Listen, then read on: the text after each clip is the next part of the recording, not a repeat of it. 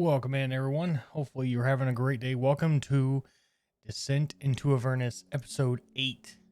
Tonight will be a lot of backstory-driven things as well. So, please do enjoy your stay. Get yourself a drink, get you some snacks, because it's going to be a good one tonight. Hopefully, everyone's having a great day as well. Welcome in, welcome in.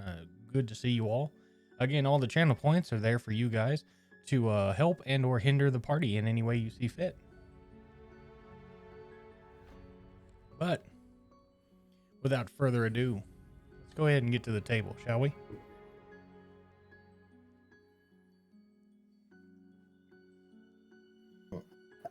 I mean, it's there, but it doesn't get in full, so I always shave it. And Sire's yelled at me for it like numerous times. Well, Sire has sci-fi level fucking beard growth over there, so... How we feeling tonight, guys? How we feeling? Morning. I'm just kidding. I have crippling depression. I'm crippling depression. Good. Are you joking? I still need to spend $8 to send you the new Corey. I'm not drunk yet. I'm not drunk yet. Are we there yet? The Exorcist is still sober. We're doing something wrong. So we'll go ahead and preface this a little bit. Tonight's episode, if you weren't here for the earlier warnings, tonight's episode will be very dark and depictions of grotesque and or various descriptors that may be unsettling for some people. So It's a safety brief. Yep. Hence why I'm drinking the last of my Jack Daniels tonight. Oh my god. I am actually finishing off this big bottle. Beth, it is a weeknight, my man. Take it easy, you savage. Hey, I don't have to be anywhere tomorrow other than work in the evening. Yeah, that's pretty good. exactly. If you worked in like the morning, I would have something to say. In the middle of the night. No, like this.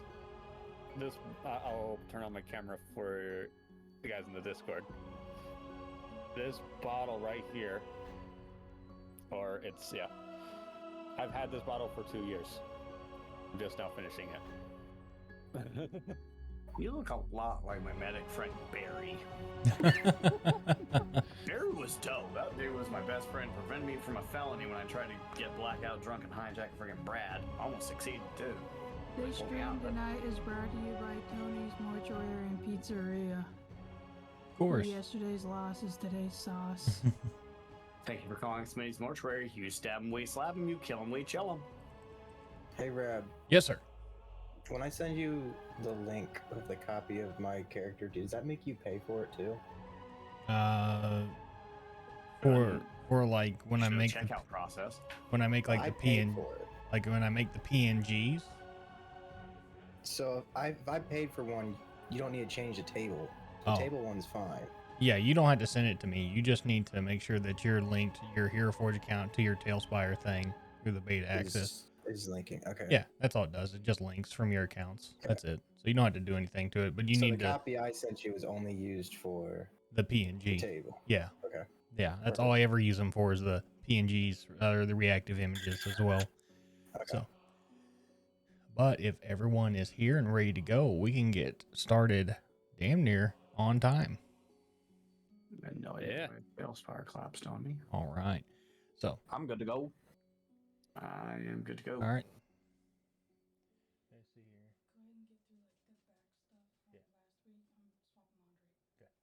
All right, let's do this. All right, chat.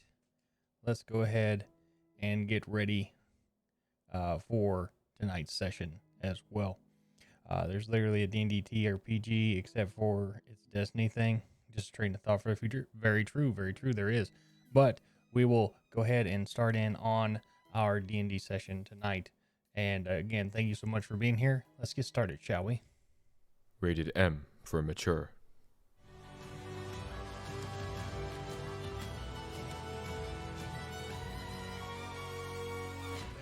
We're not waiting for a war. We bring the war to them. with Thessalmera. All right. Let me get the music going here. But, however, it's still kind of like I knew what it was supposed to be. I just went along with the fact that it was a Hydra. If you grow wings, are you a Thessalmara? Ha! I already have wings, bitch. Hmm. Anyway, All right. After the last session, right, you all had come to face with certain doom of the Thessal Hydra, and you came out on top with it not being for the fact of Feth's amazing rodeo skills for riding the back of the Hydra. And what else did we get into? We had two encounters. I remember the Hydra, but I can't remember the other one that we The did. changeling bandit. The coach, Coachy? Cambion. We fought a Cambion. yeah, the Cambion. Yes, the Cambion. That's Yeah, true. we kicked You the shit out guys, of the Cambion. you guys were, Eating Cambion. as you guys were transiting from Baldur's Gate on your way to Candlekeep, you guys obviously went through one of the Worms Crossing.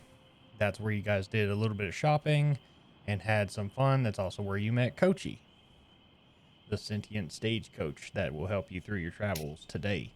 And then we got into the Hydra as well. So as we go into tonight's session, like I said earlier, will be very depictus of certain graphical nature. So if there are any problems with that, let that be known. You can also mute the stream if you need to.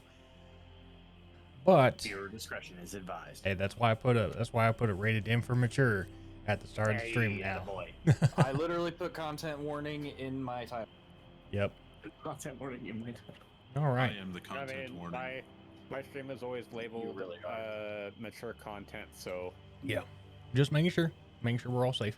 But this So it's okay. this is a good time. This is still just fresh after the battle from the Hydra, so you guys can RP as you see fit while I make sure I have everything else set up for y'all. yeah. So I'm still burnt to a crisp. You are, Smells yes. like burnt chicken. Yeah, you are still crispy. Yeah, I'm also quite crispy. I Mm, would like to take time to repair my robes with my abilities. yep, that is You look more true. like molten. Because right now I'm half naked metal man, jumping through fire and shit. If you're metal, are you really naked? By the bare definition. Do you really want to see what Bender can do? Good point. Okay. If he feels naked, then he's naked. All right. So, after the battle, with the Hydra, obviously, so one burnt chicken or one burnt Corvo, and the middleman himself tend to their wounds and heal up as much as they can. Obviously, you guys gained a level last week, so make sure that everything is all set. I know after stream we usually do a lot of party stuff, like we get stuff done. What I want to focus on here is Mara. As you sit, as your character sits, as you're rifling through your stuff, trying to find like bandages, gauzes, making your new necklace out of Thessal Hydra fangs and such, you come across your dagger that you had recently found with the head of a black dragon at the hilt of this dagger, with a blade seemingly glowing green. It whispers to you in an uncommon language that you can't understand, but you grab at the dagger itself and you try to like put it back down, and it just stays right to your hand. It doesn't let go. And when it goes through, as you try to let it go, it keeps whispering these almost what sounds like incantations to you, this chanting of sorts. What is going on? That's a good question. You know, can I passively perceive that going on over there? You can make a roll with disadvantage.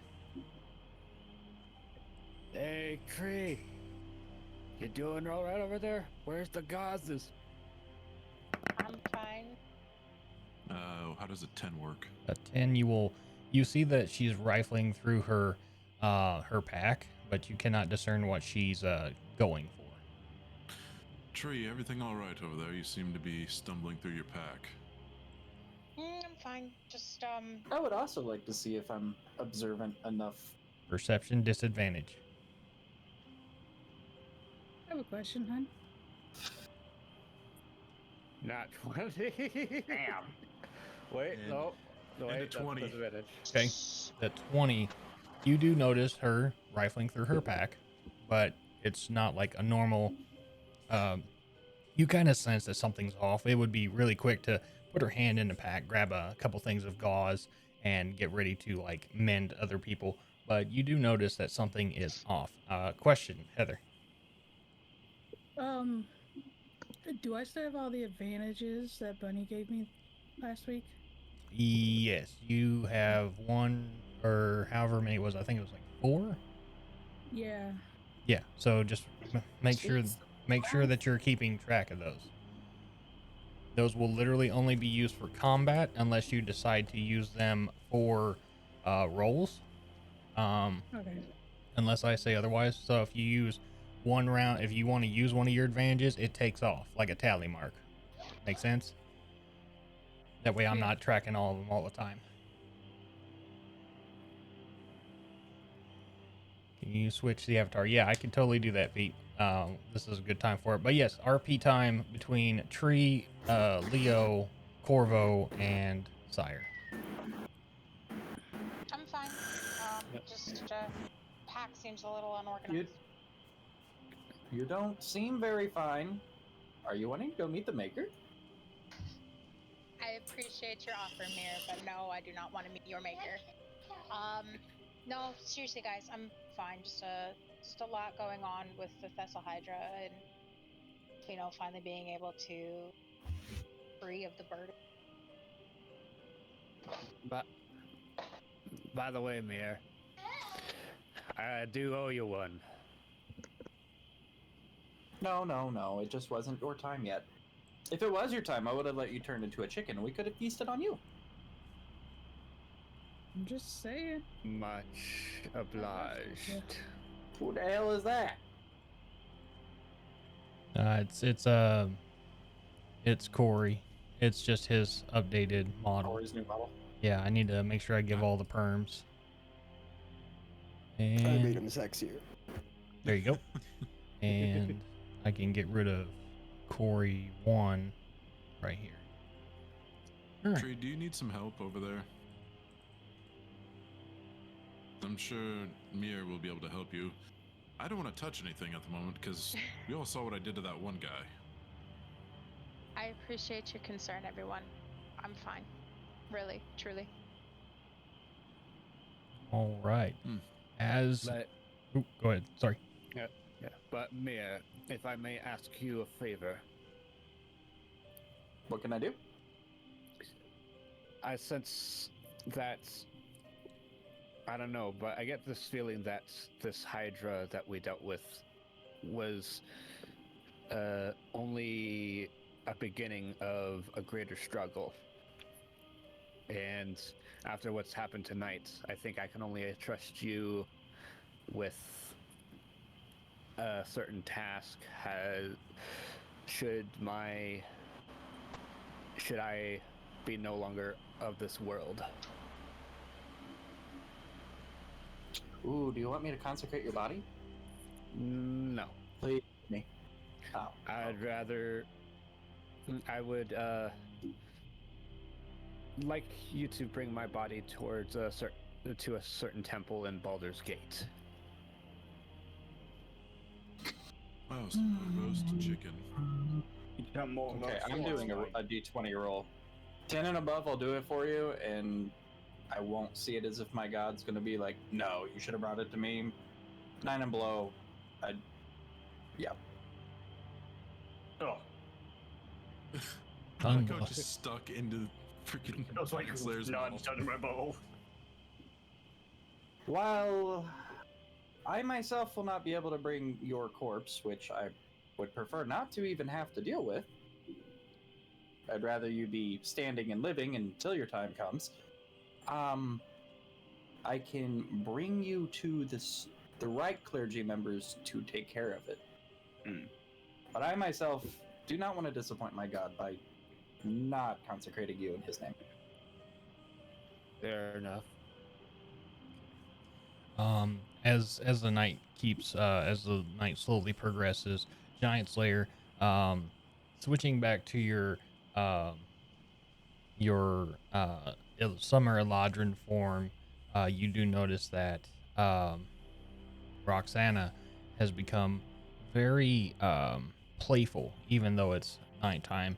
As she goes off scampering into the woods, hunting and prowling for random mice and random hares Cats. to eat. Cats. Yes, random cats. Oh, good.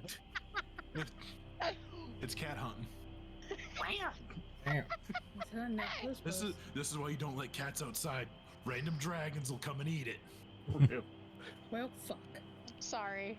Roxy, Or go hydras. boy now. Have your fun, but stay safe. As you tell her to stay safe, she kind of prowls off into the woods and comes back with a small hair in her mouth and comes over to you and lays it down at your side as if a proud find that she had procured. Oh, that's my Roxy girl right here, bringing me your prize trophy. That's my girl. Let's see here. Seems she's warmed back up to you. Can I go ahead and put that hair on a spit and cook it up on the fire in front of us? Sure thing. Go for it. All right, I'll throw that on there, and maybe we can have some coney stew. Anybody got any potatoes? Well, smash them, stick them in your ass. Guys, I'm so fucking dumb. When you said hair, I didn't think rabbit. I was like, So did What? I at Why first. we I was like, talking oh my hair? god, didn't somebody was do- I- scouting. it took me a second. My mind's not here yet. Okay. We're a bunch of fucking murder hobos. Well, we got straight to that. I thought the same thing. We're sick. God bless it. But we got rabbit on the roast, so moving forward. Okay, well, Seems Roxy's doing a little better. So Yeah, she's been coming along. with this, you guys all go to retire for the night inside of Kochi. As you've made camp, you've kind of like put out the fires and hopped back into Kochi. The inside of Kochi is still to be determined by our community, so we will be doing those builds as well on Tuesdays. So more building to be done for the inside of Kochi, and we'll get that done for us. So the morning comes and you start to head out. You travel about 2 to 3 hours, gets around noontime, and there's a tavern along the way. And you all decide to rest there for a minute, grab a drink, grab a beer, grab some food, and water the horses as well. Let's go ahead and get you guys to that board. All right. I gotta do all kinds of things here. Let's see. Doodly doo. Players, summon players to board. We're gonna go ahead and put on some. So bright. Yeah, it's bright. It's a bright board. My boss. I've been flashbanged by a keyboard. Yeah. Is this what daytime looks like? Yeah, right. daytime. Nighttime.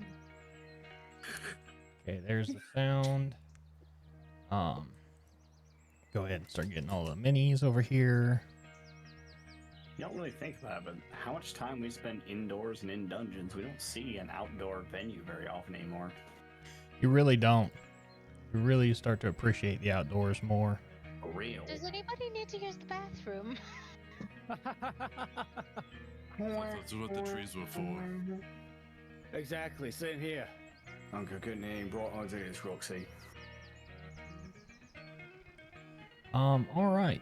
Corvo, as you guys come up to the tavern, you get the slight chill up your spine that something's not right. Something is here, and it's not something that you wanted to happen today. Can I make an insight check? You can, yes. All right. Insight. There it is. Oh, it helps if I turn on DD dice. That would be a good one to have. Yeah, Might help. just a little bit. You know you're supposed to load the gun, right? I thought it was already loaded.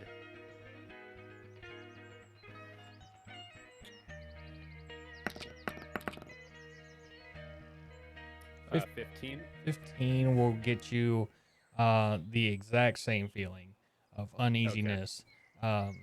You overhear also the sound of like a laughing of someone, and it just grates your ears or your ear holes that you have, and it's definitely a discernible laugh that you remember, and it approaches you.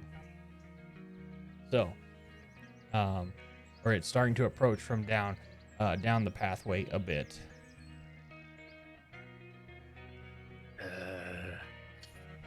What is it, Corvo? It appears that someone has crawled their way out of hell. And it's someone that I know.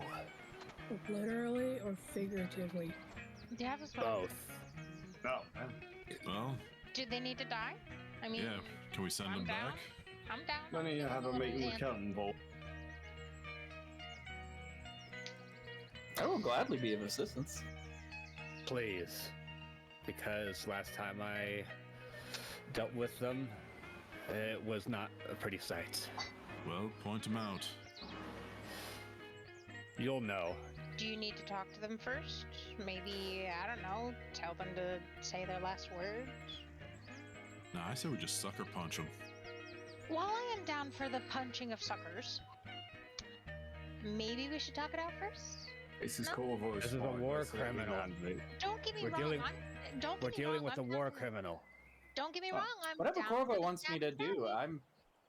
I'll immediately throw out a blast. I'm Corvo down says for the savvy war savvy. criminals. I say we'd be done with them. Corvo, you start to notice that there is a small tiefling with a little band of people walking towards the inn. And upon investigation, you do see that it is your hated rival.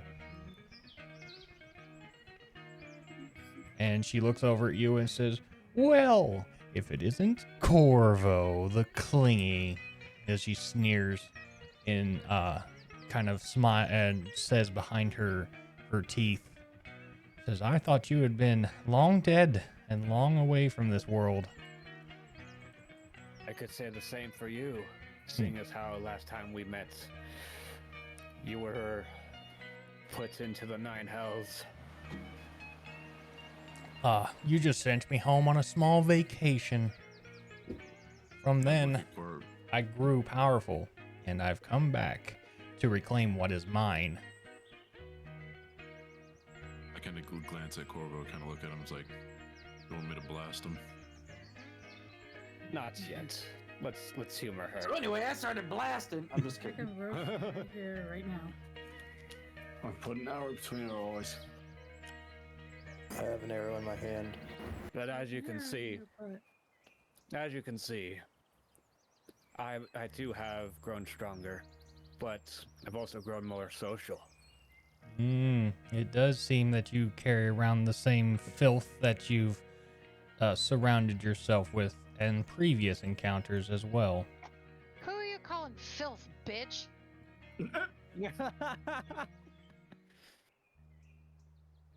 She looks over at Tree and just kind of gives this scoff, and then, like I said, filth.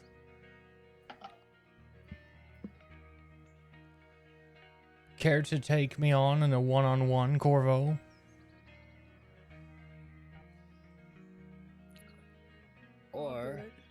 Or if we want to make things more interesting, do you have There's a group of 3 for you, including yourself. Why don't we do a group of 3 for me, including myself? I could kill them all right now. Roll me persuasion. It'd be really dope if he talks her into a 3v3 and he gets to pick like 2 companions. Just talk her into a threesome is what he's doing. He's being a bard without being a bard. Yeah, boy. Cue the party rock anthem. I mean, technically, there's gonna be 6. I can bring the tentacles. Yeah. Oh, Shut up, Pete.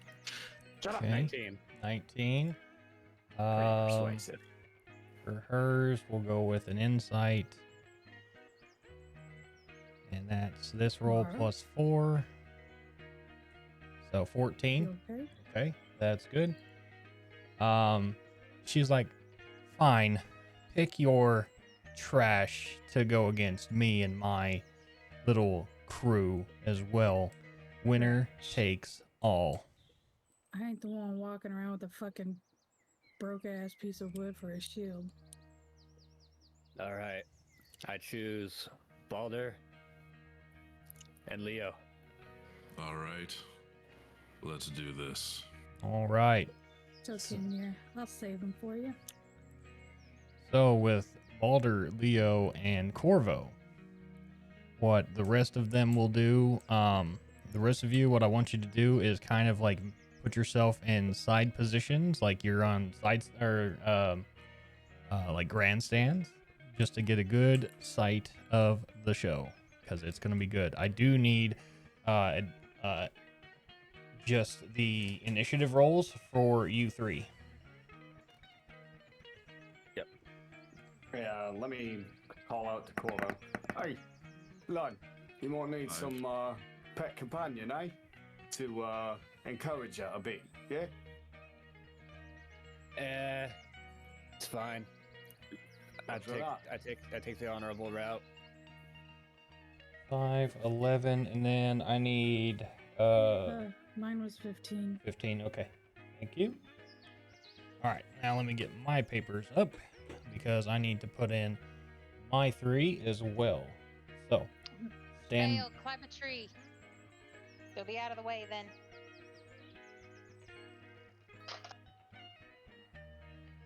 All right. Hers is gonna be -1, so we'll go ahead and roll that. Hers is gonna be a 6, and then let me grab my other 2 people here. Okay. I whisper to Balder and Leo. Careful with this one. She follows. She is of the grave domain. Here to elaborate. I'll send her to the shadows. She knows she's been to the hells. Let's reintroduce her to one. I think she should meet my. Okay, so these guys, if I'm right, let's see here. Okay, good. They do have that. Awesome. So they have a dex of +3. So here we go. We're just going to roll 1 for both of them. So that is 10. 10 for both of them. Yes, Mir? Is this fight to the death? Pretty Yes. much, yeah. Yeah, it really is. I will not Gonna involve climb before we go myself. tonight. 1, However, 2. I will be judge. And then we'll be the jury and the executioners. Okay, so Also, I will say for the small flesh bag that said we're disgusting filth, if you do manage to kill our friends, you do realize what'll befall you after you're already beaten and bruised.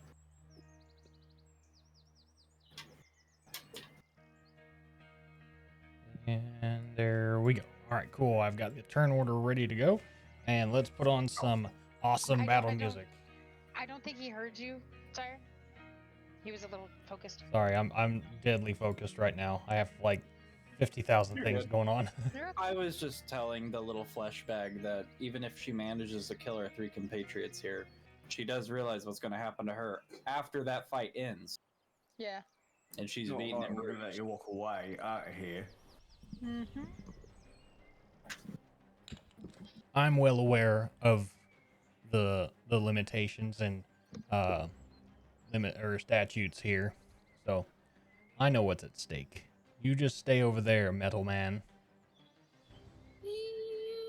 Metal Man. Everyone refer to me as Metal Man. I have a name. Buckethead. Did you just say Mir- fuckhead? Mir, we No, know it said Buckethead. Oh, I thought you said fuckhead. I was like, oh, all right, go Mir. Bender Rodriguez. I don't know. All Mir, right. of course we know. Enable Let's PvP with the party. Let's kick this tiefling back to the hells. All I'll right. be sure to give whoever gave me this black goo first dibs on her. All right. Kick her in the L's bells, mate. Balder, it is your turn. All right. By the by, your thing is not working. What then? Your shield is not working right now. Well, okay. Jeez. I feel like Is that what that why came from? she was chosen. Yes. Okay, well, just go ahead and dismiss that. Jesus, man. That's your go-to. Yeah, okay, well, fine. Well, I don't need shields to kick this bitch's ass. Why don't you try to cleave them? I'm gonna do more than that. I'm gonna get right chaw. No. Just not. I don't Get need. right here. A fucking tower over them. Holy shit. I mean, you're Goliath. Oh, yeah. Let's see, what is... We're going to do Das Rage, yes. Okay, so you're gonna rage. Uh-huh. And then, since I have that, I can also roll with advantage, because I have my advantage. Okay. That definitely hits. Okay. So then I get those. Okay, so that's 10 damage. Uh-huh. And then here's that one. And then because we're within 30 feet of Roxy. No. No, okay. don't apply that. She's Okay, not part of this. okay. I already asked. So just 13 damage. And then I don't know if that added in the green flame. No, it I don't didn't. think it did. But this is part of it. Okay, so 13 plus 5 is 18. So 18 damage for your first attack. Yeah, and let me make sure I read this right. The Where's first that one. 5 going? Because that has to go to a secondary target. Yeah, hold on. So you could pick any of the other two that you want to apply that to. Yeah. The one, if you're looking at my back, the one to the left. So this other bandit there. Yeah, by the die. Yeah, that's fine. I'll add Okay. that 5 damage to him. Let me go ahead Okay. and do this. So that was 13 damage for that one. And that bitch does take necrotic damage. What damage necrotic did you put? It's the 1d6 plus 2 for the Divine Fury. So that 3. So you only did 10 damage to him. Mm-hmm. Okay, that's a little easier for me. So that's that. Yeah. She took 3 damage necrotic. I gotta make sure her health is right. But confusing the DM with numbers and things, our job. Yeah. Okay, and so she took 3, so that puts that there. And then he took the 2 or 5 from that one. Got it. Yeah. Okay. Not looking too bad. Not looking too bad. That is all of your move. Okay, hold on. Let me just make sure we did this right. I mean, it seems right in my head. Yeah. We took it step by step. So. Okay. All right. All right. Corvo, you are up. Yeah. All right. Here we go. Okay. So let's see here. Did this roll a 1d4? No, it didn't. We fucked up. That's fine. We'll make sure it happens. 20. Because I forgot this one right here. All right. I'm going to. So as I'm running, I'm going to. Oh, hold on. I can't seem to grab. But there we go. As I'm running, I am going to use my bonus action to try and jump over. Okay. Them to get back here. Okay. So that would be an acrobatics check. Yeah. So. I've never seen somebody vault like that. It's gonna be dope. I attempted it when we were in that room above that one tavern, but it did not work. The only time I pulled off something like that was when I was playing Easton in our first campaign. Easton. That wasn't good. That's not good. Yep. 8. 8 will not allow you to vault over. As you run forward, you do try to go for the flip or the vault, and you kind of like miss. You ever do those like phantom steps when you're going up like the stairs? That's what happens. You go to like stomp, and you actually stomp way too hard, and you plant yourself firmly in front of her. Okay, then I'll just see if I can play this off as a. Oh, you thought I was gonna jump? Yeah. Thanker. Yeah, I was, and then attack. All right, go for your attack. Let's do it.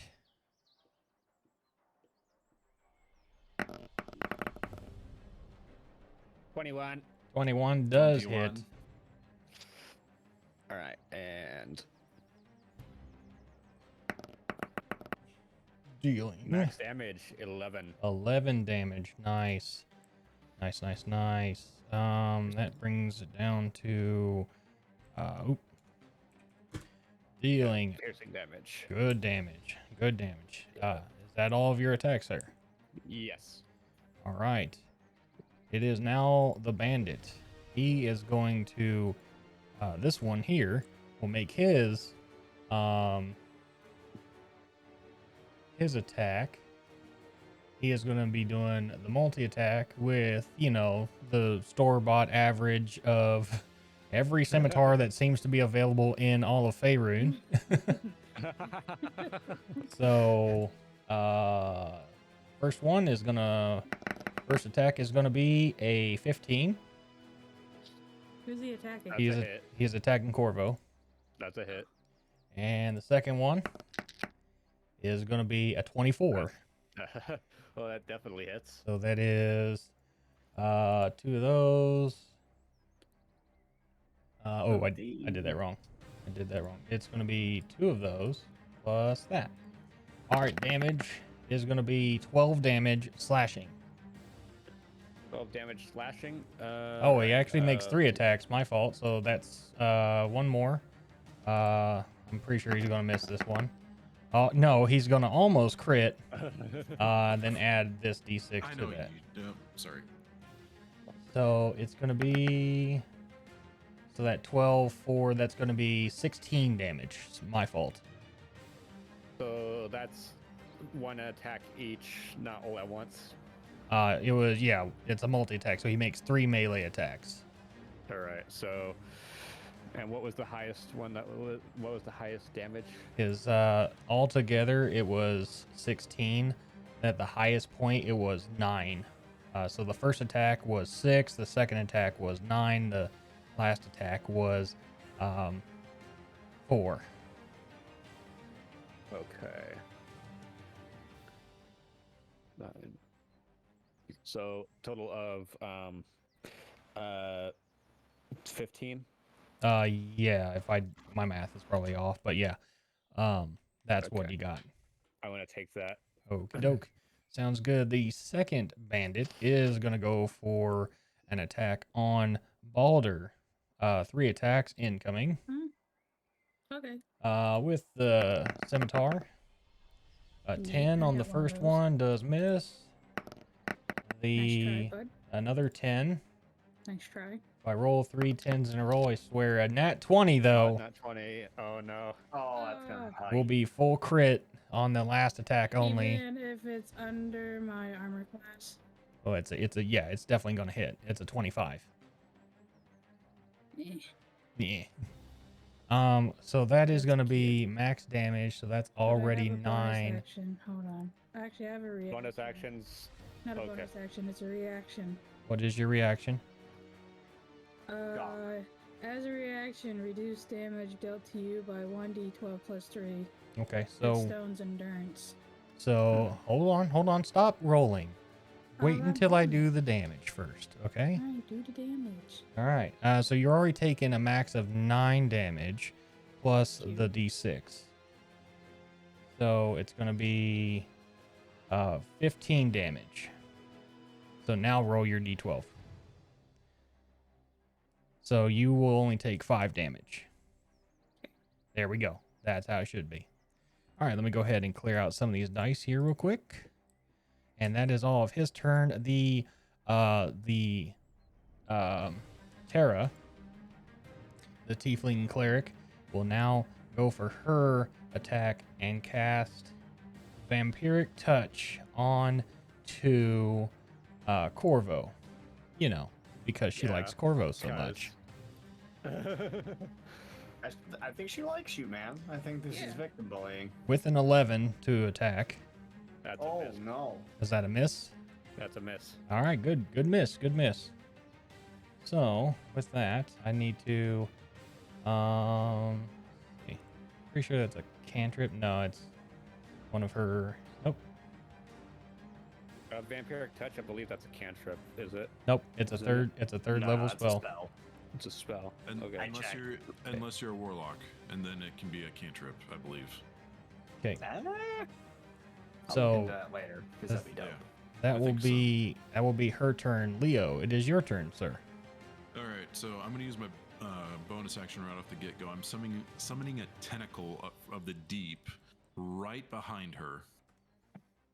Okay. Let me make. It's got like a 10-foot swinging range. Okay, so the You can tent. put it like right there. So All right. Let me get the thing there. Let's see. I don't need that. Need this. That follow your commands there, Leo, or is that an AoE? it follows my commands. Oh, okay.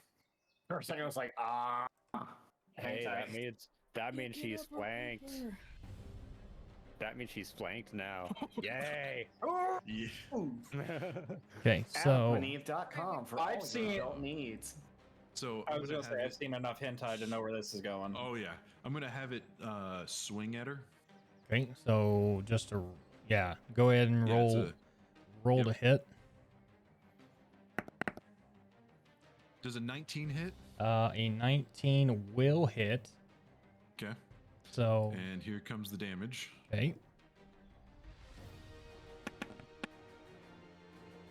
5 damage, and now speed is reduced by 10 feet until the start of my next turn. okay. So she took And- how much damage? 5 damage. 5. 5 cold damage. Okay, got it. Just making sure I'm keeping track. Yeah. And now I'm going to hit her with that shadow bolt. Okay. And we have advantage still, right? No. No? Okay.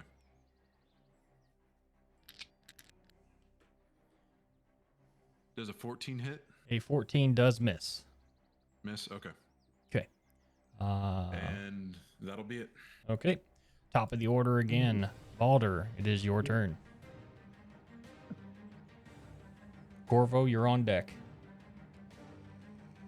Sweet. Corvo's on deck next, so just go ahead and plan out your moves. Yep. Alder. So, let's see.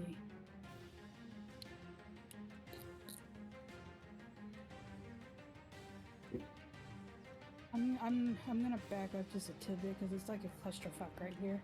I'm not disengaging. Yeah, I got you. Yeah. You need to be more like right here. Yeah. There you go. All right. Let's do this right here. Okay. That is a miss on the bandit. So I'm gonna use my The 19 will hit if you are using your advantage. I am. Okay, so the 19 does hit. 12 damage. Got it. Okay, I'm sorry. Horribly massive chaotic energy at one creature in range. Make a ranged spell attack against the target. On a hit, the target takes 2d8 plus 1 d6. So it rolled what? 2d8s? Yeah, it rolled 2d8s. Okay, so I need to roll 1d6 as well. Okay. Sorry, I haven't used a spell yet. Choose one of the d8s. The number rolled on that die determines the attack's damage type as shown below. So, a 7 and a 5. Oh. Alright. We're gonna go with number 5 here. Number 5 is lightning damage. Okay. So I guess it's 12 lightning damage. So 12 lightning damage, and then what about that 5? The 5 is... Oh, like a table roll, is that what it is? Yeah, it says on a hit, the target takes 2d8 plus 1 d6 damage. So I guess you add that 5 in with that 12. Okay, making that 17, so... Yeah, so 17 lightning damage. There we go. Got it. Awesome, good stuff. Anything else? No. All right, Corvo, your move. All right. So, because that tentacle is there, does that mean that she's flanked? It will activate as the flank. Yes. Yay! Advantage. All right. So. Are we gang in this? That's what it seems like. Gang, gang. So I want to let him get up. Let him get up. Let him get up. Psych. All right. So I went to with my dagger in my other hands. I pull out my dagger and I'm dual wielding. And I use my main attack with my rapier. Mm-hmm. And this is sneak attack if it lands. 18 to 18 hit. will hit Terra, if I assume that's who you're going for, right? Yes. Okay. Yes. And then I'm also going to use my Wails from the Grave. Okay. But first, let me deal the regular damage. So 8 plus the regular sneak attack.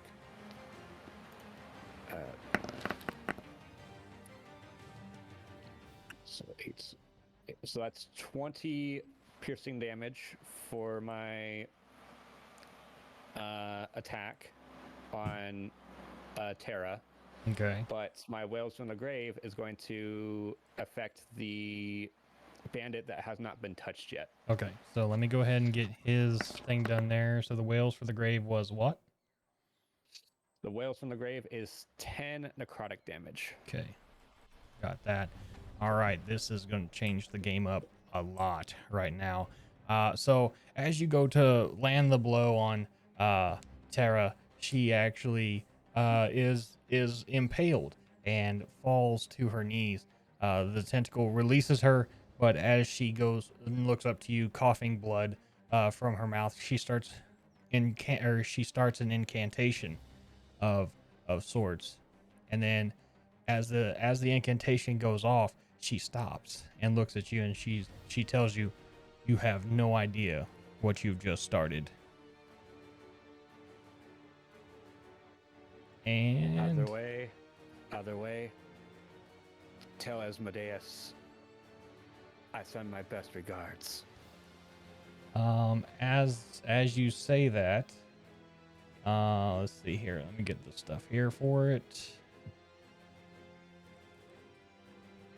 Wouldn't that be something if Asmodeus just like possessed her, like, hello, Corvo, it's been some time. Yeah, I'm not really trying to fight fucking gods. God damn it. Who the fuck? Careful what you wish for, tiny bird.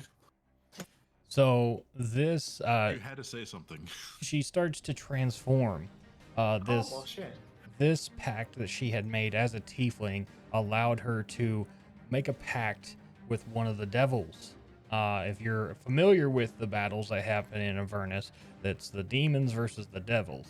The devils can definitely take over into this plane of existence. She had already made a pact. Before she transforms, she flips what is known as a soul coin. And as she flips it up, the coin explodes into this red mist and then falls. The mist falls down, and then you see before you a Cambion. Okay. And this Cambion is full health. Well, shit. well, shit. That changes things a little bit. Rock the rules! Careful, Corvo. That might not even be the latest fallen form. I look at the Cambion. We've already killed one of you. What's not to say we can't do it again? Fuck this shit. I'm using my shield. This is. It has no charges. This is still. It wouldn't matter because the Cambion's immune to fire. Yeah, Cambions are immune to fire. So let me go ahead and do this. Let me go ahead and get to their block stat. There we go. Got it. All right. So, stop there. Pull you up. I'm going to be using my reactions from now on. Definitely. Where he was right there. Got it. 3-3. Got it. Okay. So Corvo's turn is done. The Cambion has appeared and will now start his attacks here. The Cambion is going to make 2 multi-attacks from you. Also, let's see. 2. Okay, and it's just his spear. So let me get back over to rollers. Here we go. First one is going to be hit towards Corvo with a 23 to hit. And the second one is going to be a 24 to hit. Okay. So, let me go ahead and get the damage here because it's just 2d6. There we go. That's going to be 11 piercing damage. And okay, so the is it d6 plus 2, I'm guessing, or 2d or the d6 plus 4? This guy's is a d6 plus 4. Okay, so for the first, all right, so I'm going to use my uncanny dodge on this one. Okay.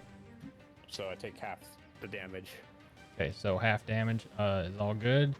It was 11, so you would take 5 damage. Yep. We'll do it that way. All right. Yeah. And that is all of his turn, or her turn, I guess. And we will continue on with the bandit here. Is going to go for an attack on the tentacle there. Cherry, do you have a health points for the tentacle already?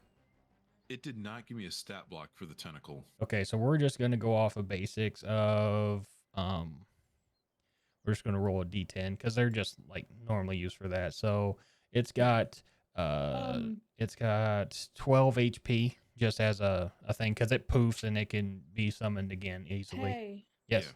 I don't mean to interrupt, but I know if right now, even though I'm not using my shield, any creature that's within 20 feet of it has to make a DC 18 Wisdom savings throw. There's no action. There's nothing. Let me read this. Okay. Okay. For this encounter, I'm not worried about the shield. Okay. Okay. So just put that to the side. You're probably gonna need it for later tonight, though. I will say that. Oh Lord. Okay. So he's just it's only got like a 12 hit pool. Okay. because Okay. because obviously we can resummon it all the time. And your basic, since it's unarmored, it's going to be around a 12 armor class. So just easy numbers, 12 and 12. Okay. Yep. All right, so it's going to go for his attack, 3 attacks. Right here, first attack is going to be a 16. Second attack is going to go for that is going to be a 10, so it's going to miss that one. And the third attack is going to be a 9, so that's going to miss. So it's only going to hit once, which is good. Okay. Which is Yeah. fine. Let me make sure I got his stuff. Okay, scimitar is that. So 1d6, 3. He's gonna slice and dice, and he does 9 damage to it. To the tentacle. All right. This bandit over here is going to stay engaged with Balder. 3 attacks incoming. First attack is a 17. Miss. Second attack is a 25 to hit.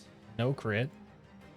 And the second one, or the third attack, is going to be a 1. So 1 attack, no crits. Only 6 there. Here we go. Balder will take 9 damage slashing. And that will be all of the bandits' turns. Leo, it is your turn. All right.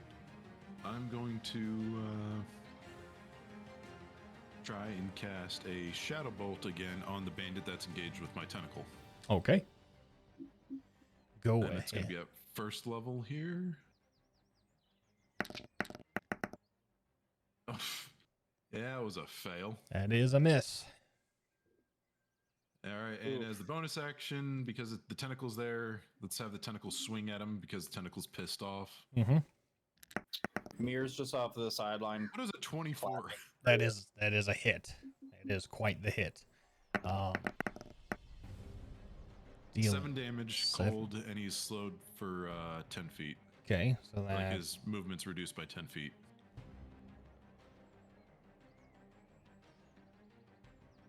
And it's all cold damage.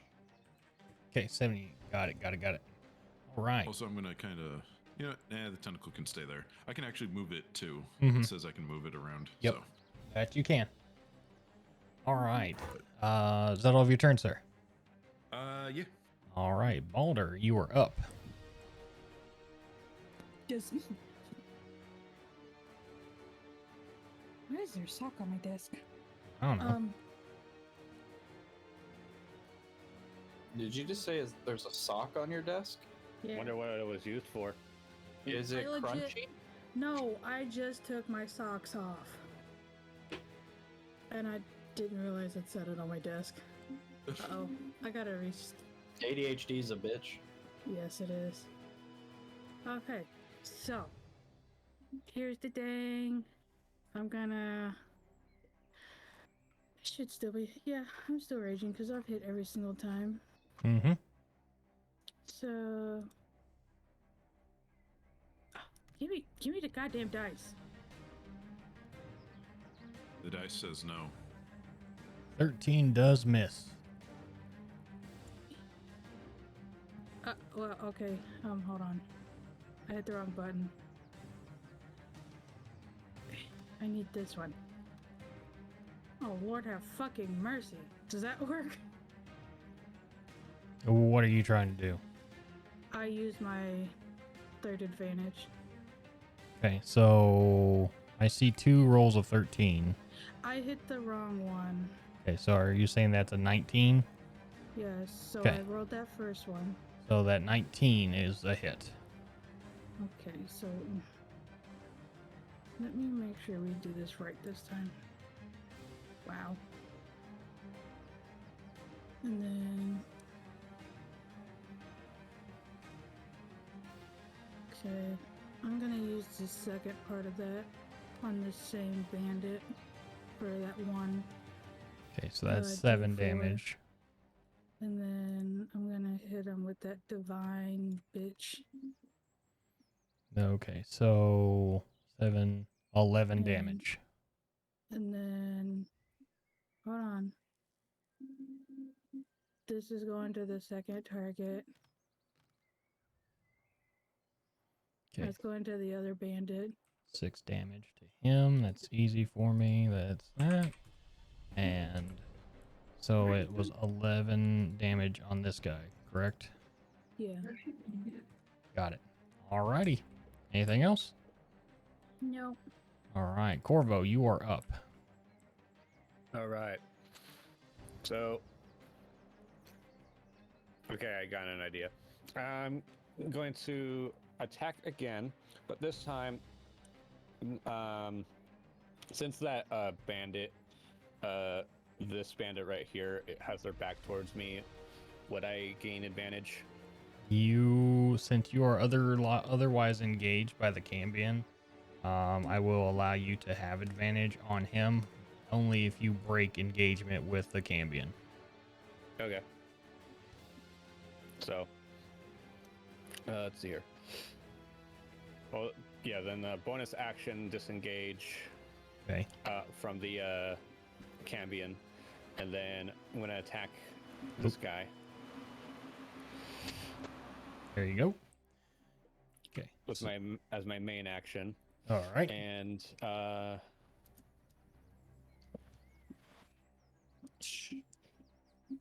I say to Terra, it seems you've acquired a new trick. I've acquired a few new tricks of my own. Okay. Love it. Love it. You're drawing a line from me. 22 to hit does hit. Yep. What? Are you gonna? 22 does hit. Okay. So I am also using my Wails from the Grave Okay. on this one. So first the regular attack for the... Okay, so 10 plus...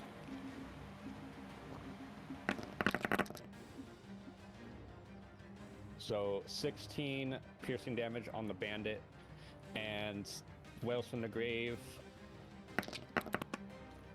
that is 3 necrotic damage on the Cambion. Okay, and you said 3 necrotic to the Cambion.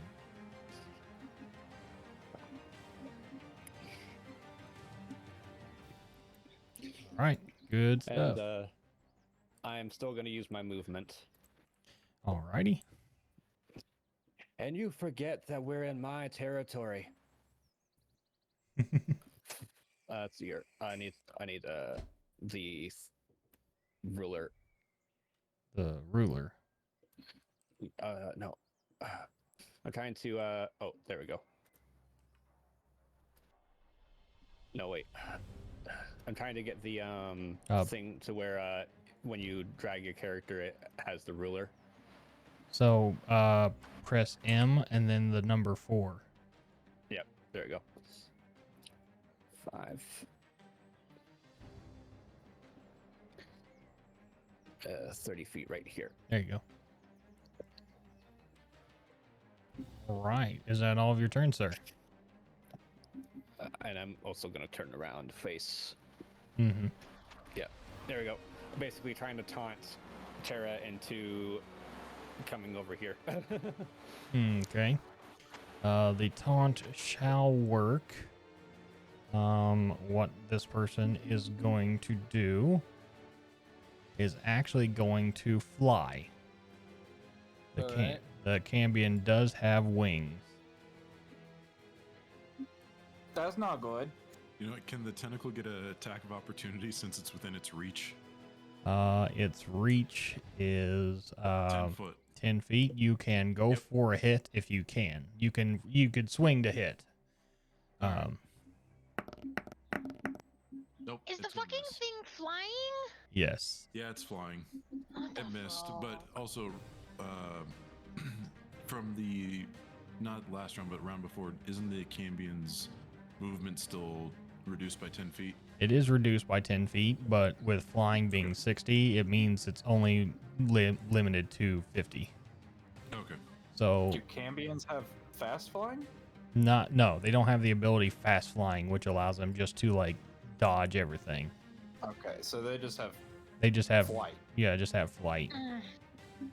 So comes down to the ground and hovers, and then we'll go for his attack or her attack with the spear.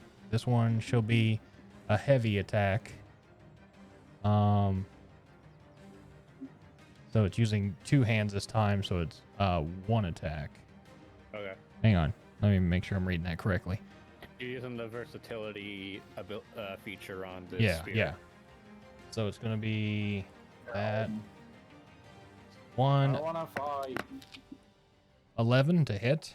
That's a miss. It is a miss. Goes for this big swing downward as it descends from its flight, still hovering above the ground, but does come to a miss. This bandit, who is engaged with the tentacle, will try to go for a hit with its average everyday scimitar.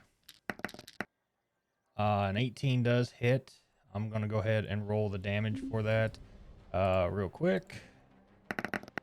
That is going to be 6 more damage to it.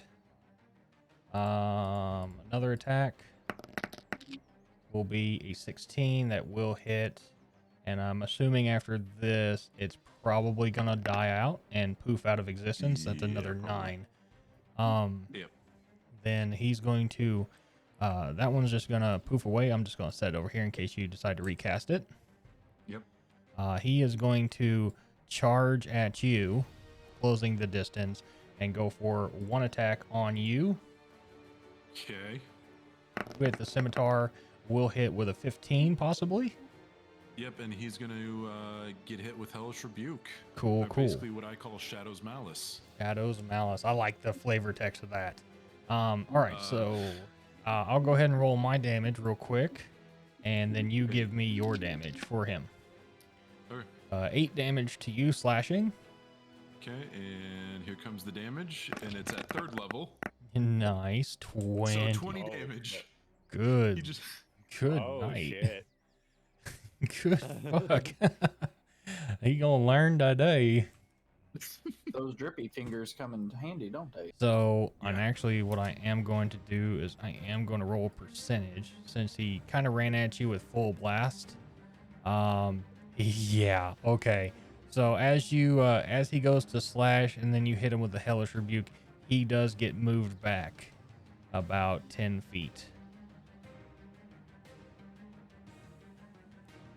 There we go. He would just erupt into black shadow as where he stood, wouldn't he? No, I don't see Hellish Rebuke having any knockback. Don't worry about it. All right, fair enough. Because in my mind, as I envisioned it, as he's running towards you and he goes for the slash, the final like swipe with his scimitar, he does connect, and as he draws damage from you, you just your black suit or your trench coat, all of the goop just All kind the of ink like just comes flying at him. just kind of flies right at him in like spike tendrils and just hit him and then just knock him back. Though it doesn't say that Hellish Rebuke or in your case Shadow's Malice has knockback, that's how I envisioned it. So I'm granting this Okay, cool. as cool. as flavor. I kind of see it as, since yours is a modified version of Hellish Rebuke, it's going to have modified effects. So like, where Hellish Rebuke doesn't have knockback, this one that you do have does. Okay. You know? 3 attacks to Balder. First one is a 15, second one's an 18, third one is going to be a 24. So I do know the 24 does hit. And that's going to... Hey, Reb, quick question for you. Real fast. 7 damage to Balder. Yeah. Go ahead. Question. Can I add the 10-foot knockback as additional, I guess modifier to the spell? Tell you what. Let me do this because we all are slaves to the dice. Yep. Wow. Not yet. No. Probably after what happens tonight. We'll talk a little bit more about it afterwards. Sounds good. All right, Balder, you took 7 points of slashing damage to your character from the bandit. And Leo, it is your turn, sir. I'm just gonna kind of smile at the bandit who just ran up on me, and I'm going to hit him with a double barrel shadow strike. Nice. Go ahead, roll for it. So this will be the, I guess, first barrel, That- which is a 22. That's a hit. Jesus. Second barrel incoming No. is an 11. 11 does miss. Okay, so we'll just do one hit die here. Mm-hmm. 4 damage. 4 damage. Okay, good stuff. Good stuff. He is not looking very healthy. Also, you know what? I'm just going to bring the tentacle back. Okay. And I'll put it, yeah, right behind the bandit that ran up on me. Surprise, motherfucker. Yep, and he's going to get a surprise of a nice little, as soon as it comes flying out. Come on. Do I need to refresh it? I might need to refresh. Oh, nope, there it goes. Go for the poop shoot. I missed at 7. Yep, 7 does miss. All right. Is that all of your turn, sir? Yep, that'll be it. All right, Balder, it is your turn. You are still engaged with the the bandit here. The bar bandit. The bar bandit. The bar bandit. Okay, I will hit this bar bandit Mm-hmm. again and again. Hit him with the face. What? Hit him with the face. I hit him with the face. Okay, then. I loved how it just went. I don't hit him with the face. So the 9 did not hit. Are you using your advantage? Yes, I hit. Okay. Fuck. Go ahead and click it again. I got the right one. I don't hit them in the face. Okay, no hits. It's a wicked uppercut. No wicked uppercut. Damn, no wicked uppercut, he said. All right. But he's Anything else? okay.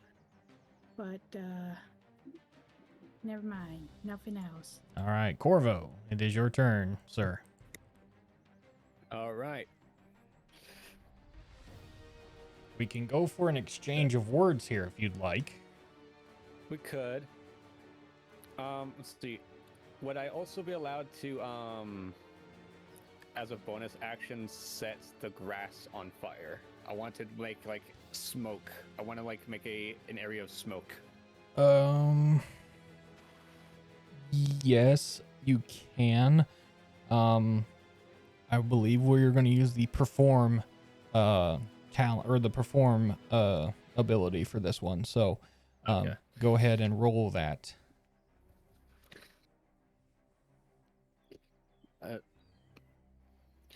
Let's see here. Hey, you know what they say? Mind your surroundings. 17. 17 will work.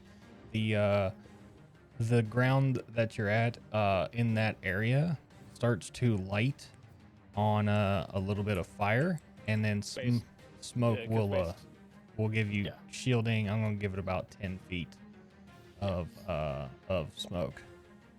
Basically, what I'm doing is I take out a torch and just quickly light it, and then drop it on the ground. Okay.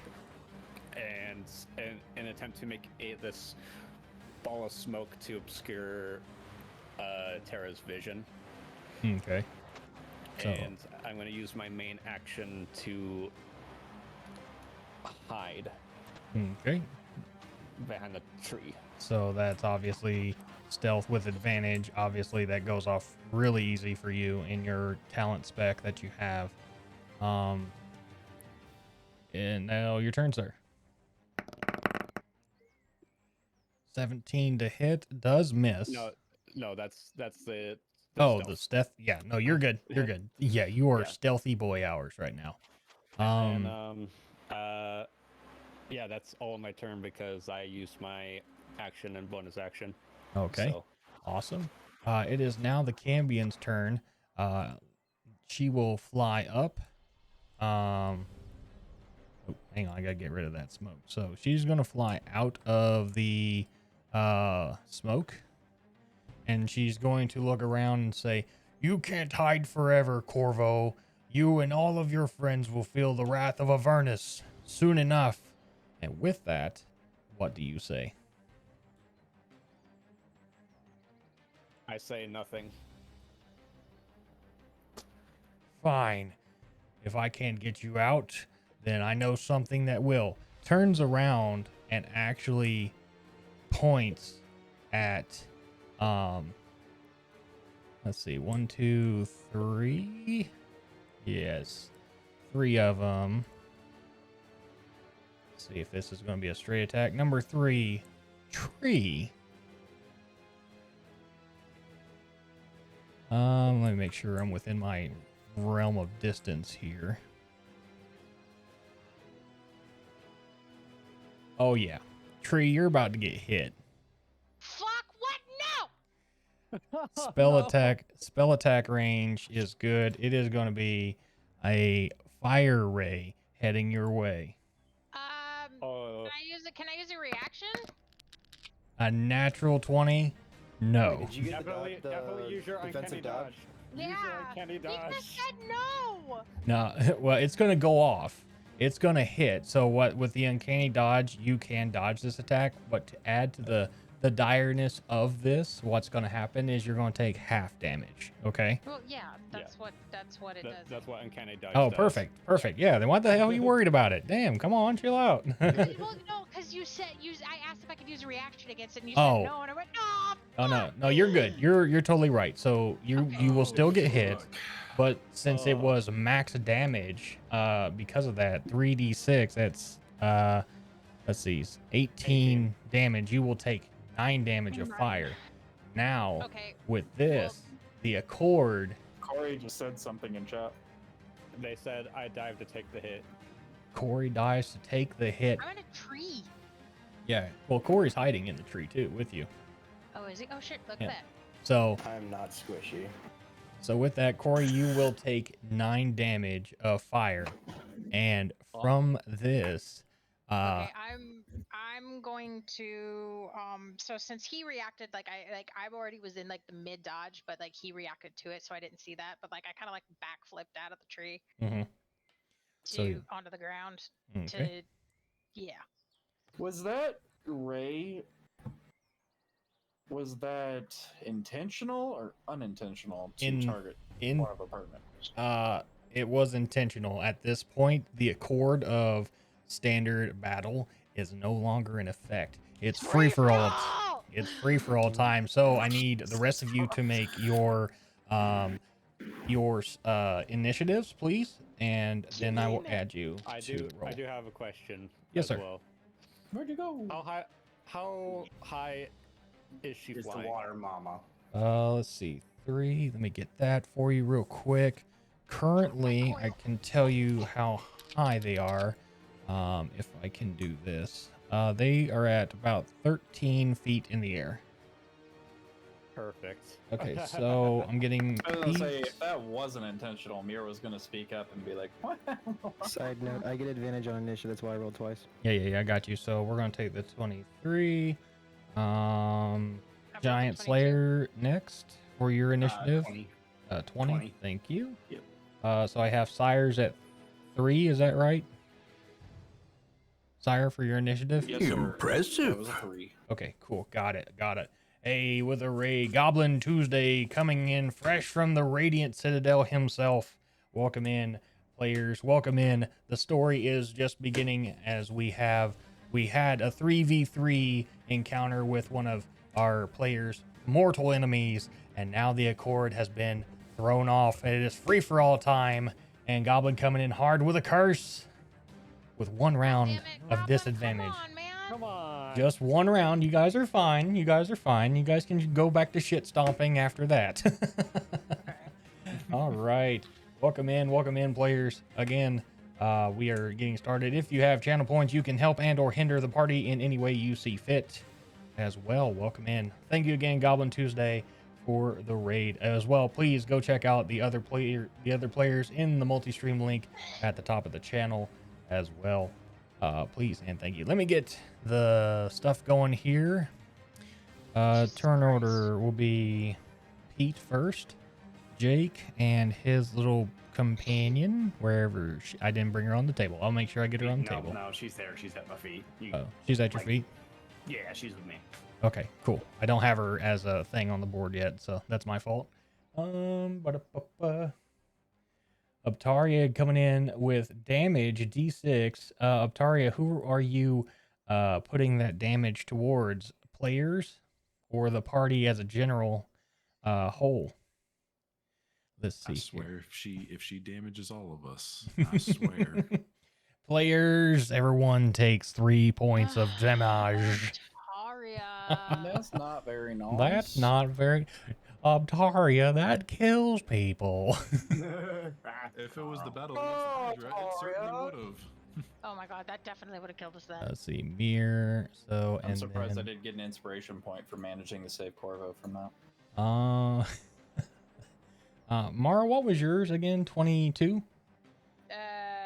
Yes. Okay, so you would actually be right behind that. All right, so we have the new initiative roll up. Let's go. 23. Mine was 23. Okay, 23, and Pete had the same. So between you two, that is good to go. We have the turn order ready to go. So with that, that is all of the Cambion's turn. Your mortal enemy has thrown off the gloves, so to say, and now has invited free-for-all into this world. This bandit over here, which is currently engaging with Leo here, will do 2 attacks on the tentacle.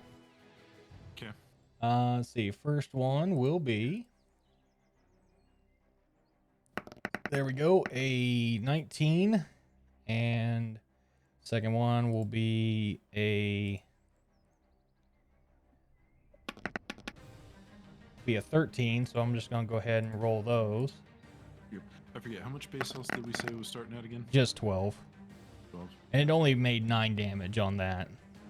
Yeah, the tentacle's still there. Yeah, so. still there. So at that point, he's going to go for another attack. He is going to do 19 to hit, and he's just going to roll his d6, and the damage will be 9 more damage. And the tentacle is gone. Okay, so we'll go ahead and move it off screen. There we go. And that is all of his turn. This bandit here is going to continue to try to bash the skulls in with Balder, trading blows as it were. 3 attacks. First one is going to be a 13. That's definitely missing. Second one is going to be a 9. And the third one is going to be a 12. All 3 hits miss on Balder. That is all of his turn. Leo, it is your turn, my friend. All right, on the bandit that got rid of my tentacle, I'm going to try Shadow's Bolt at first level on him. Let's see how that goes. Does a 17 hit him? A 17 does hit him, sir.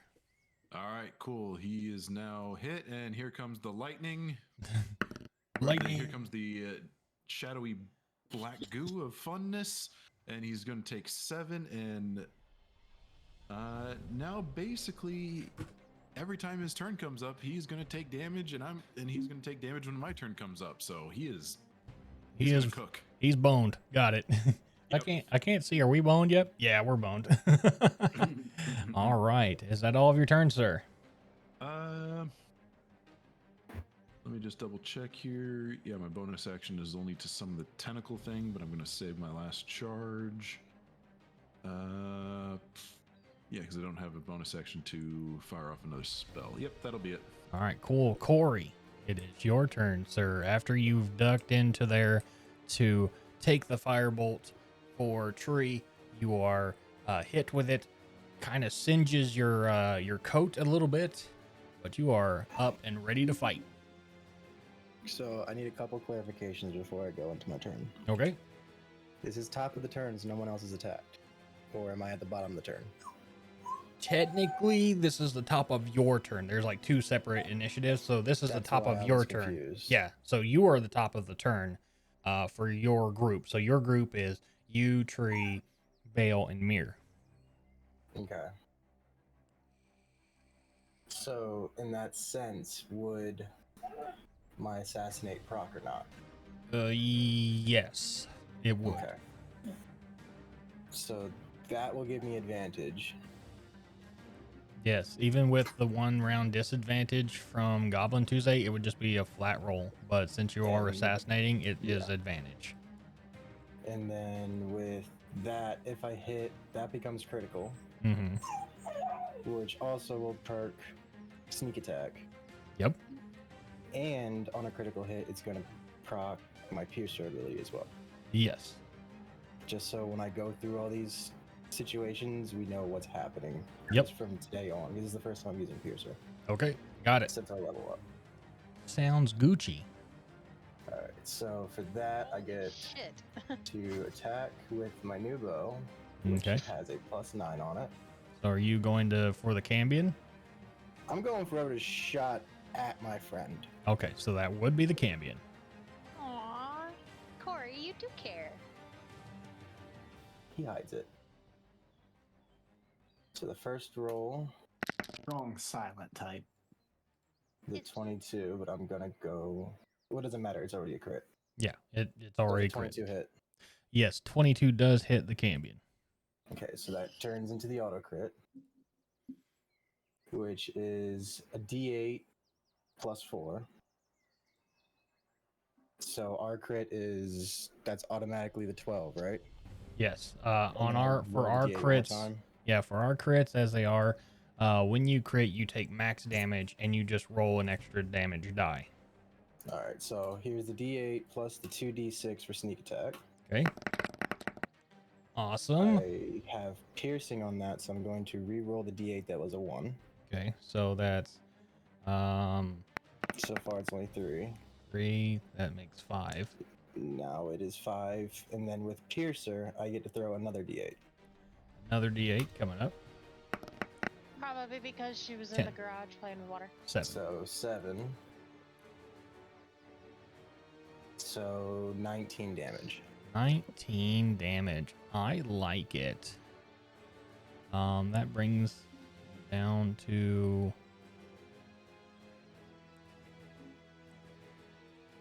actually, I think I did that wrong. Let me make sure my math is correct.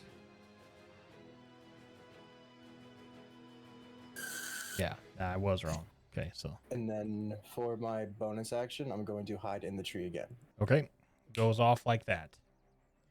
No problem. Goblin Tuesday coming in with a bless. 3 rounds of bless starts now. He taketh and he giveth. This is also the way of the Gobos as well. So after we get to the full top of the order, which starts at Balder, you guys will have full advantage. Okay? Yep. All right, Tree, it is your turn. If that was all for you, Pete. Yeah, I'm done. Okay, awesome. All right, Tree, you were able to backflip out of the tree as you were able to do so, and you have a lot of ground to cover. Yeah, I'm going to hit feline agility to get to this dude. Right, go for it. Pew! So that puts you in between. Yeah, it's more of like to like the side here, but yeah, so I'm not like it. Mhm. Oh wait, isn't that the guy that? Fuck. That's right. Because if I hit him, you break concentration. Shit. Okay.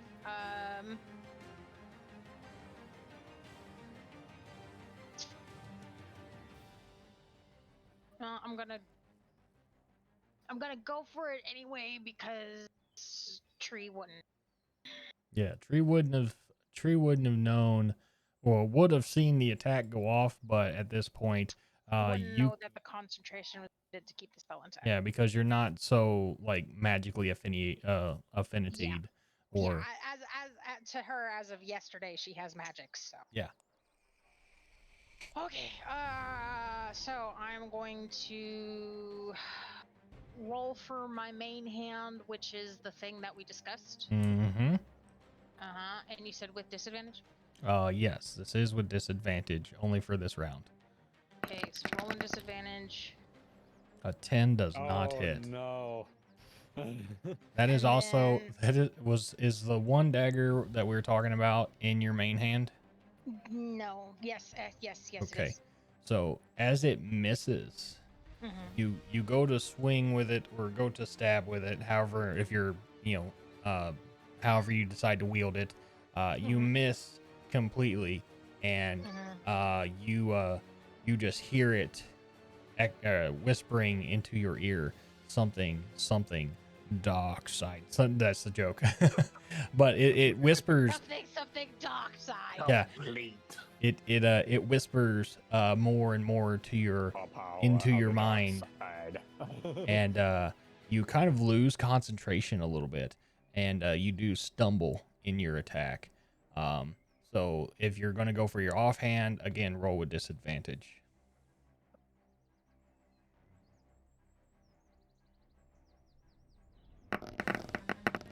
So disadvantage on that. 13 does miss against the bandit. So because of the words that are coming from your place or from your weapons or weapon, you are definitely stumbling on your attacks, which is not normal for anyone who has seen Tree fight. Yeah, Tree kind of is mean. All right, and that is all of your turn. Yes. All right, Vale, it is your turn, friend. Yes, sir. I'm pretty sure I'm gonna use my handy dandy musket rifle and aim up on Monsieur Bandit right here. This one? Yeah, that. All right. I tried to be clever and launch an attack on him in Tailspire, but yeah, that guy. Choose and at let him. me go ahead and roll to hit. All right, roll to hit. Go for it, my friend. Well, that would be a 28. Does that make it? That definitely makes it. Oh, wow. Oh, wow. Even with disadvantage, that's amazing. And let me go for the piercing damage, which I ought to call mulligan on that. I just watched that.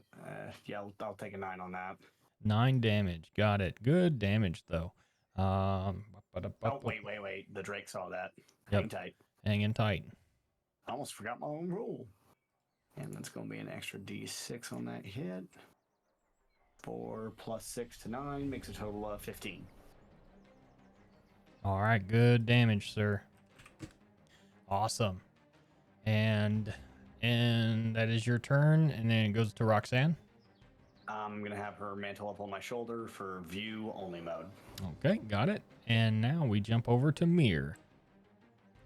Okay. Well, what started out as a friendly test, or not so friendly, has evolved into something belligerent and needs to be contained. Does not I'm going compute. for the Cambion. All right. Remember, we are at disadvantage. Well, I don't think I'm Yeah. hitting anything worse. So yeah, that definitely misses. Rude. All right. That's gonna be it for me. All right, we are at the top of the order, and Balder starts off. This starts 3 rounds of advantage for everyone, so make sure you are keeping track. Balder, it is your turn.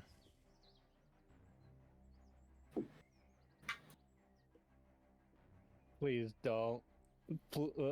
Don't do a fireball. Wait, what am I doing? I don't think that's what we're I'll doing. tell you what you're not doing. You're not doing a fireball. She wasn't the one measuring. I was. Oh God. Yeah. What are we measuring? Tells us who's doing the measuring, you know. But anyway, Mhm. Please don't do the fireball though. Balder, it's your turn. Heather. Fine. I think No, she's do- thinking about doing the fireball or not. do what you think you should do, not what anybody else says. Well, I you wouldn't can- well- recommend killing your party members. While There's a flammable tree within range. Yeah, that. I like I'm in my range fur in too. one place. I I'm like in my range fur in too. one place. Yeah.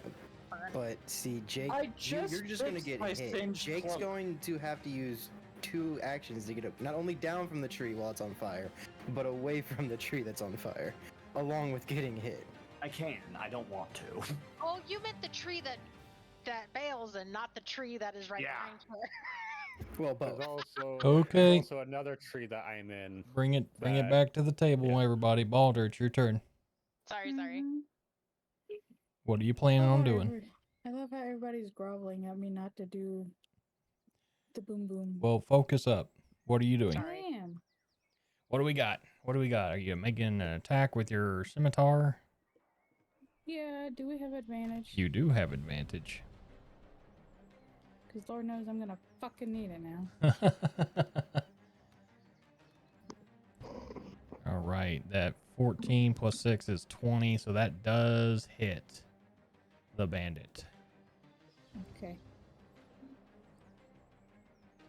So I'm gonna eat those there. Okay, so that's 10 damage. Nice. Gotta do that one for the second part of it. Okay, so that's 12. Okay. Oh, hold on. Give me. Oh, I gotta go this way. Gotta do this. Gotta do this. For the second fellow. Okay, the green flame is going to jump over to the other bandit, I assume. Yes. That gives... Do I get the Roxy thing? Yes, you do get the Roxy. Yep. Okay, so that's 4... And That's another 3. that's 7 damage. Because the Divine Fury goes on the first bandit you attack, correct? Yes. So that adds 7. So... let's see.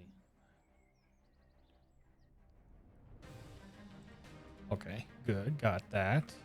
And this green flame was 8 damage to him. Mm-hmm.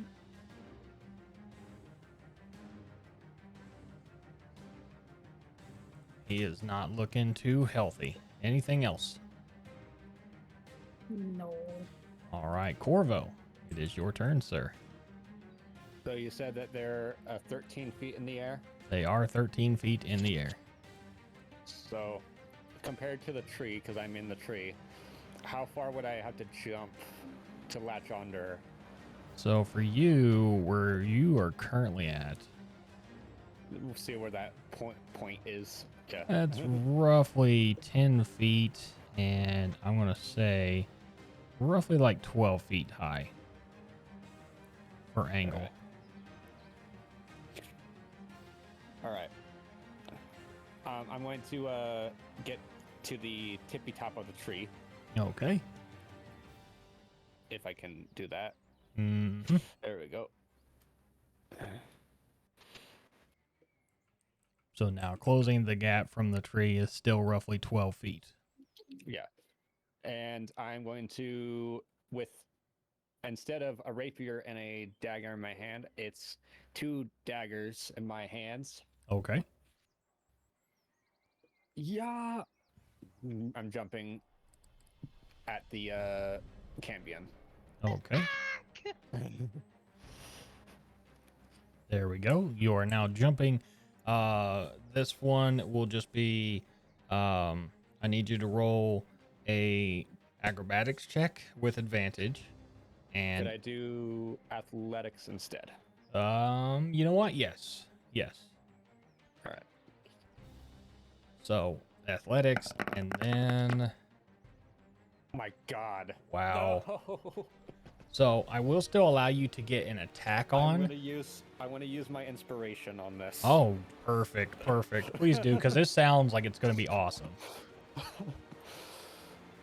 Man decides to rodeo a fucking Hydra, and now he thinks he's Tarzan, king of the jungle here. I need a Wilson scream on cue. The man thinks he's a raptor now. Yeah, right. There we go. That's better. There you go. So the athletics that was for your athletics, right? Yeah, athletics. Okay, so you bound out of the tree and lunge with your daggers out, Sparta style. And I need you to go ahead and make an attack with your daggers with advantage. Yep. All right. This would also count as sneak attack if it hits. Yes. A That is 23. 23. 23 does hit. go ahead and roll that beautiful damage. And I'm would I roll for both of my daggers? Yes, go ahead and Okay. roll the damage for both daggers. And let's go for that. So Sire, Pete's asking So for a 7. clink. 7 Oh. 6 plus 6, so that's 19 damage, and I'm gonna use my last wails from the grave. Oh wait, hold on. How far is that from? How far is the nearest bandit? roughly 32 and roughly 32 feet for both of them. Okay, so I cannot use my wails from the grave. Yep. However, But, what I want you to do now is I want you to make a grapple check because so you are now basically on the backside of this Cambion. yeah. So would it be Uh, strength, Let's just go ahead and use dexterity. dexterity? All right. Mhm. Straight dexterity. Yeah, just straight dexterity roll. A 20 is perfect. 30-20. Yep. And Nice. as I latch onto her shoulders with my daggers, my daggers are jabbed into her shoulders. I go, I just spent 3 minutes last night riding a Hydra. Don't think I won't do the same to you. Confused with the statement that you just made, and I'm not catching you again. she goes, I assure you, I'm much more deadlier than that of any Hydra. Let me go ahead and get her damage put in there. What we say it was 12 and 7, that's 19. Yeah. Okay. Got it. Okay. Good stuff. It is now her turn, and you are grappled with her. What she is going to do. Also, just if everyone's wondering why you're able to hit this one so easy, we're not adding in all of the Cambion's resistances because it's like a hybrid form of the one person that was before them. Okay. Right. So they look like a bitch. It looked like a bitch. What she is going to do is,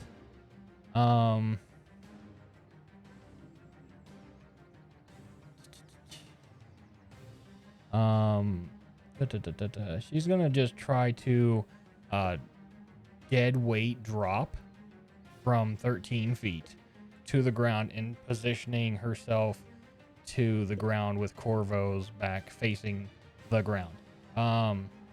Corvo, this is going to be a straight dex roll between you and me. Okay. So, I'm going to Is it a go. dex save? You will have a dexterity save. I will do Okay. a dexterity roll. Okay. Advantage? Or just no? straight rolls. Straight roll. Okay. I got a 13. And you got a 20. 30, 20. As the Cambion tries to position herself to fall with you facing the ground, you're able to twist one of the wings and move it around to where she falls onto the ground first. She will take, what is it for falling damage? It's 13 1d6. 1d6. Don't forget your height multiplier. Yeah, what's the height? We said it was at 13 feet. You said third. I thought you said 30. No, 13. If it was 30 feet, she'd be way higher. So 13 feet, that's 2d6. Yeah, that's 2d6. She will take 9 damage of bludgeoning. And you both are now not flying. However, she is prone. That is 9 damage worth of curb stomp. And it's a very interesting look right now. Yes. Very, very provocative. Hey, yo! So, Bum, 9 damage makes that. So black and orange music. Okay, there we Orange go. is the new black. This bandit over here will take damage off of his starting turn. Cherry, what is the damage for that? I don't know because the concentration got broke because of tree. No, so she never attacked. Like Oh, she okay. missed attacks. So you are I still, missed my attack. yeah, you're still Okay. on concentration. All right, here comes the roll for it. 8. 8. Good enough. That's looking very unhealthy right now. Almost. Life is unhealthy, but here we are. Yes, yes. He is going to still go for his attack, since he's starting his turn. He will go for an attack on Tree, which is that. First attack is an 18. That hits. Second attack will be a 23. And the Also hits. third attack will be. He's attacking from the prone. Oh, No. the bandit, He's never mind. the bandit, not that. I'm sorry. I thought from prone he was measuring out attacks. I was so fucking confused. Sorry. Continue. 3d6 Sniper plus. Cambion. All right, Tree, you will take 14 points of slashing damage. Wait, what was the third attack rolled as? That's his 3 attacks. He has multi-attack. Yeah, so there was an 18, a 23, and what was the other one? 20. Okay, yeah. Yeah, so you take 14 points of slashing damage.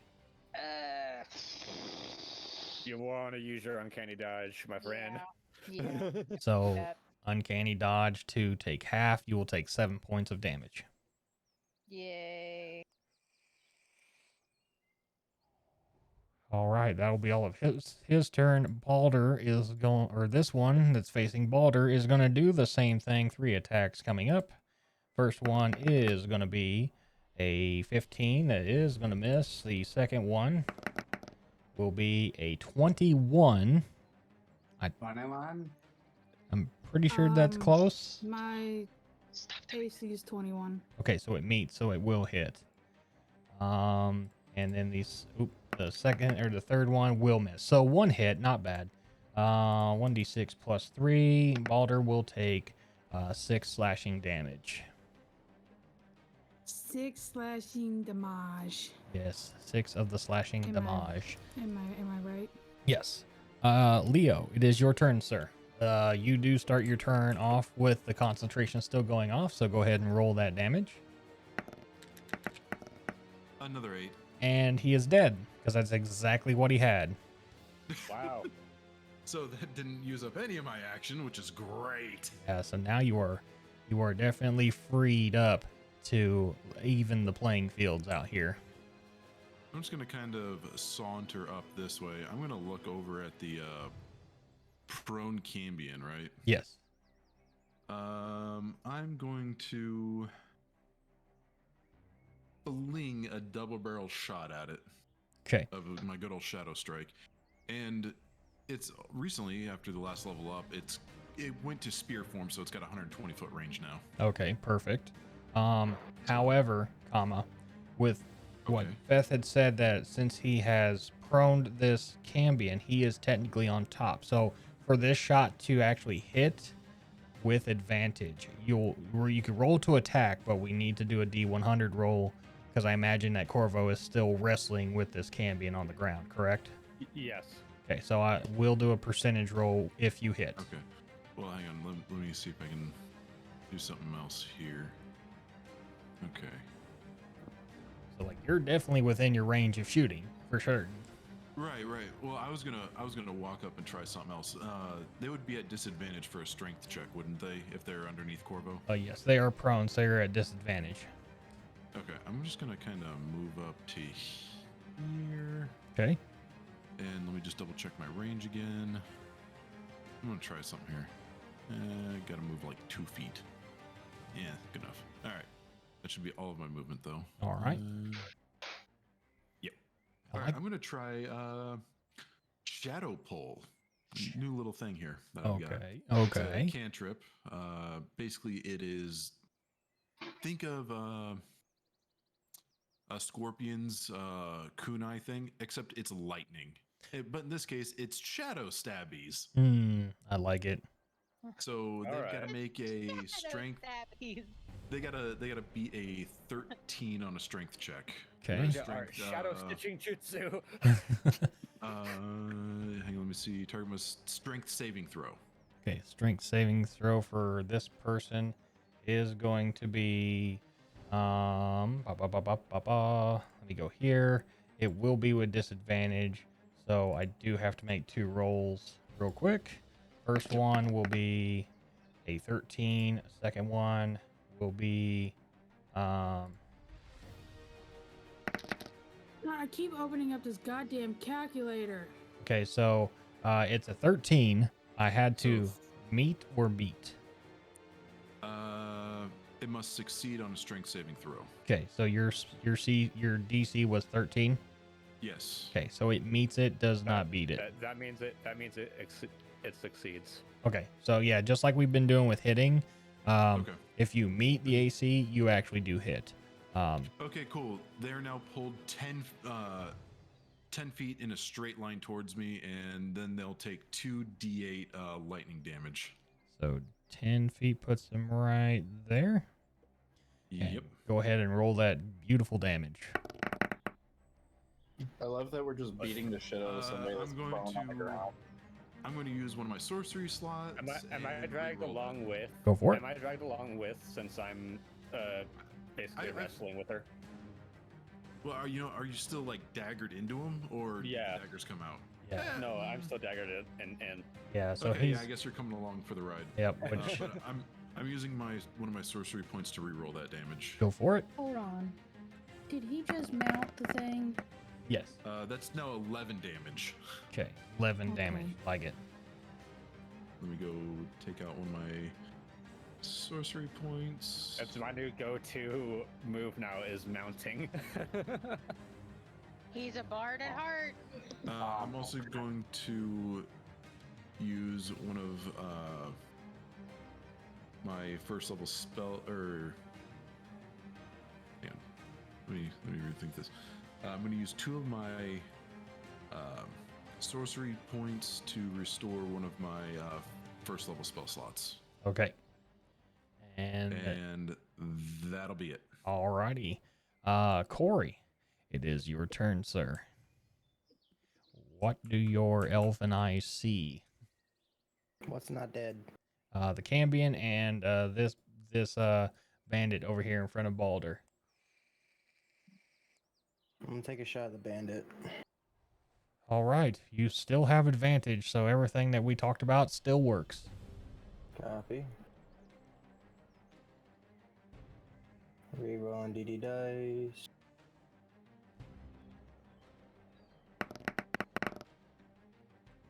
Oh wow. Okay, yeah, totally hits. Alrighty. Having advantage gives me crit. Having crit gives me pierce. Mm-hmm. So that would be automatic 12 from the start. Okay, good. And then we're going. I'm just going to throw both the d8s and both the d6s, and one of these 4 will get re-rolled if it's low. D8 will get re-rolled. So right now it is 12, 20, 24, 26, 31 damage. And it falls dead. Good shit. Good shit. Nice. And he is dead, which frees up Balder. And now it is time for the shit stomping session of the Cambion. We get that gang. Yep. Is that all of your turn there, Pete? Correct. All right. Add bonus action, hide again. Bonus action, hide again. Got it. Awesome. Oh, bitch. Tree, it is your turn. This Cambion about to get just curb stomped. Right. It literally looks like it. I want to do my whole let him get up. Let him get up. No. Let him fight. Let him fight. Let him get up. I'm pinning them to the ground. What are you talking about? Fuck you, bitch. Okay, I'm going to. So, like, am I like still slightly thrown off Sort of, but you've kind of shaken it off right now. So, Okay. I'm going to go for offhand only. okay, offhand attack with And you said advantage we are still. with advantage? Yes, we are at advantage still. That is a 20. natural 20. That 20. Woo! All It's right. about to get spicy. So remember that it is already full max damage plus one of your rolled damage die. So, Yeah. So And also, you get sneak attack. yes. You also get sneak attack. Yep. which is 1D's. 3d6. So, yeah. 3D's nuts. Okay, so I'm gonna roll for damage, and then I'm gonna grab the use 3d6. Okay. So, your damage, your max damage for your, Would be 8. so 8 damage. Got it. So, we're just going to use that extra 4 for that. So that's 12 damage already. Then roll your Okay. 3d6. Rolling 3d6. So 12 and 9 is 17 damage. And is that all of your attack? Yes. Okay. Da. There we go. Not Corvo, looking you don't too mind getting healthy. roasted again, do you? Say again. There's I'd rather not get roasted again. Thank you very much. All right. Okay. Is that all of your turn there, Tree? yeah.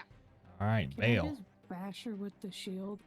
And is there any way for me to take a shot without absolutely nailing who I believe to be Corvo. Corey?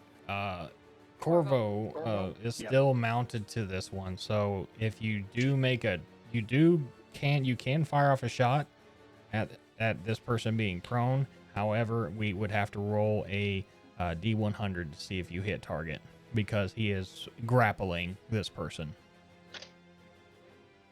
So I like. All right, if that's the case, then ooh, I forgot I can do that. Hang tight for 1 second. I gotta measure something. Put the ruler away.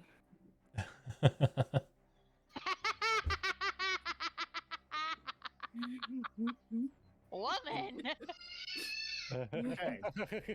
Look, not everything's about dick, okay? All right, I want to use my bonus action ahead of time and use one of my 2 phase steps to go ahead and. Actually, yeah, you know what? Instead, I'll go ahead and just teleport 30 feet. Right. Yeah. Okay. To point blank range, which does not impose disadvantage because I have gunner feet. Mhm. And I want to literally plug this muzzle directly to this thing's head. Okay. Go ahead and fire off. Before that, though, my phase step, I can impose, I have to reread what it is, but damage because I'm summer. And I teleported, so. Pretty sure it's a 1d4. A 1d4 of like poof fire damage. I believe so. I can't find what it is right now on D&D Beyond. I know it's some type of damage to everything within 5 feet of where I went, but I can't remember how much damage it is, so I would imagine it's a D4. So within 5 feet of wherever you poof, right?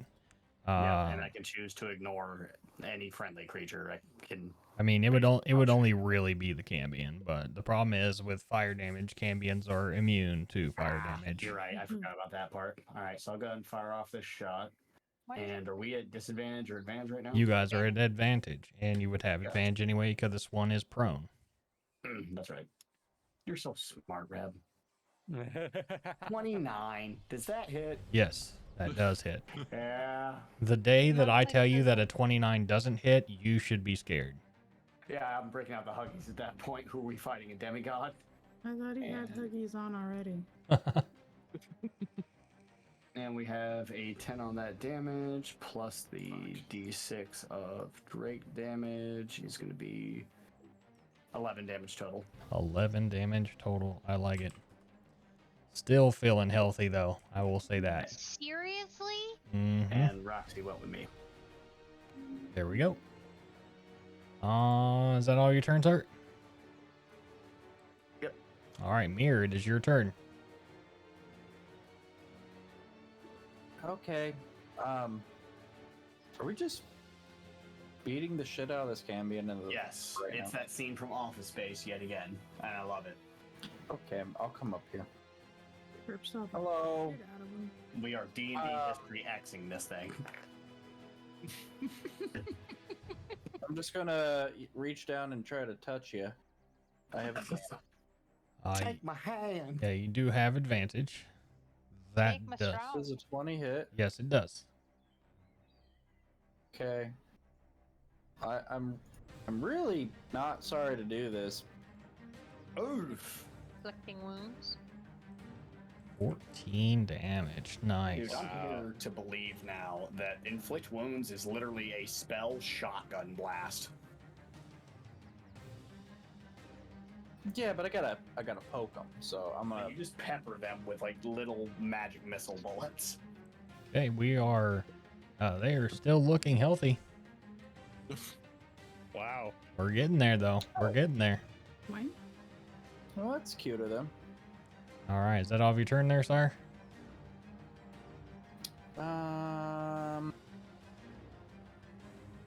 No. Corvo, What? is your weapon magical? It is not. It's now magical. Okay. All right.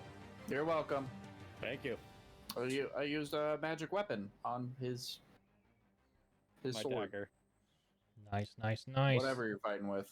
It gets a +1 to your attack rolls and damage rolls. Cool. Awesome. Balder, it is your turn.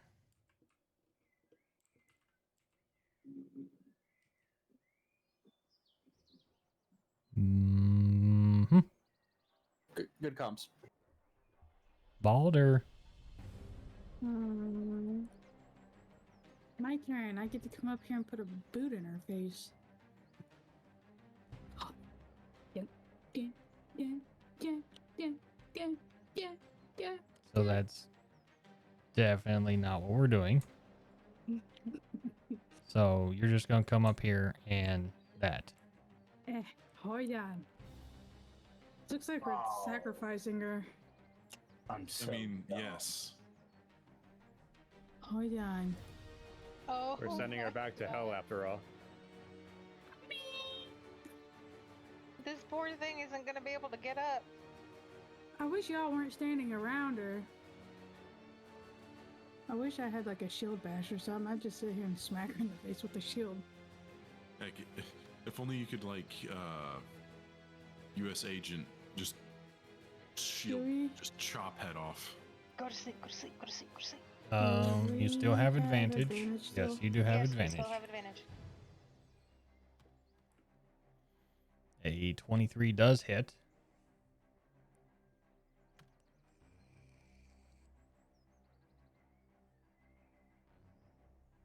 Six of that. And then that's 10 damage. Plus a Oh, d6 from the Drake. Yeah. I need to do. Where is it at? I'm struggling over here tonight. I'm sorry. Divine Fury. Okay, so you're at 10, 12, 17 damage. Okay.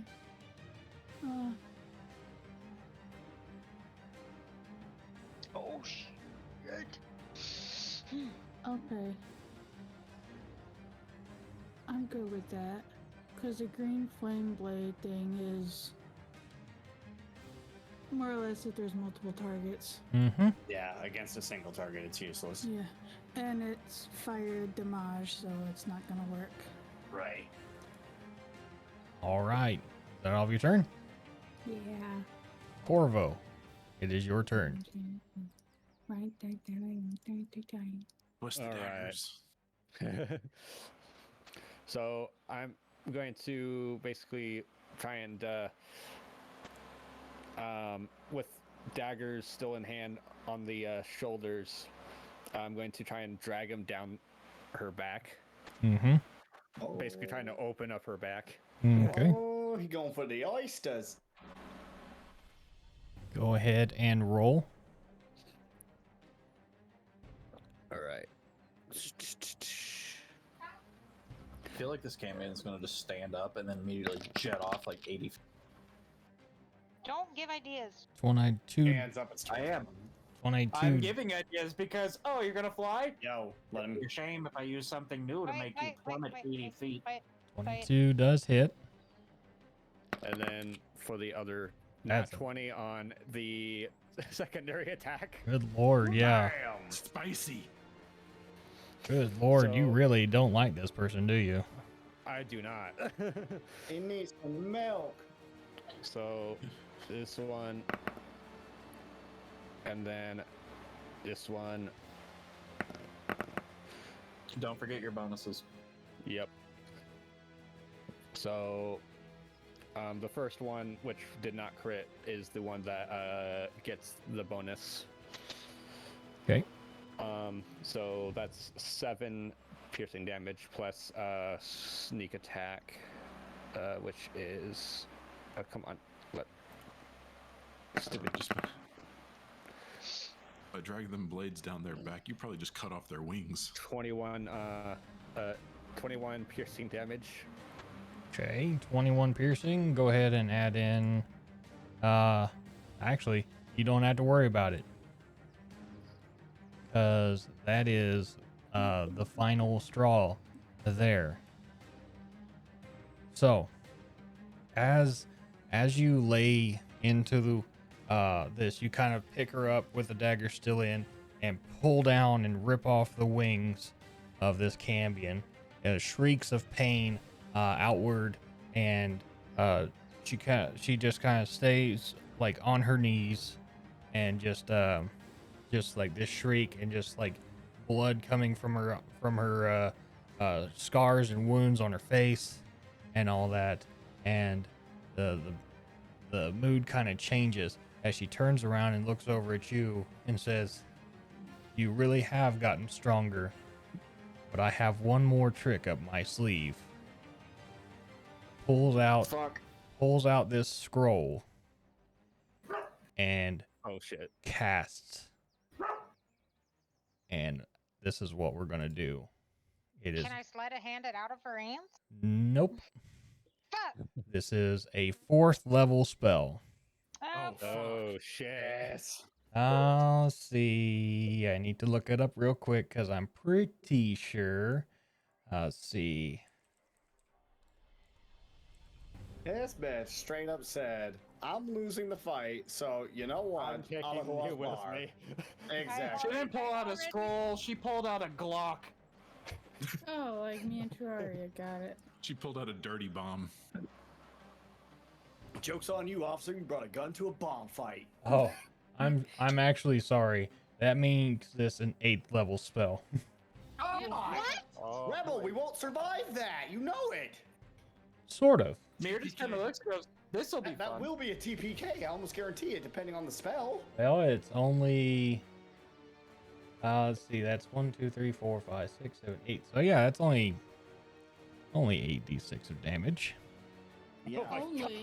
That's only a maximum of a possible like 48, and that's enough to kill every last one of us. However, as you all see this, you all get to make dexterity saving throws, aside from Corey because he's smart.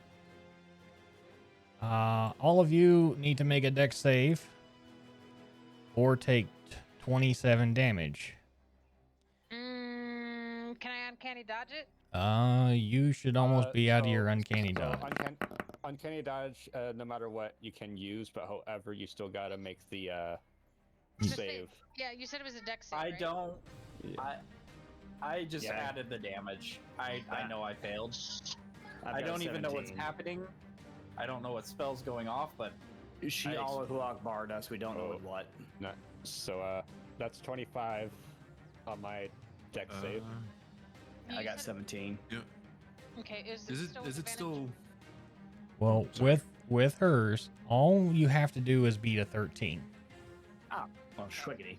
So Nope, not that one. if you did not beat a 13, Hang on, you hang on, will my- take the full brunt of 27 fire damage. However, if you Oh no, Cherry! Oh, it's Firestorm, isn't it? yeah, Oh, hey, guess what?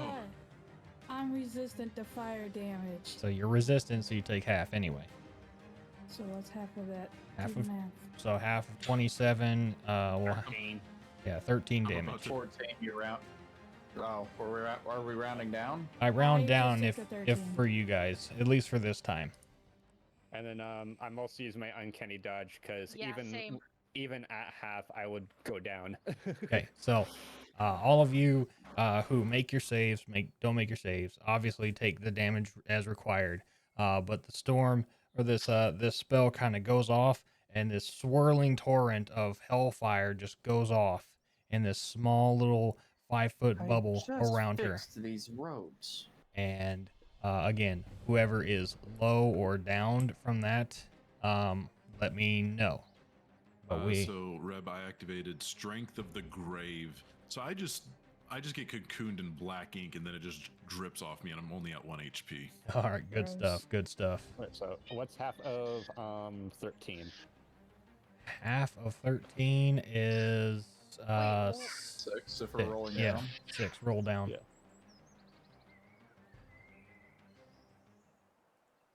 yeah. Well, that didn't feel very good. What was the So- full damage that she did? 27. Oh, okay. But I now, go pull Cure Wounds on Leo since he's at 1 health. So okay, I'm currently at 4 HP. okay. So with all of that, Tara is nothing is left of her. No holy symbols, no nothing. She a little how snack bar does. Yep. You know, I'm gonna spit on the spot where her body was. Nice. Can I pee on it? No, what? What the fuck is wrong with y'all? Yo, if Can everybody I cast a healing spell for the group? Yeah, If you have the spell, yeah, you can use it. that's better you do it than me. Yeah, you. I believe if you do it as a ritual, you won't lose a spell slot. Yeah, but it takes like 10 minutes to prep a ritual, doesn't it? It does take time to Well, prep a it's- ritual.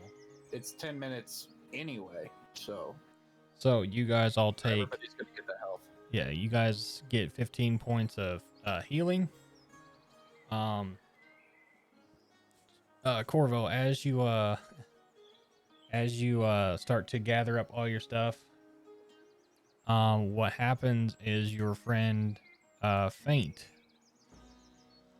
starts to come on by, looking around, and she sees you, and she says, you seem to have found Tara, didn't you? Long time no see, Faint. I knew you had it in you. Oh, it was better than last time. Quite. You look a little bit crispy. Paint. To say the least, he rode a Hydra last night. Oh, And not in that way. Don't get any weird ideas. oh wow. I'm walking away. Good. How many old friends are you gonna meet today, mate? Fellas, this Throw a is paper airplane with a note that says, "Do I need to shoot this one?" Fella, this Do it, is you Faint. won't. This is the one that helped me send this other one to hell last time. It's good to meet you. It's great to meet all of you. It seems that you found out why she made her way back. Also, it's kind of a coincidence, seeing as all the happenings around El Terrell kind of have popped up as well. So I wouldn't be too surprised if there's more demon sightings around here as well. We've only run into like 3 of them. Oh, Only 3, Leo. you're lucky then.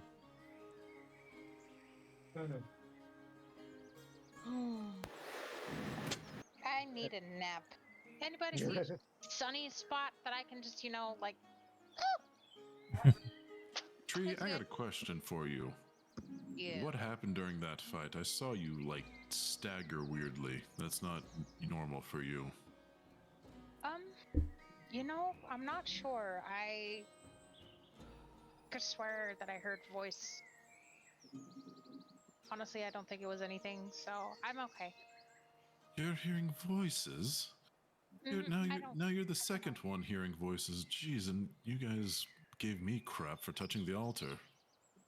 Honestly, I don't know. I hear voices all the okay now. time. I thought it was normal. I mean, night terrors are a very real thing, especially when you've seen loved ones die. But honestly, I only hear your voices. I'm fine, Leo. Thank you. I appreciate it. Alrighty.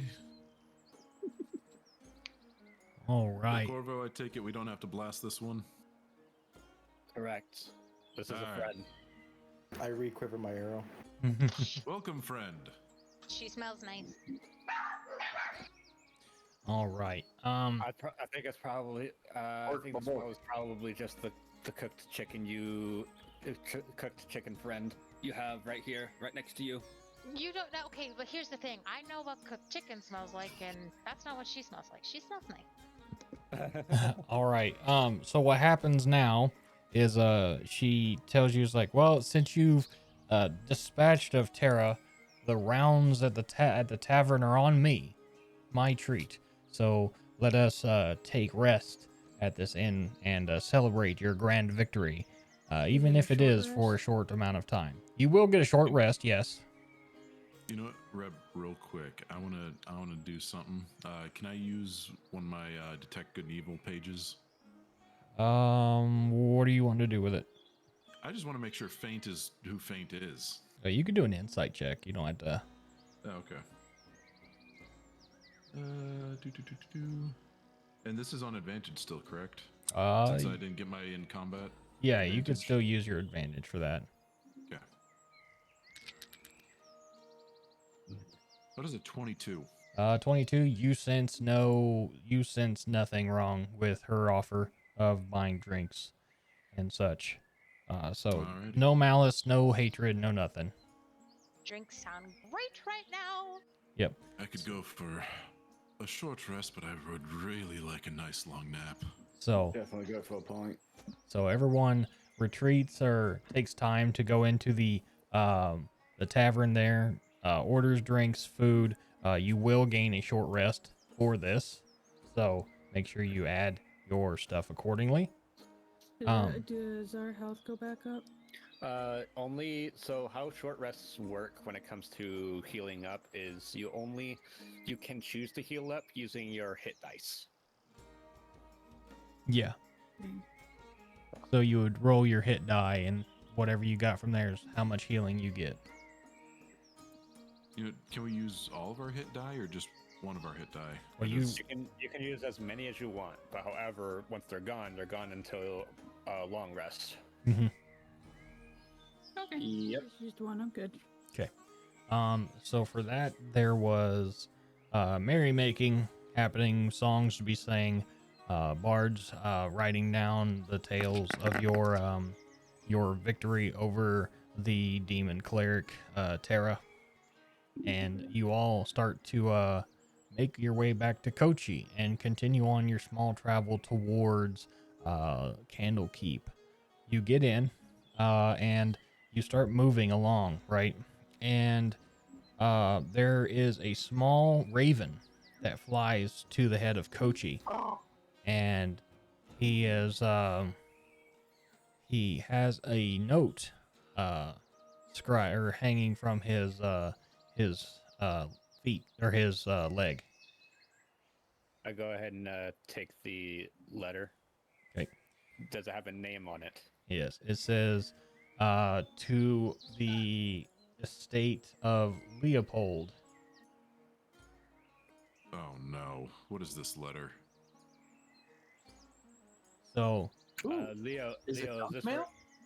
Leo, is this for you? Is this your homestead? That is my name. All right. Here you His go. name's Leopold.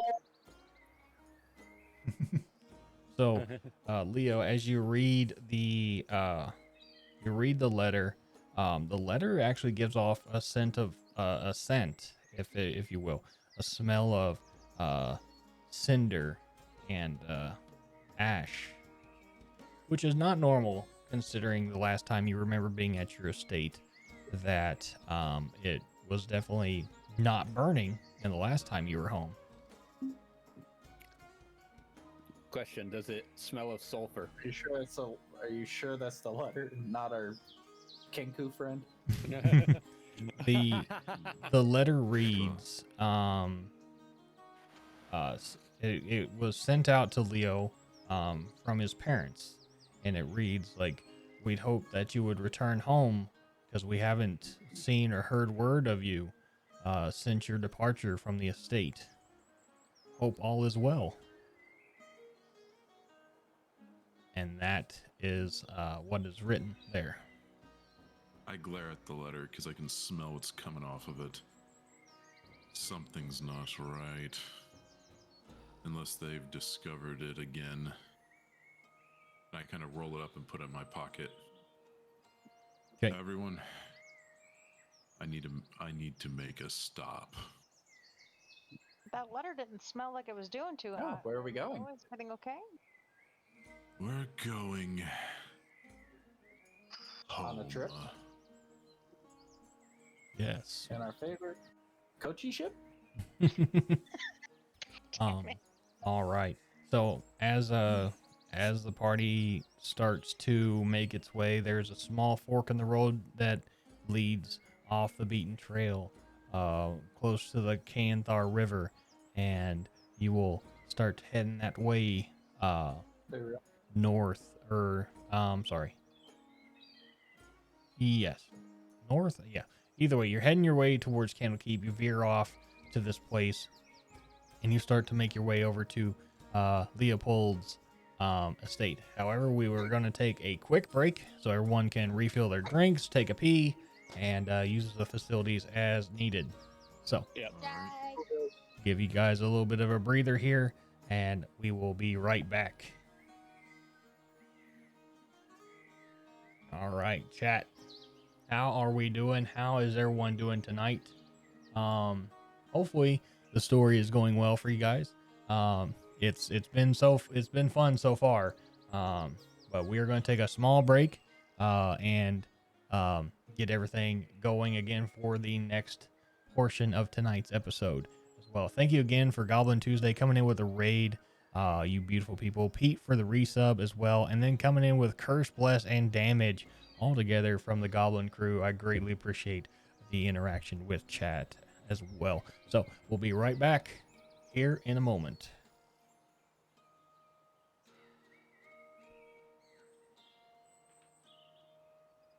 Mixies.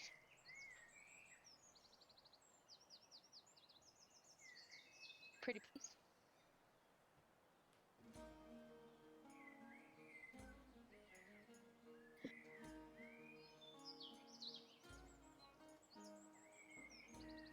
And of course, a hydrate has been redeemed. Everyone, drink your water. Or what have you. No, I don't want to. Do it. The chat demands it. Okay. You can't deny the orders of the chat. What you talking about, Willis? The chat redeemed hydrate, so you must hydrate. No, good thing for them. I just grabbed an Arnie Palmer out of the fridge. Good. I'm drinking some whiskey. Yeah, see, Cart just says, I demand the hydration. You didn't demand it to me. I'm only going to take one sip, even though I do have hydrate in my chat. You can't tell me what to do, Feth's chat. I do it on my own will.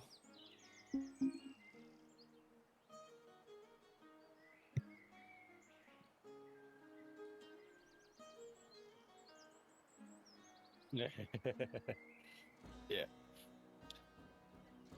So apparently the band Saliva just lost a one of their members to a brain hemorrhage today.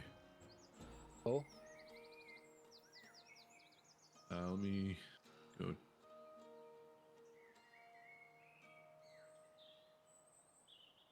You know, Beth, you've heard of the band Saliva, right? I have not, sadly. They do like Click Click Boom, a couple other songs like that. I might have heard some of their music, but Gotcha. the name doesn't click. Ha ha ha ha. Click boom. Yeah, it was a spontaneous brain hemorrhage while on tour. Ouch. Fuck. While on tour, first off. Yeah, he was one of the founding members of Saliva and the guitarist for Saliva. Shit, that is. I'd imagine that the rest of the tour would be canceled, or at least postponed. Yeah, I would assume so. Shit.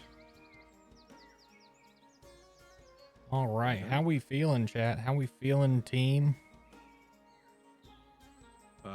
Oh yeah, the tour is postponed. So we just found out the founding member and guitar player for Saliva just died of a spontaneous brain hemorrhage. Oh, jeez. Yeah. Damn. Tour is postponed. Because they were on tour. It was mid-tour. Woof. Yeah. So, how we feeling, though? How's the story going for you guys right now? You guys enjoying it? Son of a gum-chewing funk monster. Why the fruit does all this fucking stuff happen to me? Forget my life, always surrounded by miserable failing clods. Like this whole world just likes to bend me over and find me in the Alps. Like I'm some sort of schlop receptacle. Are you talking as yourself, or are you talking as Corvo? I'm talking as Corvo. Okay, Corvo. What the fuck? Corvo. Calm down there. Now, I really wish I could have tried something. If your daggers wouldn't have killed him, I was gonna try and sacrifice them to the shadows. See what would have happened. I was really curious. Unfortunately, Leo, until they decided to make it a free-for-all, this was Corvo's fight. So it was Corvo's right to kill. That is fair. That is fair. And what a glorious kill it was.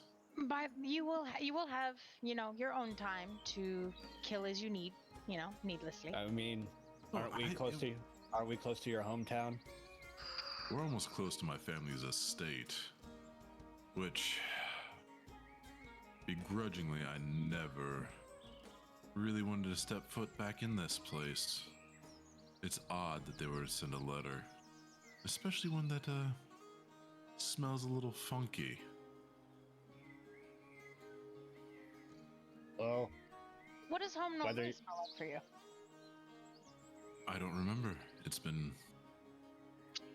been about, roughly 10, 12 years since I left home.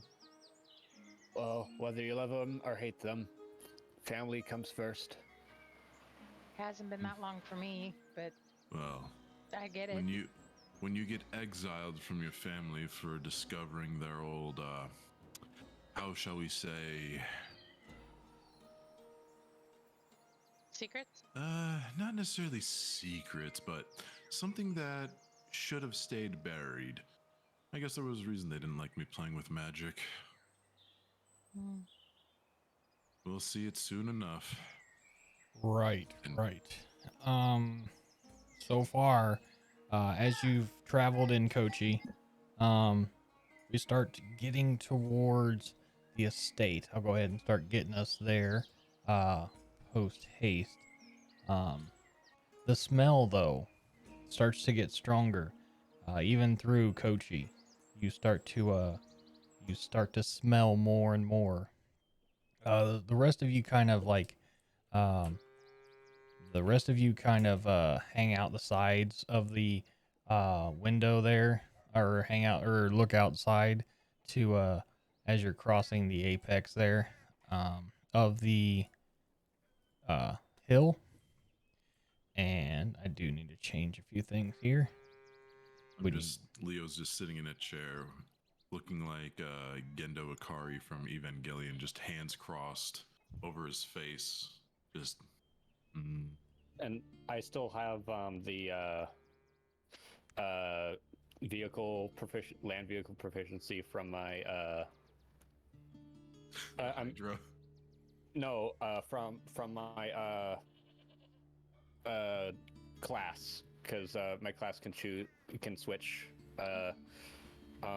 proficiencies in between either short rests or long rests. But I'm choosing to keep my proficiency in land vehicles until I'm officially proficient in them, so that way we can drive. We have a driver. Fair enough.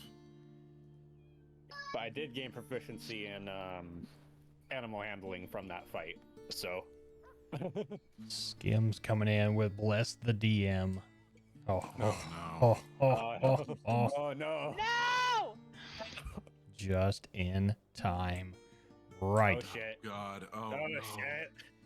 Let me make sure I'm getting all you guys on the table real fast. Sorry it's taking so long. Let's see. Corey's here. Roxanne's here. Corvo is last here. All right.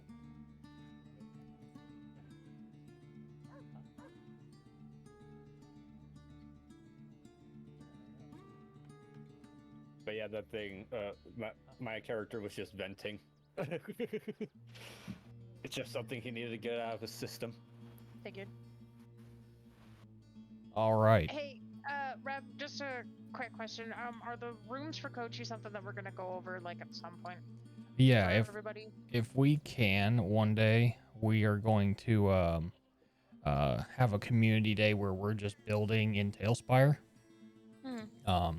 So we'll definitely get that started. Sire and I have built some stuff already. I built my room already as well. All right, let me. Just, speaking of Sire, he went to go feed the dogs and take care of Stella. Okay, I know he's probably got his earpiece in, so and especially for Sire's chat, this is the flavor text or what you sense. The sight of a beautiful manor breaks the horizon. Breaks from the horizon as you crest the hill to overlook the beautiful estate. Fires and the scent of death fills the air. The scent of burning corpses and the sound of fires burning the estate assault your ears. In the distance, you can see what looks like people ransacking the outlying buildings and slaughtering livestock. Holy shit. I never thought I'd have to defend this place.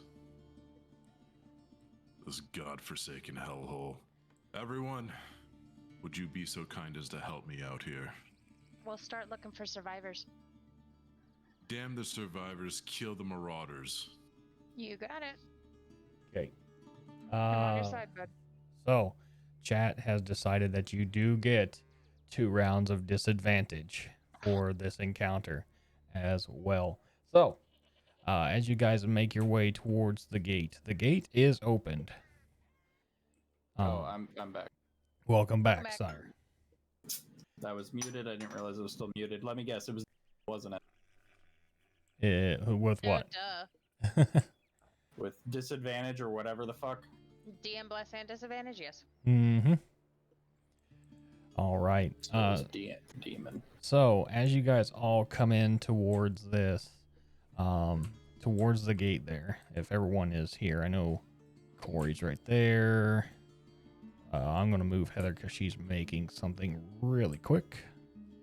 So I'm just gonna put her right here. Corey, all of you guys are gonna move yourselves into the first set of courtyards here. You have, there we go. So as you come through, you have a small barn right to your immediate left, which hasn't been set on fire yet, but the rest of the estate is on fire. I'm gonna go up to the barn. I'm gonna open the doors. Inside of Careful. Inside of there, the doors to explode from the heat. This one's not on fire yet. Nothing to worry about. Inside of this barn, you will find random stacks of lumber and hay bales kind of strewn about. Nothing of of sense in there. Seems like a storage unit of sorts. There is a small chest in the corner that has been opened and ransacked. So they have been through here. However, you start to, as you look around more, I do need Mir. I do need you to make a. I want you to make a perception check, please.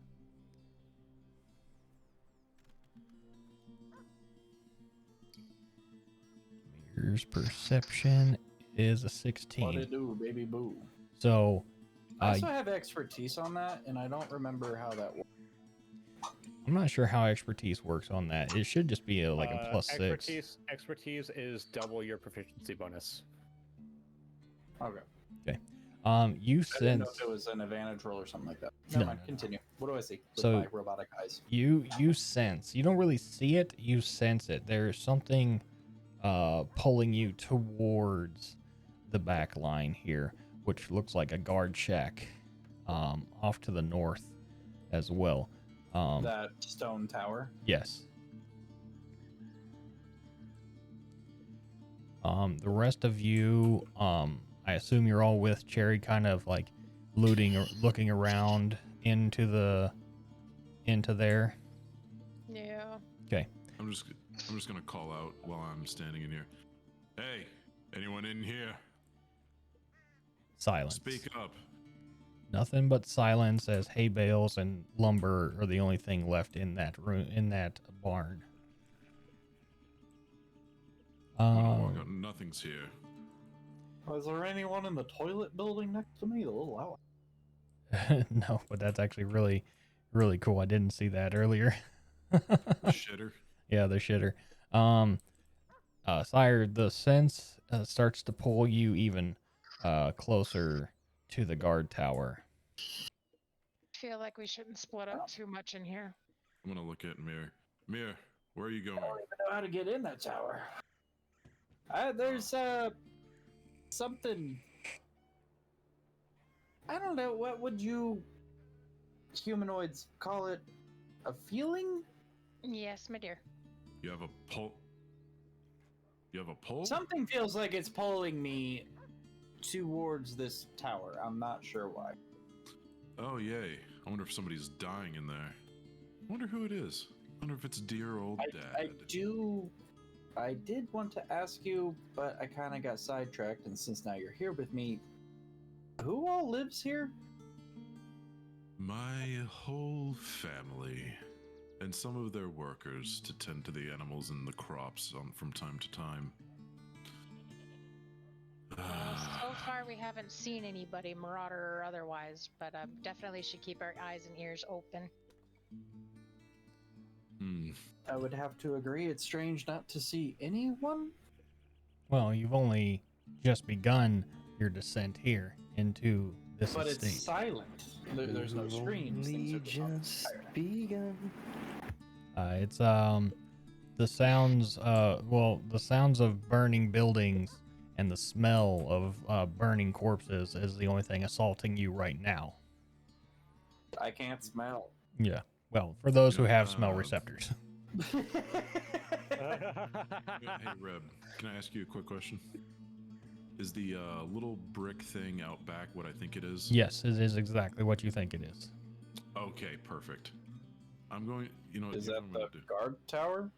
No. I'm going to walk over to this gate. I'm going to open it and take a look out behind into the field behind that manor. Okay. Oh, the little brick thing out. Yep.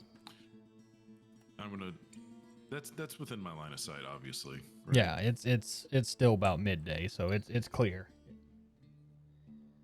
My God, what is that doing excavated? What's going on? Everyone, we are going to have bigger problems if somebody stupid enough stumbled into that. I buried that 12 years ago. Everyone fan out and be on your guard. As of this point, I have no clue what we're going to be walking into. Sire. That answers the question asked. Sire, as you come up to the corner of this building here, you sense the presence of of something that's been pulling you that way. Are we coming back? All right, I think we're back. Just a little Yep, we're ISP. I A got little. sent to a barren place. I got you guys. Hang hiccup. on. I need to just go here, and Do you have a let out tonight? there we go. No. Yep, just a little ISP blip. No worries. Back to the story. You guys are all on the same board, correct? Let me know if I As far have as I to. can tell. Let me know. I will go ahead and do a summon players to the board just in case. I just gave more or less the party a warning about there is about to be some fuckery afoot. Yes. Like I said, Sire, wherever Sire went. He's Yes, still in I the same am. spot. I haven't moved. Okay, perfect. So when you get over here to this corner, I'm just gonna go ahead and drop you here. You do sense something pulling you towards here, and what's gonna happen is you're gonna put your hand up and feel around for something, and as you do that, the wall opens up this little hole in the wall, a secret door. What did you find? Oh, that whole I'm thing. not. This one doesn't really know yet.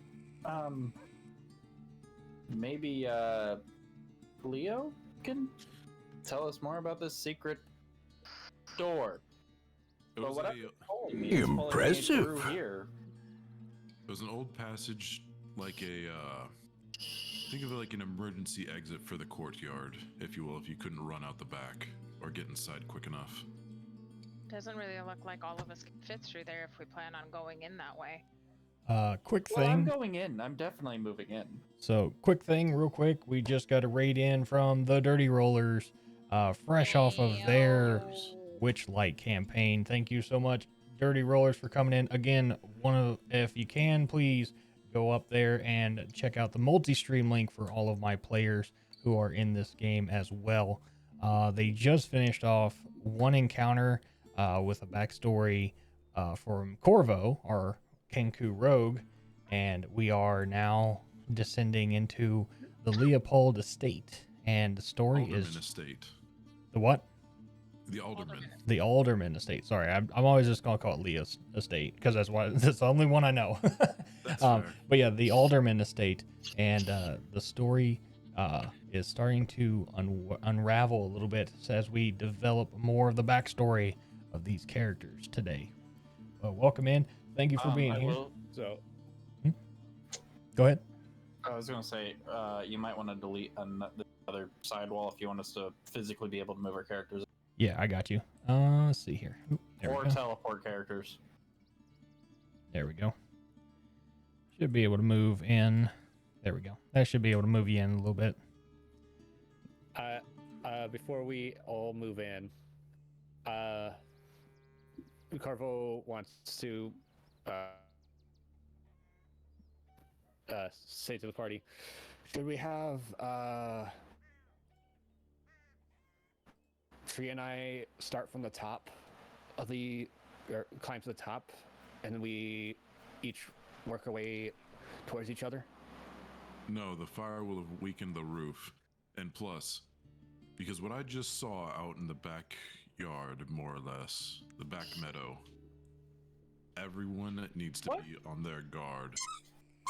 What was exactly buried in Yeah, what did you bury?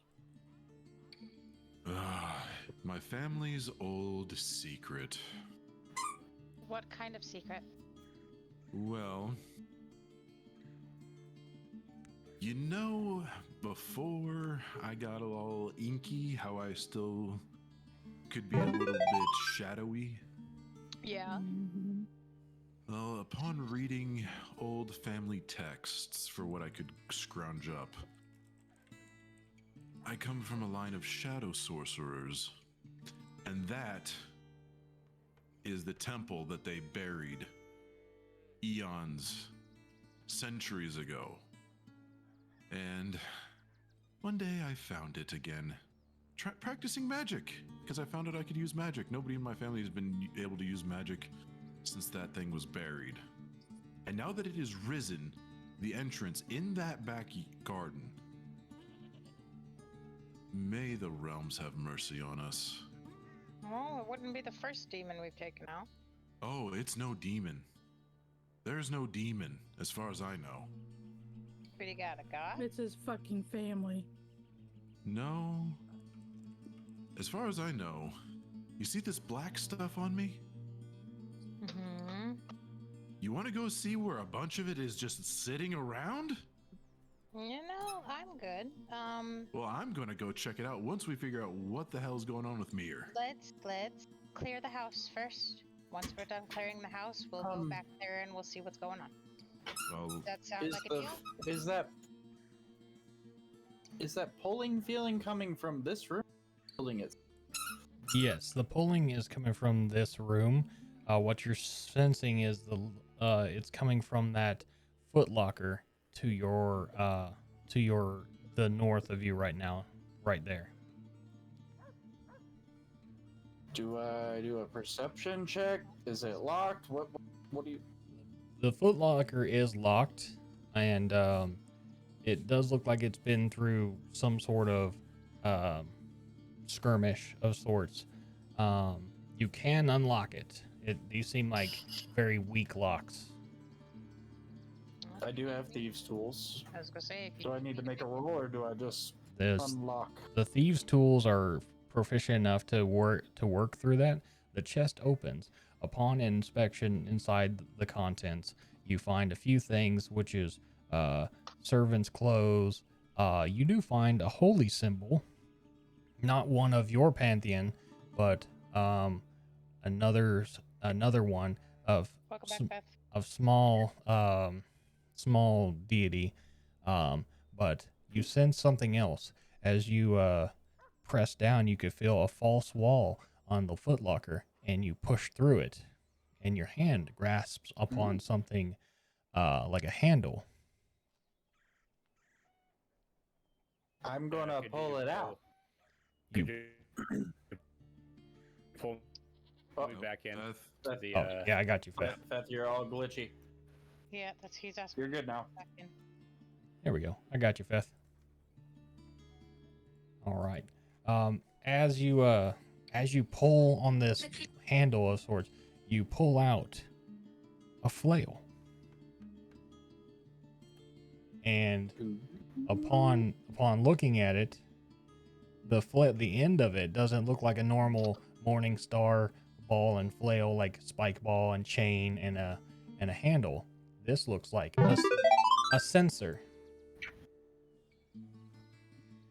like a holy censer. I wanna, as I'm to try to not attune, but I want to see if I can get a feel for what it can do, if that makes sense. If I can pour my own energy into it. Yes. As you try to like kind of wrap your head around what this thing can or can't do, the sense of like divination comes from that, and it speaks to you and says, "Only the devout may wield me." Devout? How? It goes again. Only the devout can wield me. I wonder. Naya, can I take a look? Of course. So this is obviously a magic weapon, but because it's saying devout, I'd like to do a give me a second. I'd like to do a religion check on it. Go for it. And it's Say, at I'm disadvantage, quite right? devout to my God. Let's see. He didn't say no.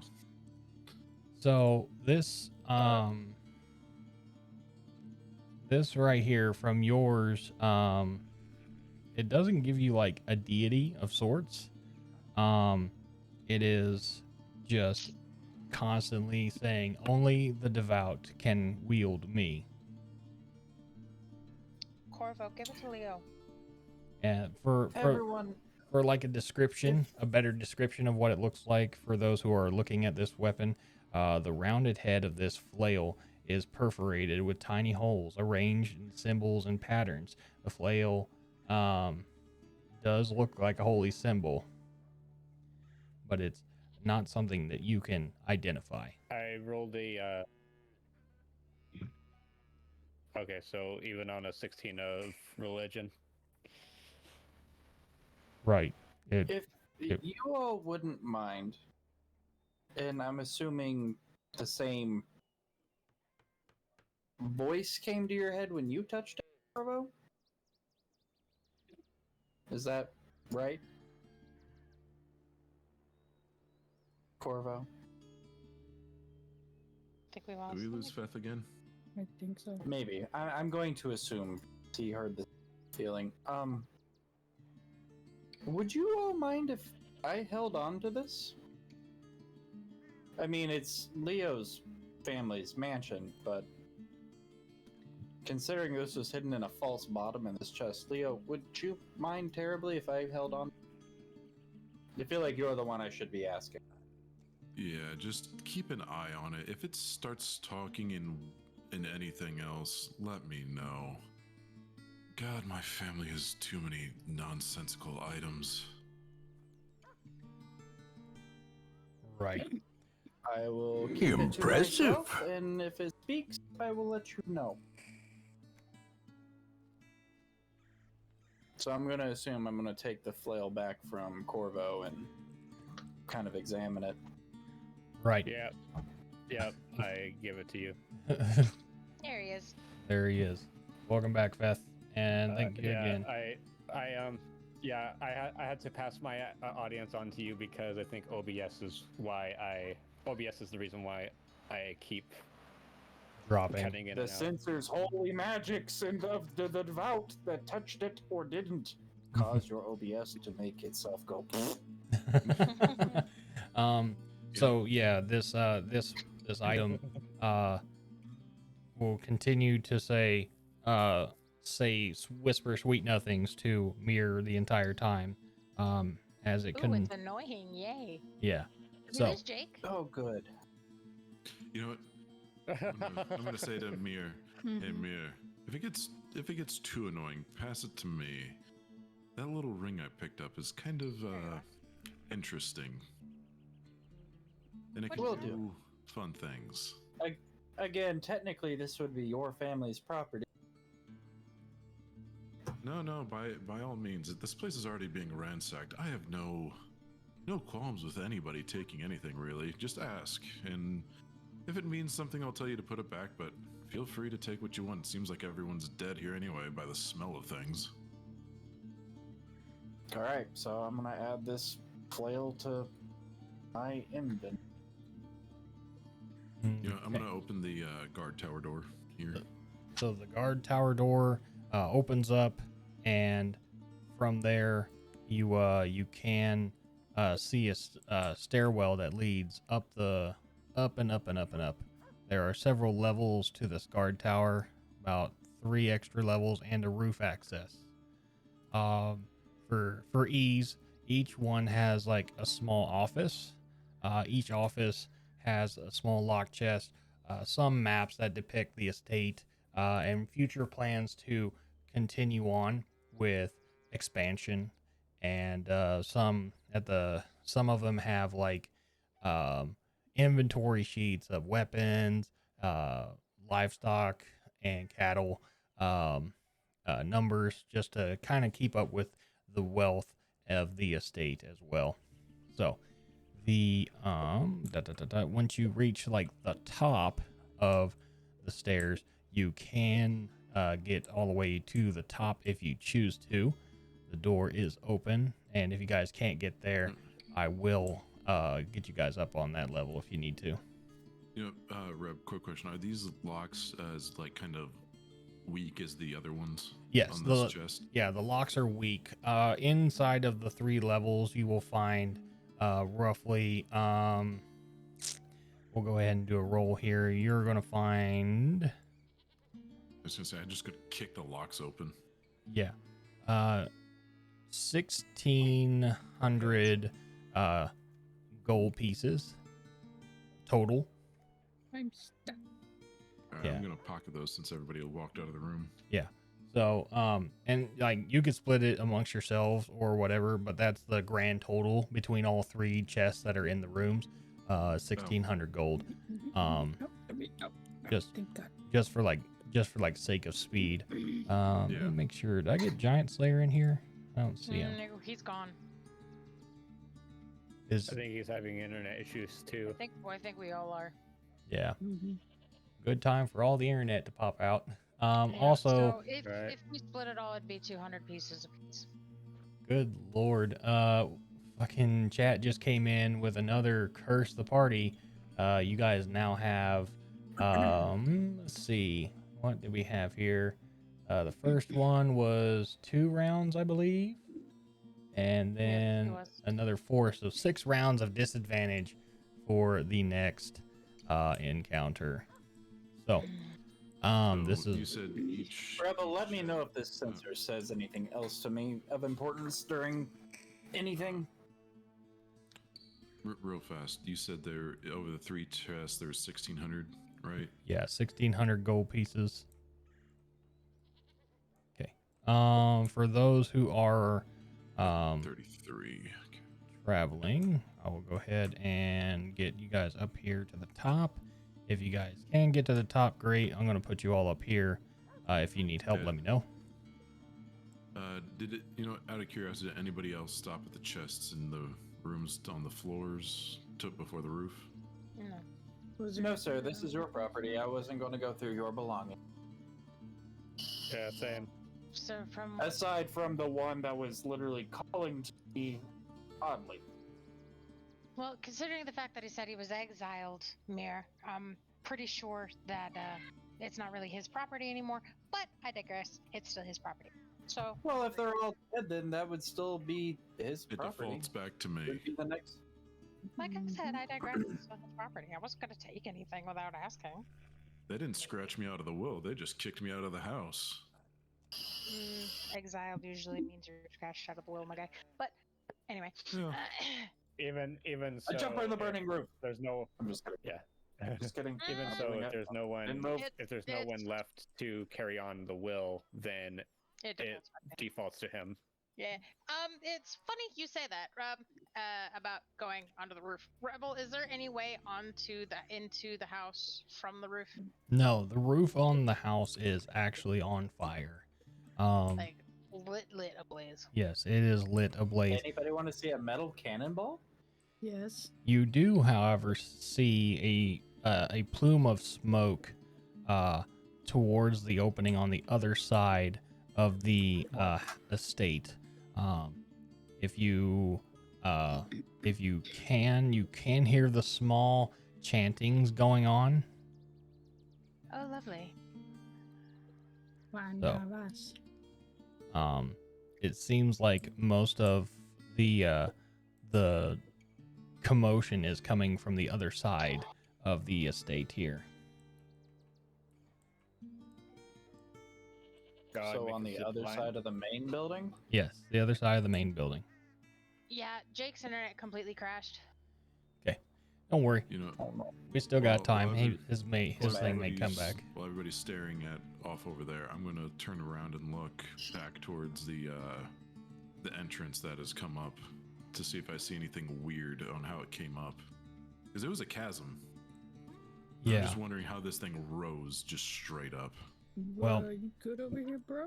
What it looks like is that someone has built around the chasm that started it, as to mark where it was. So it's man-made, in that shape, to where like they know that that's where the descent from the chasm starts. So it's as if someone has actually hired an excavation crew. Yes. You got played, bro. Lovely. My family is going. I mean, they seem like they're already doomed. We can hear the chanting. Mm-hmm. Doesn't sound like their town? voices. We can choose to avenge them or not avenge them. It's your choice. I mean, if I'm the only one alive, I mean, I would like this place, but You can always rebuild. yes. But first, I want to go check on that entrance. If anybody wants to come with me, you can. You can. If you want to see what eldritch horrors await us, you can too. Honestly, Leo, I believe we should check out the chanting first.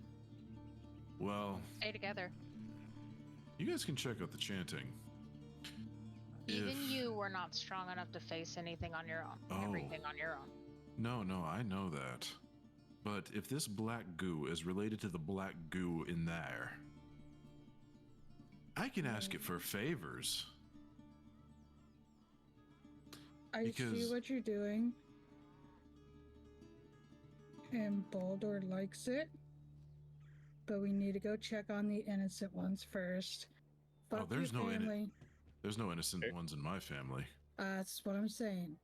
But like this, the wait staff, the caretakers. Leo, there's safety in numbers. Magic goo or not.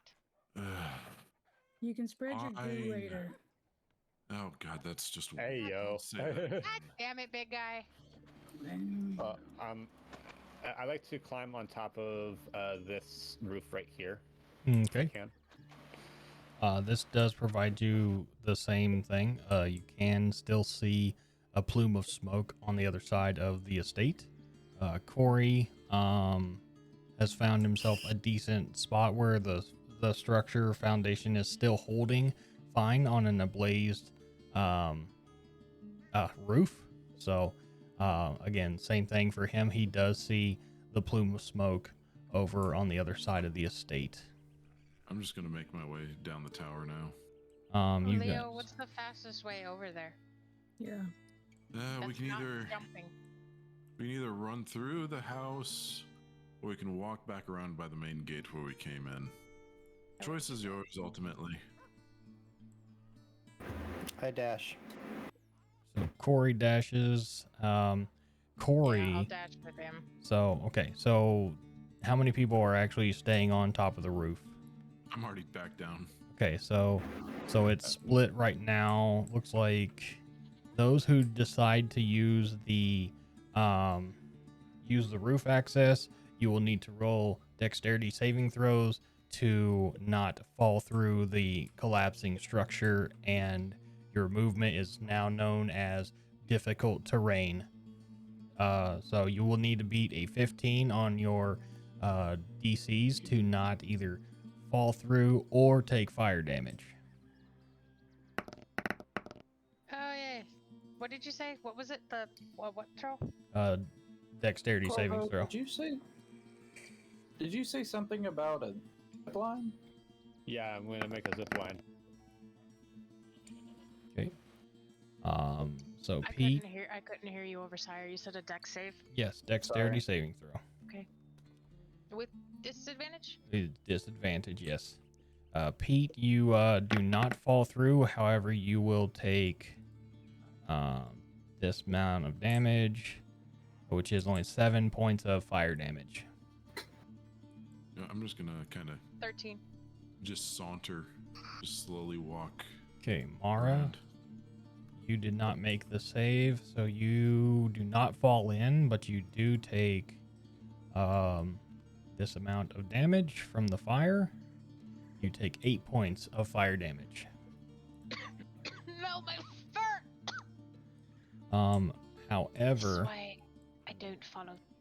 all right, so where is everyone going right now? I'm gonna go down. I'm heading for the plume of smoke. Okay, I so lost myself.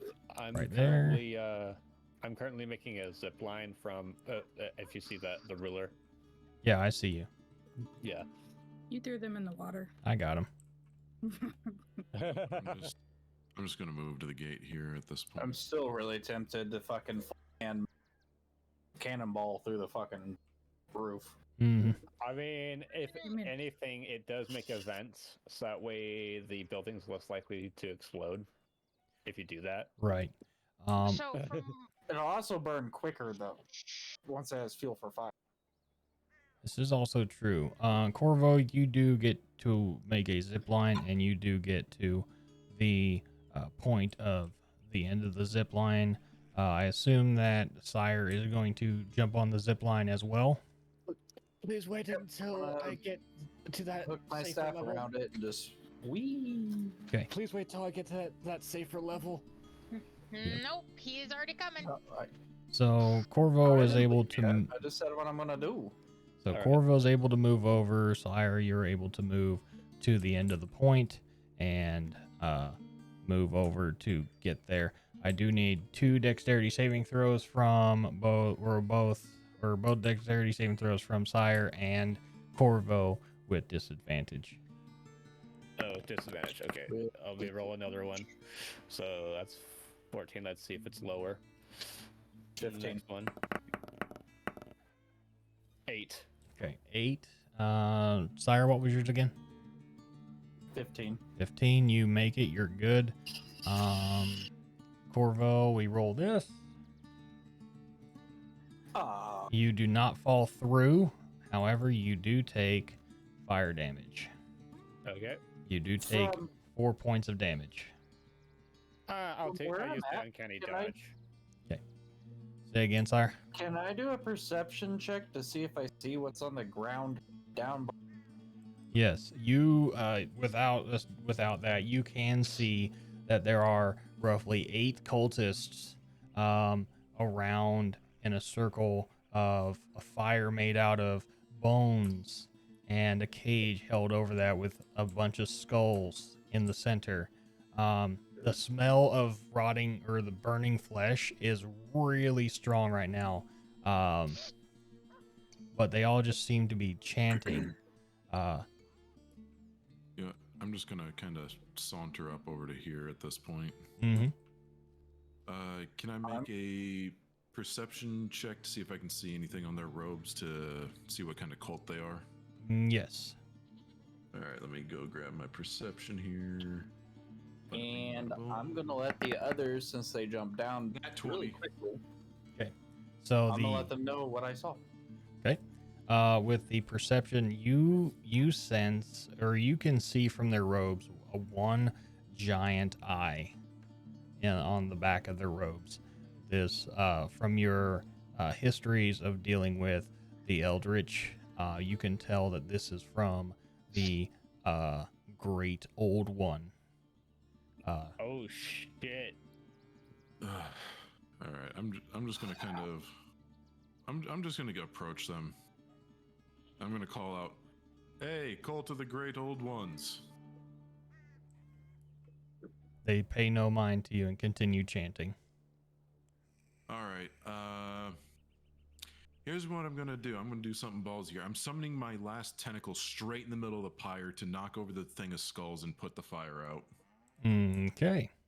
So as you summon the tentacle, it does come up, but then immediately takes all the fire damage of that campfire and immediately gets puffed away. It takes all kinds of d6 damage for fire. It does get to knock this away, the centerpiece there. So for context, it is knocked away. The Okay. cultists do all get surprised by this, and we can start initiative rolls here. No, I'm just trying to talk to him here. Okay, we will allow one bit of diplomacy if need be. Yeah. So, what seems to be like the head cultist turns to you and says, "Why have you interrupted our ritual?" All right, here. Okay, I don't care about the ritual at the moment. I just want to know, is everyone here dead? That's what I want to know at the moment. And did you go into the chasm in the back field? Those are the 2 things I want to know. Real quick.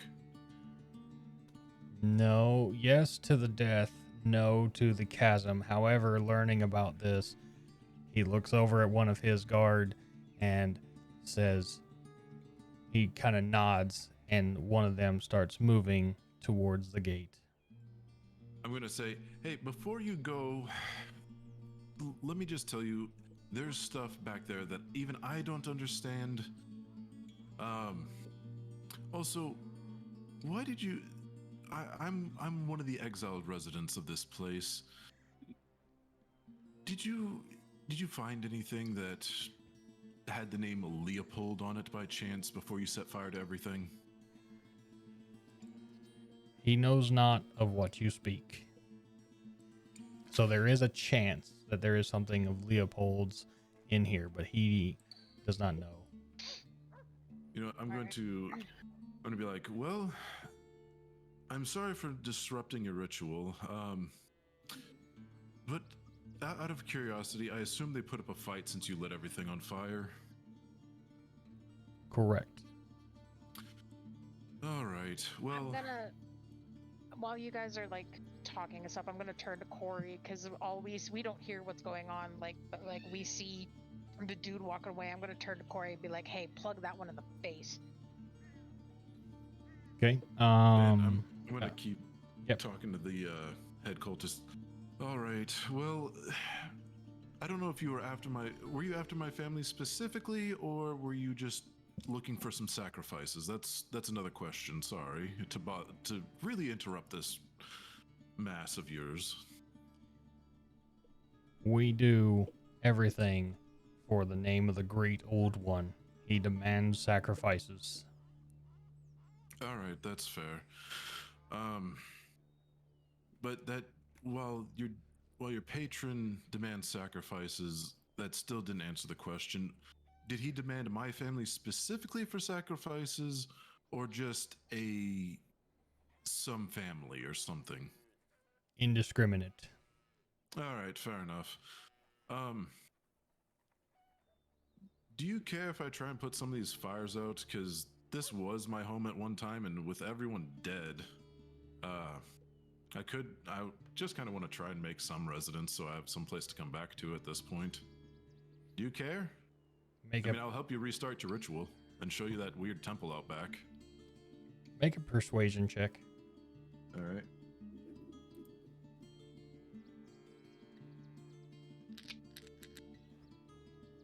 How does a dirty 20 do?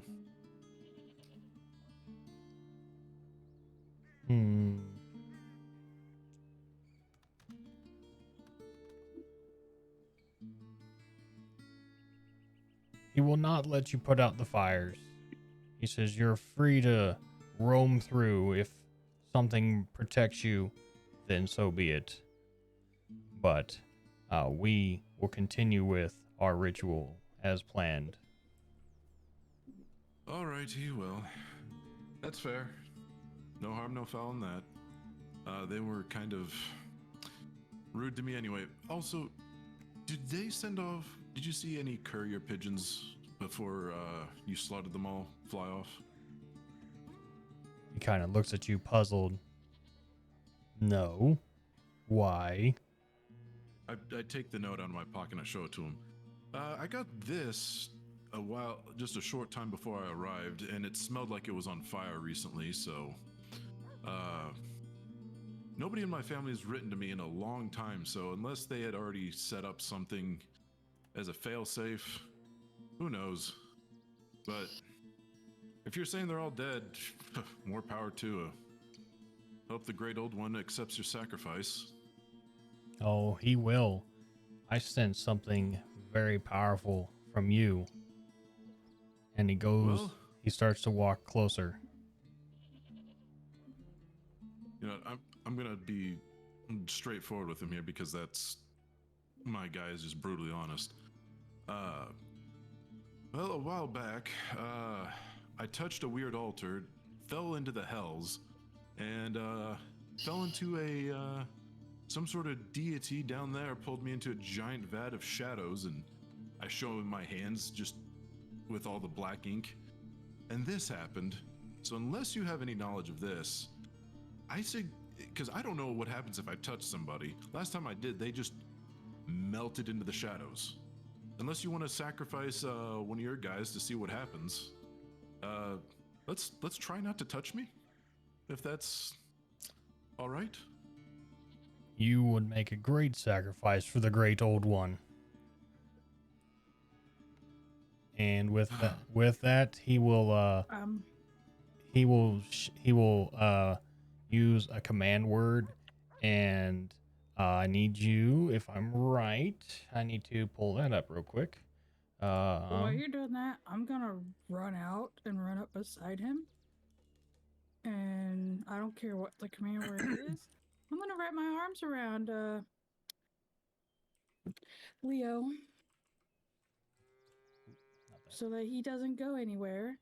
If that command word is something that's gonna trigger him like a sleeper agent type deal. Nope. What's going to happen here is he is going to cast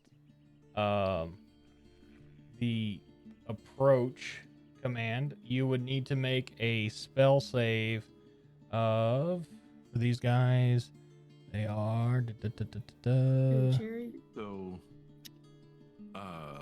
I believe the Ring of Mind Shielding protects me from that. It does, but he doesn't know you have that, does he? Nope, he doesn't. Yep. And I've got it, and I'm wearing it. So he goes to shout for the command approach, and it doesn't go off on you. However, I do need Balder to make a wisdom saving throw of 13. You need to beat a 13. Remember, you are at disadvantage. Nope. Wow. So instead of Cherry going, I have an Balder. inspiration. No, you can use it now if you want. I was say inspiration's gonna trump that. DM to DM, but inspiration's. That's fine. Roll your wisdom savings throw again. Come on. Another 3. Double 3s. Trump the shit out of it, huh? Yeah, right. Totally. So you start. Way to go, Loaf. He starts to move within 5 feet of this person. And he says, well, if I can't have the one who's been touched by the Eldritch, then I guess this oaf will do just fine. Hey no. Wait. Did you just call me an oaf? Well, you're still under control. Yeah, you can't. That's rude as fuck. Don't call me an oaf, hun. Yeah, so That's all the name of the game, Mom. as this continues on, he starts to turn around and move forward. Actually, right quick, let me do this. Nope, not that. You know, I'm gonna shout out from. Hey, bud, listen. How about instead of taking my friend here, how about I show you potentially what could be more valuable than them? Persuasion disadvantage. I like how we're trying to do the diplomacy thing. I really do like it. You don't see it very often, and I love it. Ooh. Ooh. What was that? An 8? Yeah. Yep. He's not interested as he continues to move closer to the ritual fire. Yeah, I'm gonna use my cantrip Mold Earth to block his path by putting up a wall in front of him. Okay. The wall does hinder him, but he still starts to move around. Where would the wall be? And how long is it? Probably about I'd say about 8 foot wide wall, about 6 foot high. Okay, so 8 foot wide. So from here to about here. Okay, so I see where it's at. So probably just like a standard fence size. You know what I mean? About 8 feet. Yeah, about that way. Okay.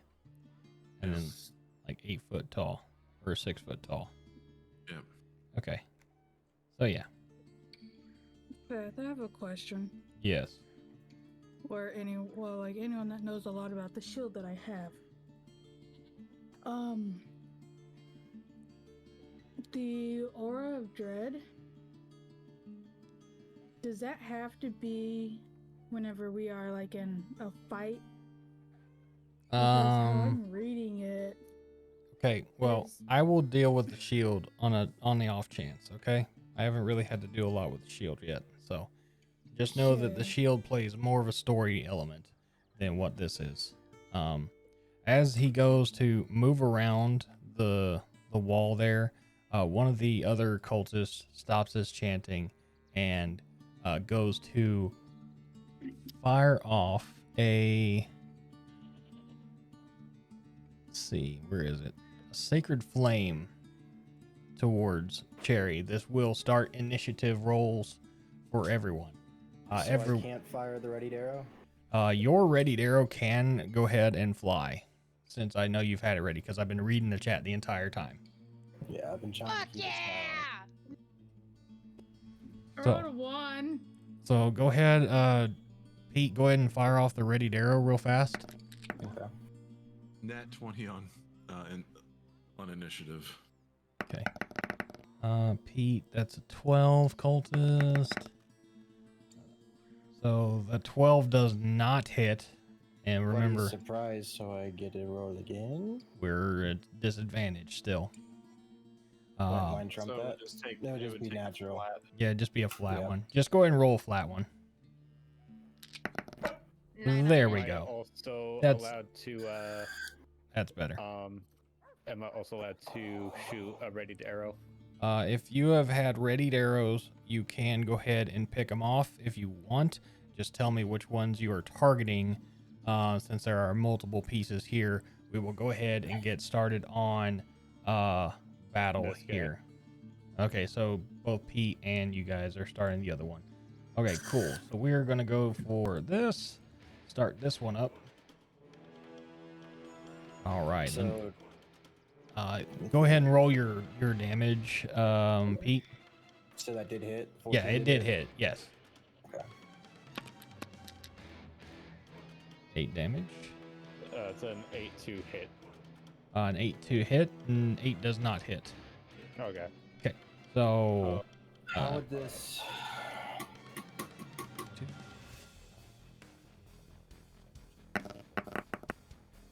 How would this play? So how this is gonna It is pull? surprised, so technically I would get my whole chain Yeah, effect, right? technically he. Yeah, so go ahead and roll your whole thing as surprise, just like we did in the last one. Yeah. So the guaranteed 12. Yeah, the guaranteed and all that stuff. Bonk. Okay. Just tell me what the So, damage 31. is. 30. 19, Impressive. 12, 31. 31 damage, got you. And a raid in from Mr. Dub, party of 5. Welcome in, Raiders. Thank you so much for coming in. We are, Your table's ready? yep, we are just starting the final bit here for the night, just in time. Let's go. You said, what was it, Pete? 31. 31 damage. Nice. Oh yeah, he is not looking good. Jeez, how Awesome. beefy are these ones? Nice, nice, nice. And again, for those who are coming in from Mr. Dub's channel, welcome in. If you have channel points here, you are able to use them to help or hinder the party in any way you see fit. So come on in and enjoy the chaos that is. Sire, real quick. What is your strength? This unit is built to be quite dependable in that capacity. So, because I'm already on your shoulders, would you let me ride on your Oh, shoulders during this combat? do you want me to? Do you want me to eat you? He wanted No, to you fuck the wanna- robot! No, I want He's a bard. No, Alright. like we run in with both of us just like as a big tower. Trying to go full That General would- Grievous that on this shit. Yes, because he wants to do That the would General count Grievous. as That would count as mounted combat for you. Yes, it would. He wants to basically that- become Ferritor. Is a If Kenku, that's yes. the route you want to go, let you. Yeah, that is a Kenku there, Beebler. Fuck yes. Okay, I'm gonna go down the line here for initiative real quick. Sire, You got an 11. Yeah, I was just checking. Yeah, I got an 11. Cherry, Nat 20. 20, got you. Pete,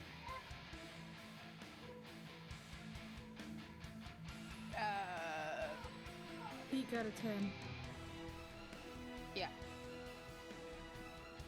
Giant Slayer is out until he can get back in with us. Feth, yours. I got a 17. 17. Mara. 9. Heather got a 1. I got a 1. I'm number 1. It kind of makes sense since she's being controlled by the It cultists, really so- does. It really does. Yeah. So I need to make several rolls here. So hold tight as Summer I rolls. several Cinnamon rolls. rolls? Great. Now I Cinnamon want some. rolls? I love Thanks, cinnamon bitch. rolls. You need to make 8 in total. Yep. So first one is gonna be a 18. Wouldn't it just be best to like click them all and then separate them that way? That's what I was gonna say because there's a lot of them. Well, that I was just asking. the issue is right. If I do a group roll for all of them, then there's this big station between how everyone goes. Okay, so this is more or less just to like filter through because how it's going is it would be the first one up would be Cherry, and then there would be 8 cultists, and then Feth. Oh, okay. So, You see what I'm well, saying? No, that's not what I meant. I meant like roll 8, and each individual number is assigned to a class. Oh, gotcha. Hang on. 7. Let's see. We have a +2. All right, let's go. So much dice. Right. You're welcome. I'm a genius. Let's see. We got a Papa just redeemed. I think not. yeah. Who is that gonna go for there, Hoppa, my guy? Oh no. And The this first is I good think because like I have advantage for It's Uh, not. for one round. I have 1 round of advantage as the DM. Oh god. So let me get the rest of these rolls real quick. That's a 15. That is an 11. A 21. A 19 again. There A needs to be 6. there needs to be weaken the god of the DM. Mm-hmm. Is there a curse the DM? It needs Yes, to be. there's. Well, I mean, you can curse the DM. However, I would have to make Curse that you channel out. point. I mean, everyone curses at me anyway, so. Oh. So. Fuck you. So here's a stupid question. Mhm. Since I already have voices in my head, would those voices be arguing with the command? Oh. I'm just saying. No, you just have even more voices in your. Yeah, there's just more voices. They're in there in a boxing ring, it feels like right now. Yep. Let's see. 20. Then we go down the line here. 1 cultist at 19. Another cultist at 18. Beth at 17. Beth, where the hell are you at? Look at the gate Back gate, iron gate. with mirror. Peekaboo. I don't We see- did the whole subterfuge fucking jump down here. Oh, he's right next. Let's see. Hang on. there you So are. Beth. Had to move Yeah. my If you double click on any one of the character models, like the logos on the side, it will take you to where that character is. Oh, I just have to single click. Or whatever, just double click, single click. I usually double click everything as a. There's a 21 for that.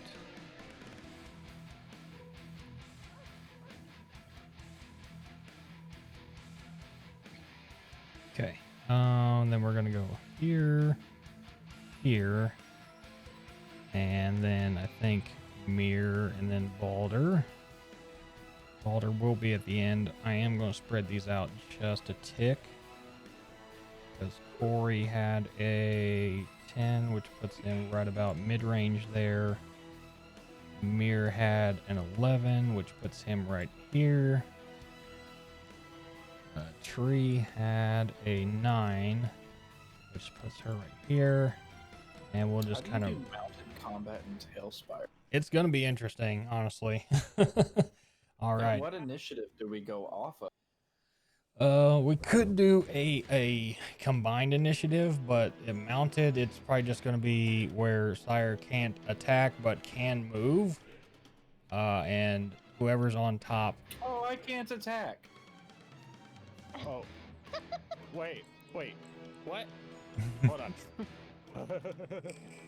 Get the fuck off me!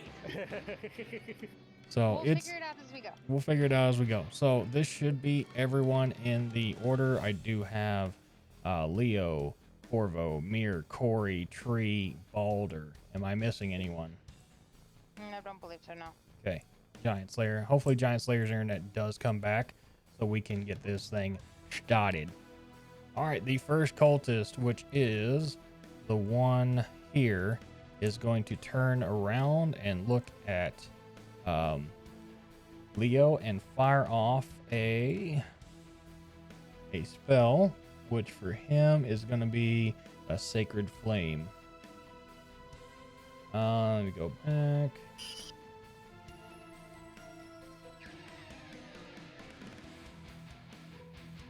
So it is going to be it's gonna hit Leo. You need to make a dexterity saving throw of at least 13. All right, and that's just. All right, let's see what happens there.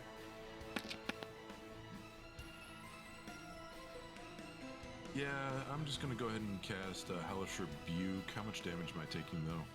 Let me double check here. Sacred Flame is at his cantrip, so it's just a standard 1d8 damage. Roll it. There we go. 7 points of radiant damage to you, my good sir. All right, and he's gonna take a Shadow's Malice at first level, so 2d10 coming at him, and that's gonna be a 14 damage to him. Got you. Just black just erupts from the ground on him. All right. Hoppa, we still have to figure out which one you're doing that one roll on. We have the order up now. So first cultist was there. That is all of his move.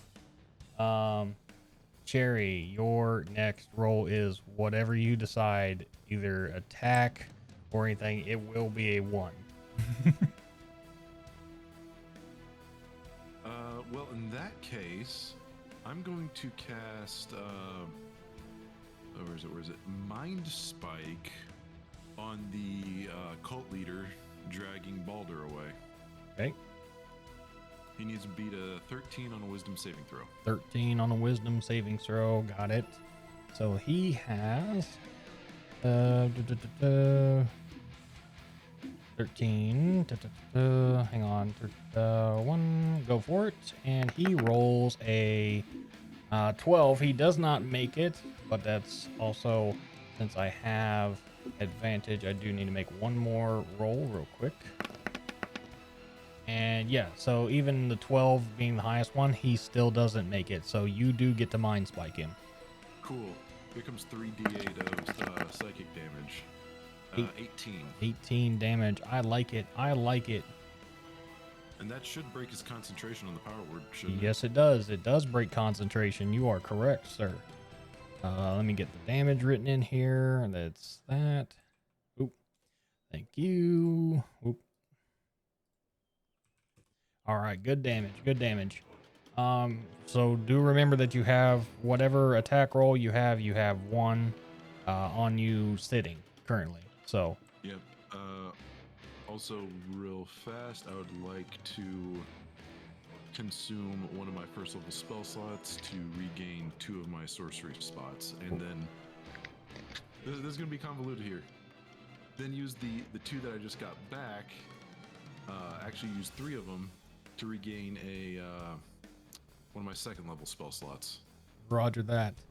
Okay, good bonus actions. The chat has decided that everyone will take 2 points of damage, as the damage is to the whole party. All right, Leo is done. This fanatic here, which was the leader, fresh off of that, loses concentration and turns around to go ahead and let's see here. He is going to go ahead and cast inflict wounds on Balder. Let me go ahead and get that information up. That's my spell.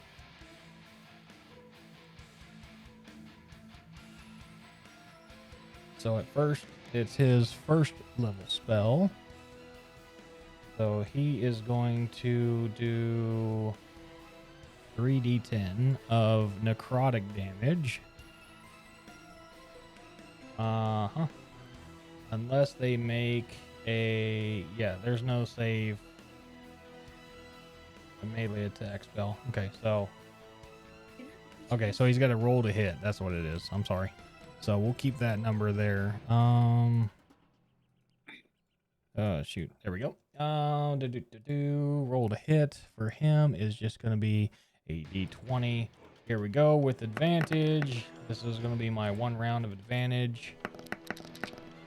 Does not hit Balder. So the inflict wounds just does not go off. We can negate that. Damn. Appa really hates you today, Cherry, as you have another 4 rounds of curse for you, my guy. Yeah, well, he's just mad I won't move out to Delaware. Well, that's a lot of it. All right. That is his turn. This cult fanatic is going to go ahead and try to fire off another sacred flame toward... What's that cherry you see?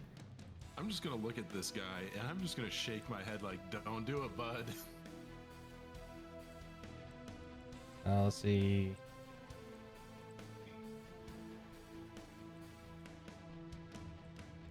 Okay, Sacred Flame is going to be... Balder, I need you to make a dexterity saving throw and beat an 11.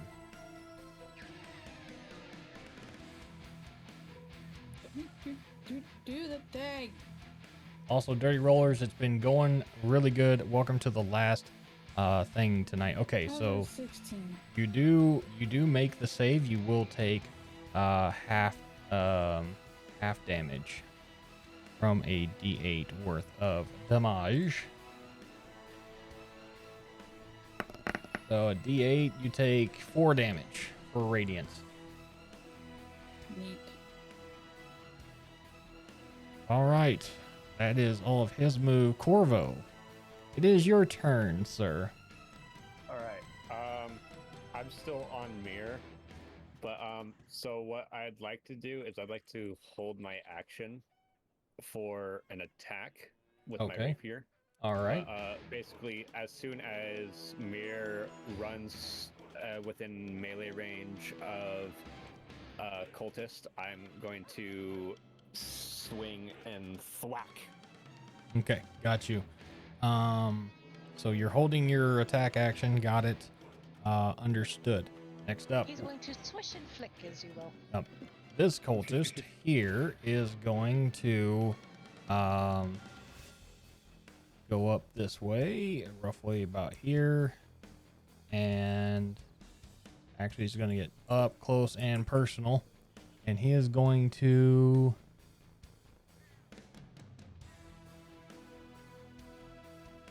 cast inflict wounds as well. Roll to hit for him is just a d20 with advantage for me. That is an 8, and then another one is an 18, because it's, if I'm reading it right, melee spell attack. Yep. So yeah, he is definitely not hitting you with that, but he is trying his damnedest. Damage to all people on the board. 2 more bits of damage from chat because they want to see death. Let me guess, to Tapa. No, it's Skims this time. No, of course it's Skims. It's one or the other. All right, that's his turn. This fanatic over here is going to move over and face Cherry and go for a sacred flame. I need you to make a dexterity saving throw, beat an 11, please. Do I with disadvantage, right? It is disadvantage, yes. Will that burn one of my disadvantages from Hoppa? Since you rolled a 1, yeah, I'll allow that to burn that. All right. And I just kind of look at the guy after he hits me, and I'm just kind of give him a sly smile because all of a sudden shadows just fly up and just start stabbing him with Shadow's Malice. Okay, Shadow's Malice, got it. It will be, it is his cantrip, so level. that is going to be 1d8 of damage. Rolling that. That is going to be 6 damage to you, Cherry, Radiant. Yeah, and he took 11. He took 11, got it. Yeah. What do we want to call this damage, by the way? We're just going to keep dealing with what the stat says. Okay. For So now. then that would be fire damage. Yeah, that's all good. Until I can figure out a way to describe it better for y'all. So, that is his turn. Mir, it is your turn, sir.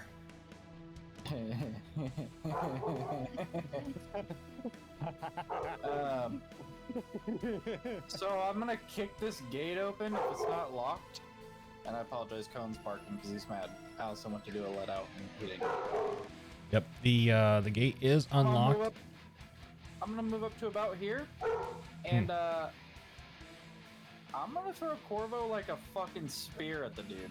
Okay, so this is And with my Is that an athletics? hold tight, I'm basically holding my rapier out with both hands, just as like a point of aim. Okay. This is a whole new meaning to yard spike. This will be an athletics check with disadvantage. No, I forgot. I mean, yeah, but still, if it Yeah, works, that's a nat 20. Oh no! I really wish I had that nat 20. Still a 19. Still a good roll. Still a good roll. And you're going to hit that cultist right in front of you with this improvised bird harpoon. That was walking to the back. All right. So with this is basically the same thing as fall damage. We're also gonna, I assume Corvo has his swords out. Yeah, my rapier is in hand. Just you see my rapier. Basically, like I'm doing a Superman type of thing. Okay, Just so that is 2d6 of bludgeoning. So I need, Sire, I need you to roll 2d6, and then Corvo, what is the damage of your rapier? 1d8. So 2d6 and a d8. So 4, and then a d8. Get him, Gimli. Yeet. Throw me! So that is 7. That's 11 points of damage. And then what I need to do is I need to roll a 100% die to see if that knocks him back. It does knock him back, and he is now backed roughly about 8 feet and laid I'm right prone. in front of him. Yeah, so he is prone. Corvo is standing on top of him. Here we go again. Yep, it is the day of mounting for sure. I cannot believe that worked. I cannot believe that worked. Corey, it is your turn, sir. The D100 willed it. Fuck, that was awesome. I love it, man. I love it. Who's after me? The next Which other person. cultist down there after me? Because I'm gonna keep this advantage just to try and make this faster. Yep, it's a lot. So the next cultist in the line is one that hasn't had his turn yet. I'll take that one. Okay, that is him. Go ahead and roll to hit. Remember, and you also get a bless, so you do not get disadvantage this time. It is just going to go ahead and proc for everything, as we discussed earlier. Yep. So go ahead and make that hit, my boy. +9. I had to keep checking because I'm not used to the bow yet. Yeah. No, you're good. Take your time. Do I get my advantage from my assassinate still? Or Yes, just you still do. At this point, it's just going to hit regardless. Oh, okay. So then I don't need to worry about rolling that. I can delete that. Yeah, just delete that. You can just roll your damage. So that's, again, guaranteed start 12.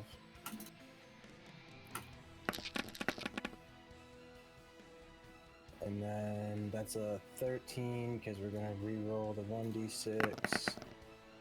Okay. 17, so 29. 29 damage. I like it. I like it. And then I'm going to hide over the roof ridge with my bonus. Or hide under, not over. Okay. As you are going to hide, I do need you to make a dexterity savings throw as to avoid collapsing building. And beat a 13. Let me check something for that, because I didn't check it earlier and I found it.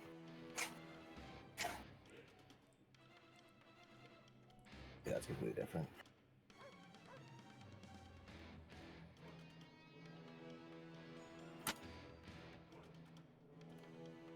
Today, I have an idea that I'm gonna do on my next turn. Good stuff. You are able to go around, and I'm just rolling to see if you dodge fire. You do dodge fires, so you take no damage from the burning building.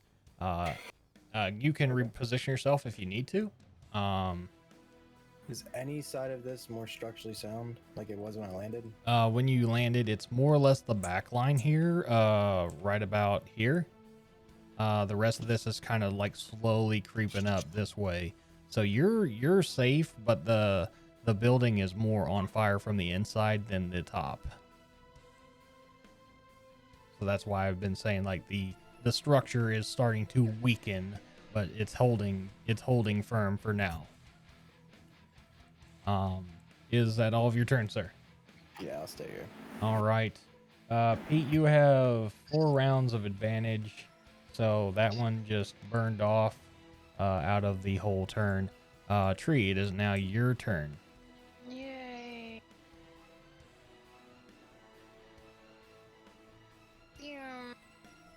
Oh, yeah. Okay, so this guy down here. Okay. That I just pointed at. I'm gonna smack him with an Eldritch Blast. Eldritch Blast. Remember, disadvantage for the roll. Yep. A 13 does hit, even at disadvantage. Go ahead, roll that damage. K-doke. Bam. 6 damage. Love to see it. Okay, and then I'm also going to use my bonus action to hide. Because I don't want him to be seen, and if they see me, they're gonna action. Okay, you are rolling hide. Awesome. It goes off without a hitch. Cool. All right.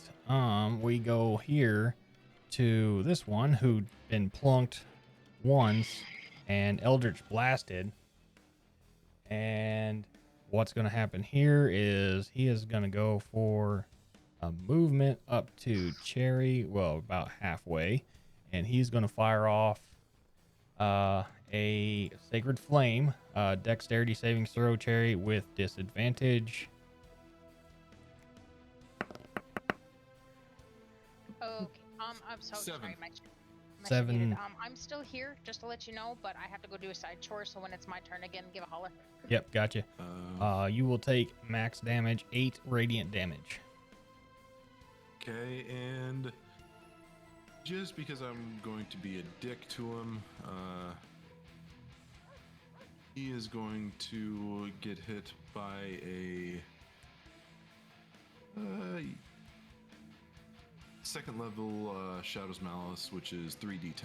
Okay, go ahead and proc that. Also, chat, is the Dirty Rollers have decided to come in and give you guys 8 points of healing to the entire party. Well, the dirty rollers needs to know that I love them and I want to kiss them all in the mouth.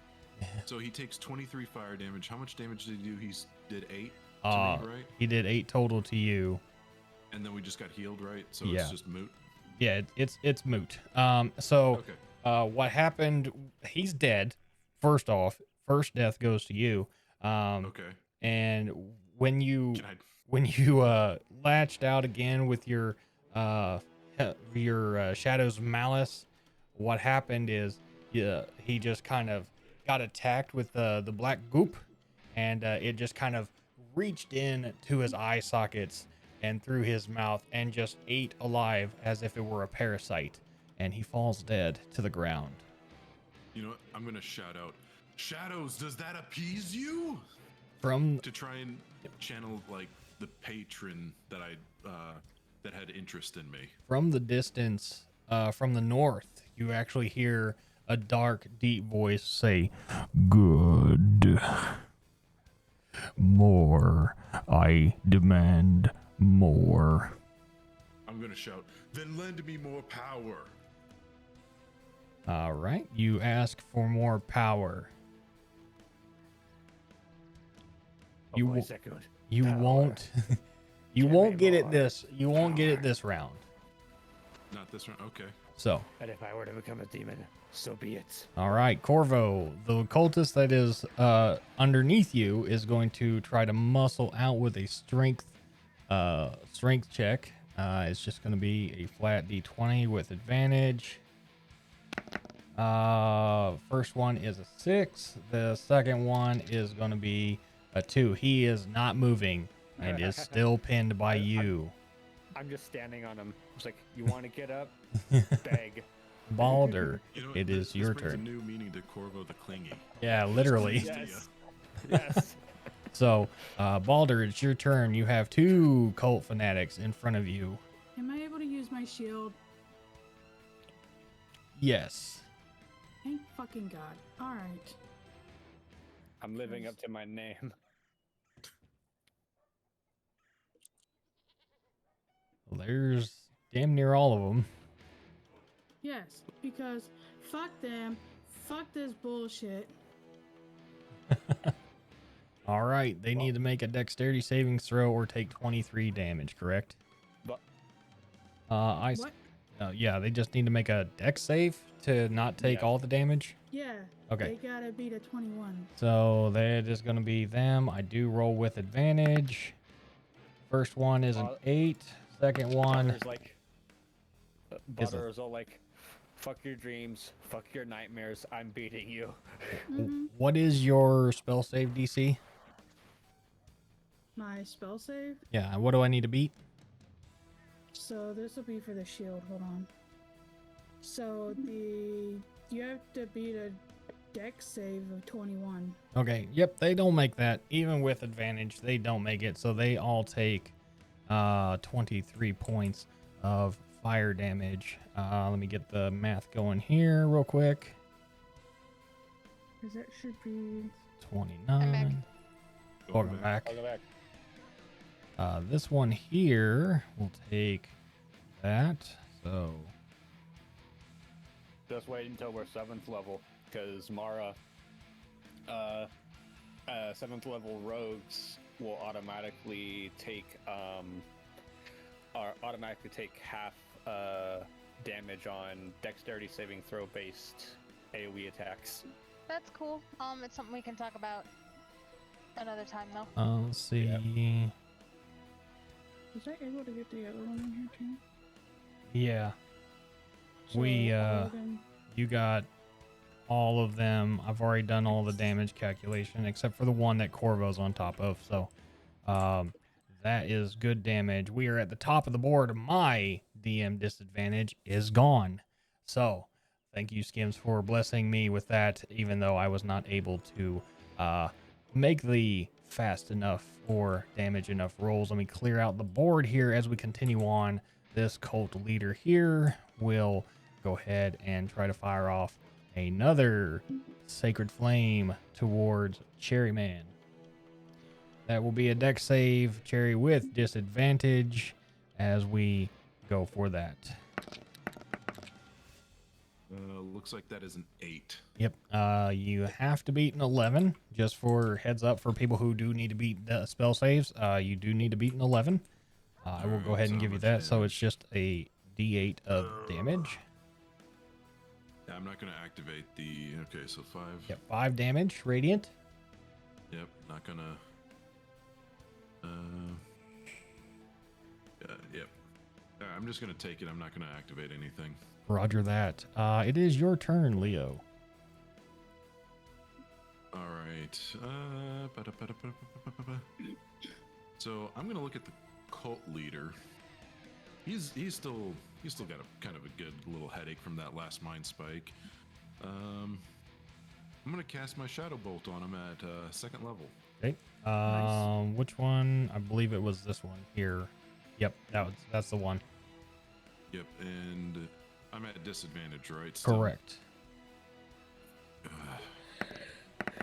He's there, roasty toasty. 17. 17 still hits even at disadvantage.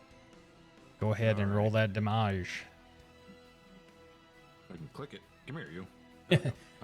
Give me the dice, damn it. How does a 20 damage lightning? He dies immediately. Wow. Good. So Fuck just that guy. black lightning bolts are coming down and just incinerate him. Yes. And I shout out to the patron again. How about now, bud? I'm looking at this dude like, yeah, that's what you get for fucking trying to control me. Roast the rest of their asses here in a minute. And let's go ahead and give out another, see if it's going to give you some more. Give him 100. It does not, but it's getting there. The voice I'm keeps, slowly powering up. the voice goes, More. Give me more. All right. And What, the Ronald and goddamn Donald? You're not getting any more hamburgers. real fast, I'm going to use my last second level spell slot to get back 3 of my sorcery points real fast. Roger. And I'm not going to do anything screwy this time, but yeah, I'm just bringing them back real quick. So that'll be it for me. All right, this cult fanatic is going to go up most of his movement and is going to cast inflict wounds on him. On that, it's a it is a Roll to hit. It is a roll to hit. He rolls a 21 to hit. And I'm fairly certain that does hit. Yeah, it does. It is going to be his inflict wounds is his. He's going to cast it at the second level, which is just going to be 4d10 of damage. Oh, that little asshole. You will take 13 points of damage, sir. Necrotic. And he's getting hit with another Shadow's Malice at first level. Okay, go ahead and roll that beautiful damage. I'm going to use my sorcery point to reroll that damage. Okay, go for it. That's 11, better. 11 fire damage to him. 11 fire damage. I like it. Good stuff. And that's all of his turn. Corvo, you are still pinning a cultist to the ground. Quite literally. Yeah. All right. Let's okay, so Bake him. everyone, yeah. I was gonna do that. All right. So I'm going to go. Let's go for a little walk, shall we? And I drag him. I grab him by the collar and start dragging him towards the fire. Oh, okay. So I like it a lot more. I need you to make a strength check at disadvantage to drag. Would it be athletics? You know what? Yeah, let's go with athletics check. To see if you grab him because he's still trying to like fight you off of him.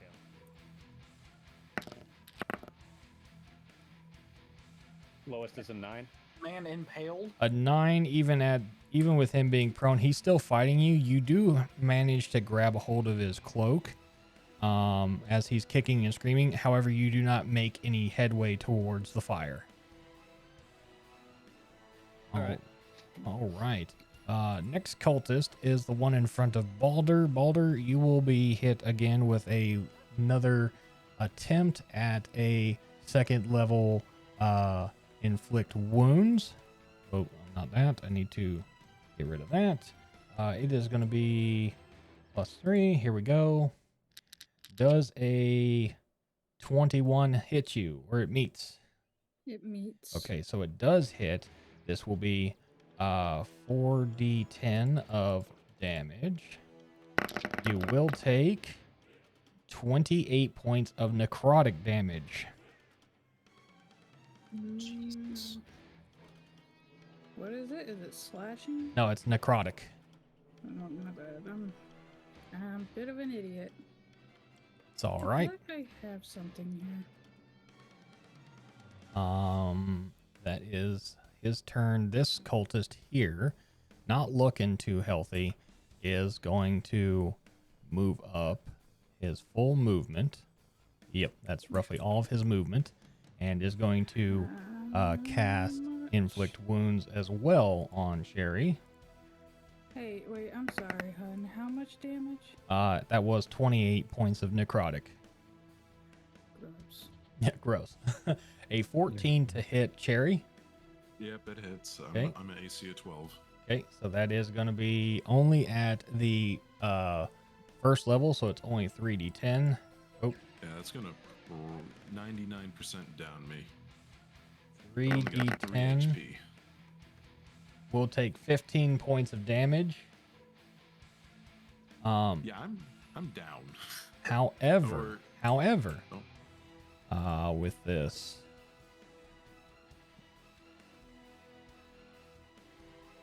Yeah. No. Oh. and the voice comes back to you and says, You are weak. You do not deserve my power. Yeah, well, you didn't help me at all to begin with, now did you, bud? Before I go down. with that, you actually do not go down. Another booming voice comes back to you and says, You deny my power? and he revives you back up to roughly 6 HP. Okay. Stand and fight with the darkness. And now you are empowered by the Okay. darkness, which means now you do. Let's see here. Let's see. I'm feeling kind of froggy today. You do double damage as you are empowered by this dark energy, and your cloak actually starts to form the black ink that seems to envelop all of your cloak now turns in, and these pointed spikes come off of the edge, making very eldritch looking pauldrons, and your gloves turn into all these eldritch looking gauntlets with claws on the end of them. So All right. Chrissy, wake up. I don't like this. let's see. Lowell's coming in with 2 rounds of bless for the party. So now we are at roughly 2 rounds of disadvantage, and then we'll have 2 rounds of advantage with that. So we have, once we get back to the top of the order, starting with the cultist before Leo, if he does die, then we'll start. I have it all up here in my head. I'm just letting you guys know. That means I've got 3 more rounds of disadvantage still. Yep. So we're doing pretty good. You guys are doing pretty good, honestly. That is all of his turn. It is Mir's turn now. And Corey is on deck. I'm gonna try to give him a little bit of assistance. I'm actually gonna move up about on a line of sight. About there is fine. Okay. Measure out about 50 feet. That's my last spell slot for. But. And I have disadvantage, correct, sir? Yes. I need to refresh my page. It's not proper. 1 second. I apologize. I saw you hit a 15 on Guiding Bolt. Did it go through? Then you hit a 5. Oh, that's weird. It's rolling 2 Oh, it's things. proccing at. No, it's. I'm using in-game. I'm not using D&D Beyond. Okay. First one's a 12. Okay. So the 12 actually does not hit. Okay. So. Nice poop. Bye, spell. Yep. Bye, spell. Is that all of your turn, sir?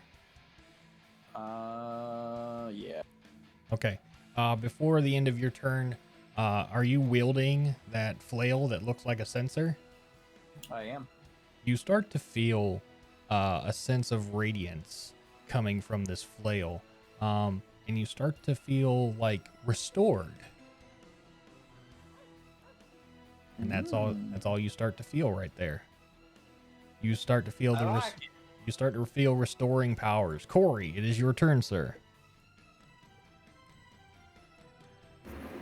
Lost my cell phone. Found it. Okay. Is the one I shot earlier not dead yet? The one you shot earlier is dead. Oh. So every cultist has taken their turn. Cool. I'm aiming at. Actually, I digress. This one here hasn't taken his turn yet, nor has the one that Feth is currently trying to drag to a fiery grave. Well, I'm gonna aim for one of the ones over at Leo. Okay. These guys have taken their turn. That's fine. What is the chat issue right now? A curse, bless. We are currently Zombie at style. disadvantage. We have, once we get through to the top of the order, we will have one more round of disadvantage. Unless someone comes through with another bit of bless, then I will cancel them out. Grabbing a beer. Okay, grab a beer. Alright. So, DD dice, click a click. Peace today, thank you. 1, 2, 3 modifiers. Which one are we going for there? The one Like this one? closest to me that's in front of Leo. Okay, this one here. Okay. Uh-huh. Got you. That does hit. What was it? Say again. What was the roll? Because I don't have it. 14. Okay. So the So 4. that's a D8 plus 4 plus 2d6. Yep. There it goes, it reloaded.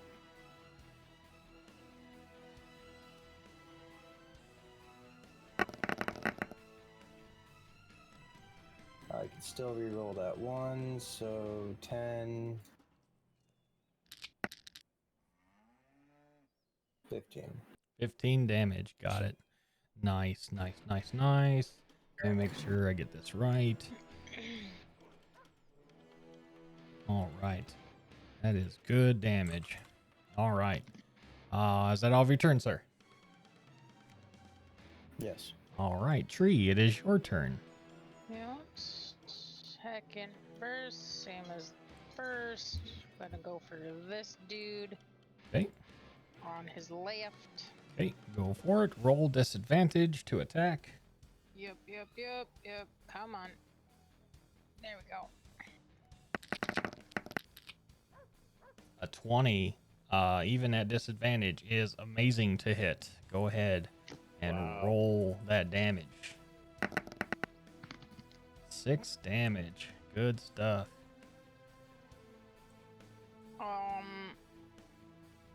And then me. How far down is that?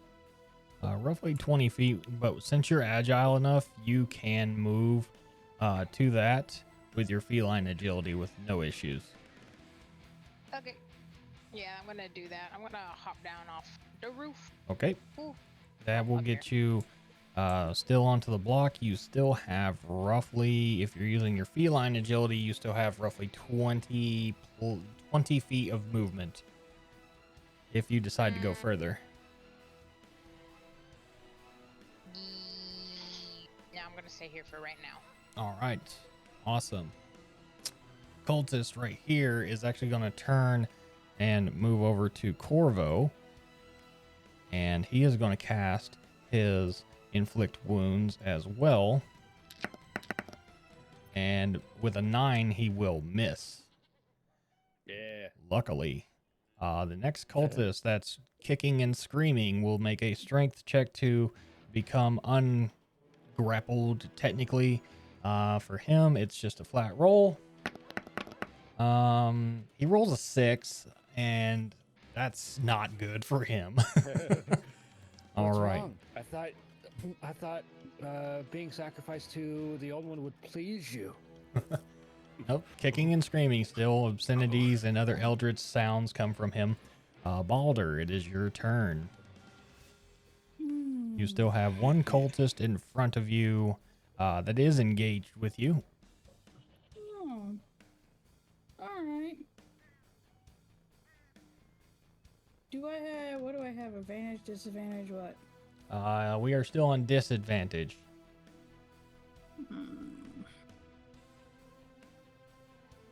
You know what? Just because I feel like doing this.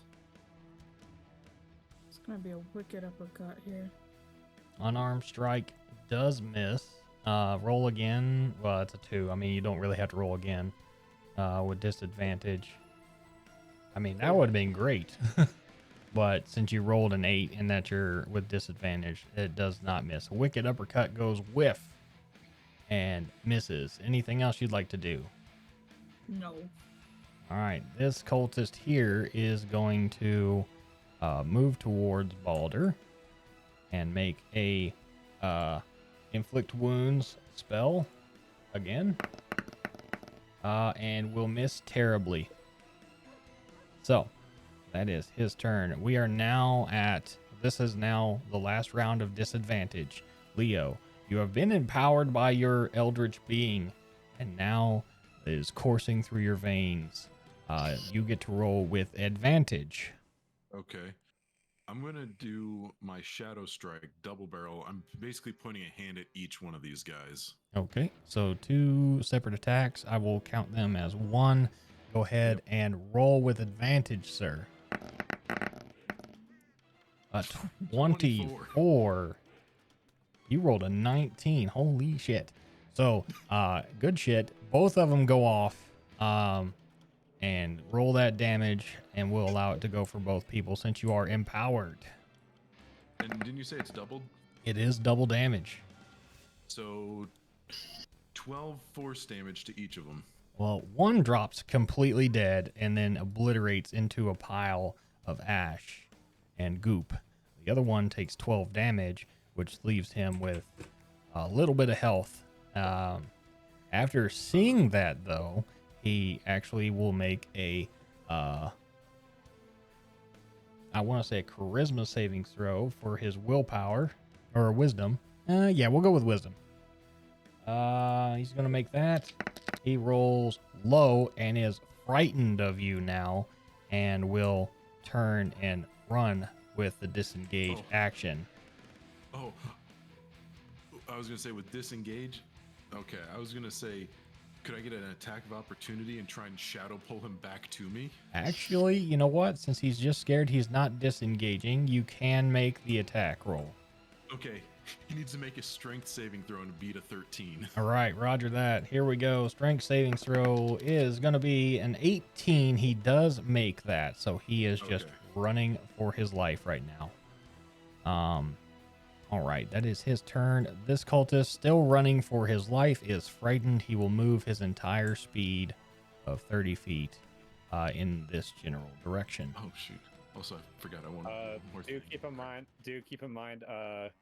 Rebel. Oh. I did set up a tripwire in case you were paying attention to the chat. The tripwire is placed where again? At the gate. Okay, got it. Roger that. That is all of his turn. Corvo, it is your turn again with the man you were trying to sacrifice to the Great Old One. You also have one person engaged with you currently. Yeah, so I'm going to currently stop trying to drag this guy, but I am going to keep standing on him. Okay. And then I'm going to... Oh, no. I want him to... Please. That's fine. Don't worry about it. Yeah. But, so... Anyways, I'm going to... Hey, that wasn't very nice. I'm doing you a favor. And, of course, stabby stab. Okay, go for it. An 11 does miss. An 11. Yeah, it does miss. Anything else? And, I guess bonus action... let's see here. Can I do anything on my bonus action? I guess not.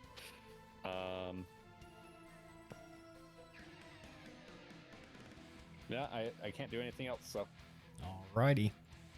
This cult fanatic is going to go for another attack of inflict wounds. This will probably be his last one of a higher spell. He does miss with a 13. So that will be all of his turn. Mir, it is your turn, sir. There we go. Hit the button. Yeah, I was fixing it. Corvo, do you have these two under wraps? Yeah, I can handle them. All right. I'm moving to this one that's trying to flee. All right. Any attack on him is made with advantage because he is frightened. So, good. 15. Are we going for the crit? Can we crit? No, we're not critting this one. A 15 does hit. But I do see somebody fleeing, and I'm back to that programming, and I just see somebody who needs to get smacked. Okay. So I'm taking that flail, and I'm swinging it right for his chest. Okay. So you swing, you hit. He does 6 damage, which is good. That brings him down to that. He's not looking very healthy right now. But he does stop in his tracks, so he is no longer frightened and is engaged with you. Corey's turn. Corey, there are 2 cultists that have not taken their turn yet. Both of them engaged with Beth.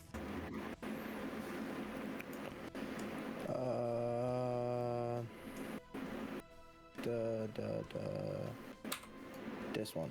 Okay, go for it. So that, yeah, wait, I would still have the advantage from Papa. Yes, you do. But this would give me my natural one, which will do the chain effect. Yep. So that's not a guaranteed hit. So I re-roll this. 2, 3, because it's +9. That's a hit. I'm going for a crit, even though I'm already a guaranteed crit. I just want to see it. Alright, so we hit. We crit. There's a starter 12. 2d6 plus 2d8 plus 4. Jesus. Roll that beautiful damage. Good God. So that's... Oh, wow. Actually, subtract 2. So 13, we're at 25. 28 damage. Wow. He is not looking the healthiest right now, and by that I mean he is literally knocking on the Great Old One's door. Is that all of your turn, sir? Negative. Negative, Ghost Rider. What do we else we got? I'm going to get off the roof as well. Okay. With your nimbleness and ability to move, I will allow you to get all the way down to the ground and roughly 10 extra feet of movement. He's moving all nimbly bimbly like. That's not where I wanted to be. There we go. Okay. Tree, it is your turn.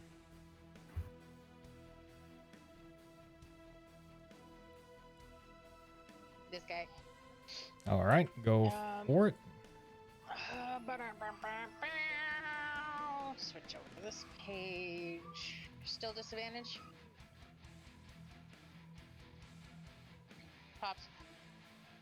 Say again. Sorry. Still at disadvantage? Yes, still at disadvantage.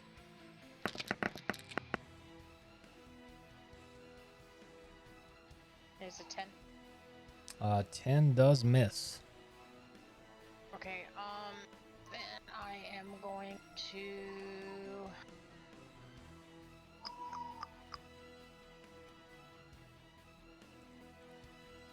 Now, I'm going to move my foot. Ooh. Okay. And that's it? Yep. All right. This fanatic who is not looking any better. Oh God. You know what? Can I try to persuade him?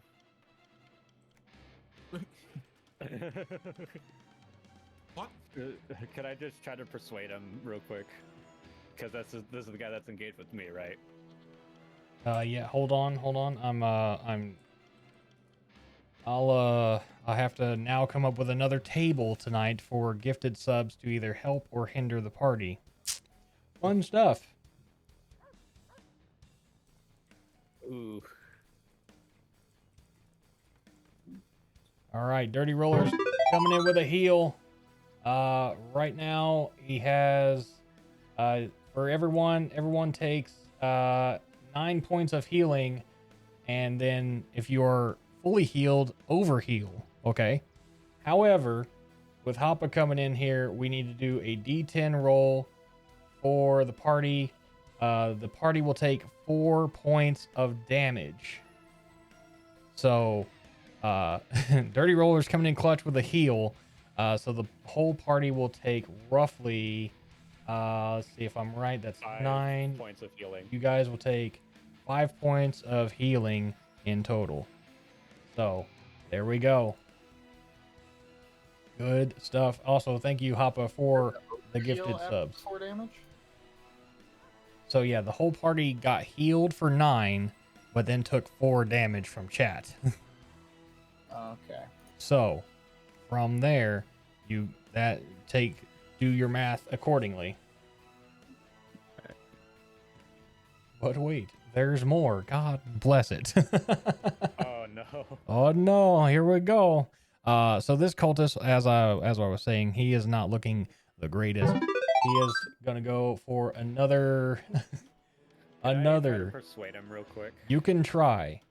The party will now take one more point of damage.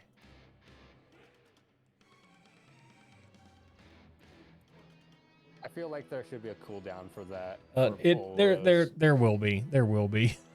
Again, it's we'll make sure it happens. But Dirty Roller's coming in clutch with that heal. Definitely the man of the hour. The MVP does go to the Dirty Rollers, even though they're not in game. So go ahead and make your persuasion for him. So I'd like, if you want to go out, you should probably go out with your own accord. So I recommend you give yourself to the old one. Roll persuasion with disadvantage. Yeah. You just tell that man to throw himself on the fire. Yes. 11 is the lowest. Okay, 11's the lowest. His will be, that's a persuasion, which is that. So we're going to go and roll flat. He rolled a 19. He will not do that. And now he is going to go for his last attack, which is inflict wounds with a 14 to hit. That hits. Okay. He is casting it at his highest level, which is only a level 2. Or I'm sorry, level 2. So it's 4. I'm still going to use my uncanny dodge. So. Yep. So he's rolling 4Ds. Not those. Sorry. This one's. That's Yeah. terrifying. It is terrifying, actually. 4D10s. You will take half of 24 damage. Okay, yeah. You're gonna take 180 damage. Yeah, you take 180 damage. Oh my god. No, you will take half of 24 necrotic. Okay. All right, and that It's is only a all. flesh wound. Tis but a flesh wound. This cultist, who is now still being mounted by Corvo, will make a strength savings throw to get out of that straight roll. He is not going anywhere anytime soon. All right, that is his turn. Balder, it is your turn. You still have two people, one looking very healthy, and the other one not so much. If he had gotten one higher, he probably would have made it. Because Probably. strength is at 10. Yeah. What you got, Balder? Balder's ready. Oops, sorry, my mic was muted. Is this disadvantage or advantage? This is still disadvantage. We're getting close. Okay. Fuck my life. That's a 2 for the swing and a miss on which one was it? This one or this one? Yeah. The Okay. Twitch gods hate us. 14. So yeah, that is still not gonna hit, even with the plus. But since you rolled with disadvantage, that is your attack. Neat.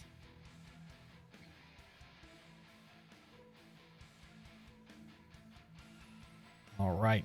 This cult fanatic is going to disengage. Actually, no, he's not even going to disengage. He's just going to go over to Cherry. And that, Heather, you do get an attack of opportunity since he left your thing. Go ahead and roll a hit on your scimitar, please. God, this better fucking. Oof. Wait. Yeah, I was just roll a hit, not the damage, right? Or is it an automatic? It's always rolled a hit. You still rolled a hit, so. Yeah, your stupid dice. I'm failing miserably tonight.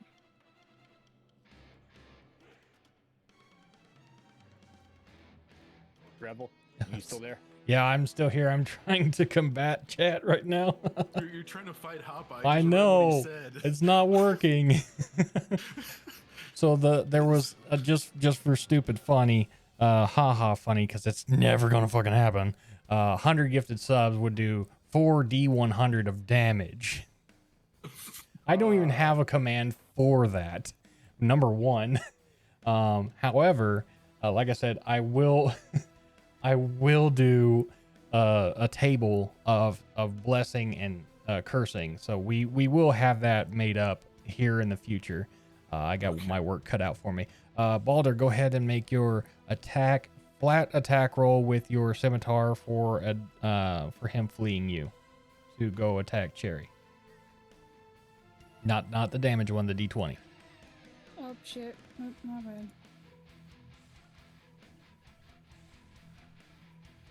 15 does hit, so we'll use that damage. You do 8 damage on him, which is good.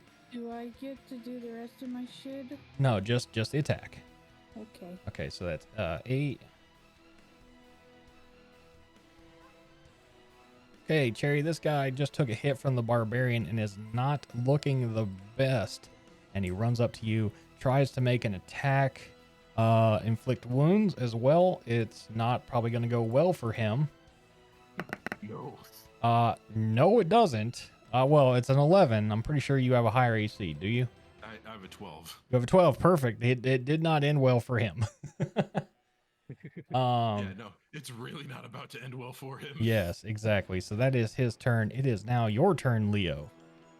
I'm going to look him dead in the face and I'm going to be like, "You ready to meet the shadows?" And I'm casting inflict wounds on him now. Okay. And remember, this is doubled damage. With advantage, right? With advantage, because we are in advantage rolls now. 23. A 23 does hit. Roll that beautiful damage. Oh, this is going to be beautiful. Watch watch him only roll a 1.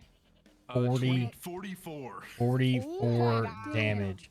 That's fucking overkill. As you go to cast inflict wounds, instead of it being a normal necrotic touch attack, the tendrils come out of your hand and go up and completely choke off the neck and wraps around his face into the eye sockets and just starts eating away. You see a mangled mess of just blood, muscle tissue, and the eyeballs falling out of the eye sockets, and everything just gets eaten away as it falls to a pile of black goo on the floor. And I'm gonna shout out now. It's like, I know you can hear me. This is what I was talking about. Thank you.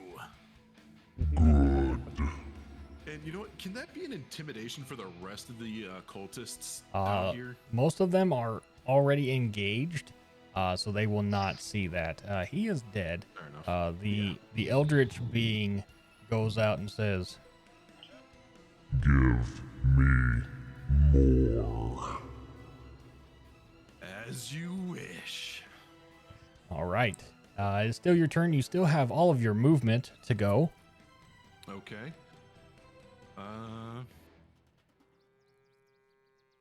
You know, I'm going to actually, how far is that? I gotta probably do the little that's past my movement, right? 30 feet, Yep, right? past 30 feet. Let's see. What is it?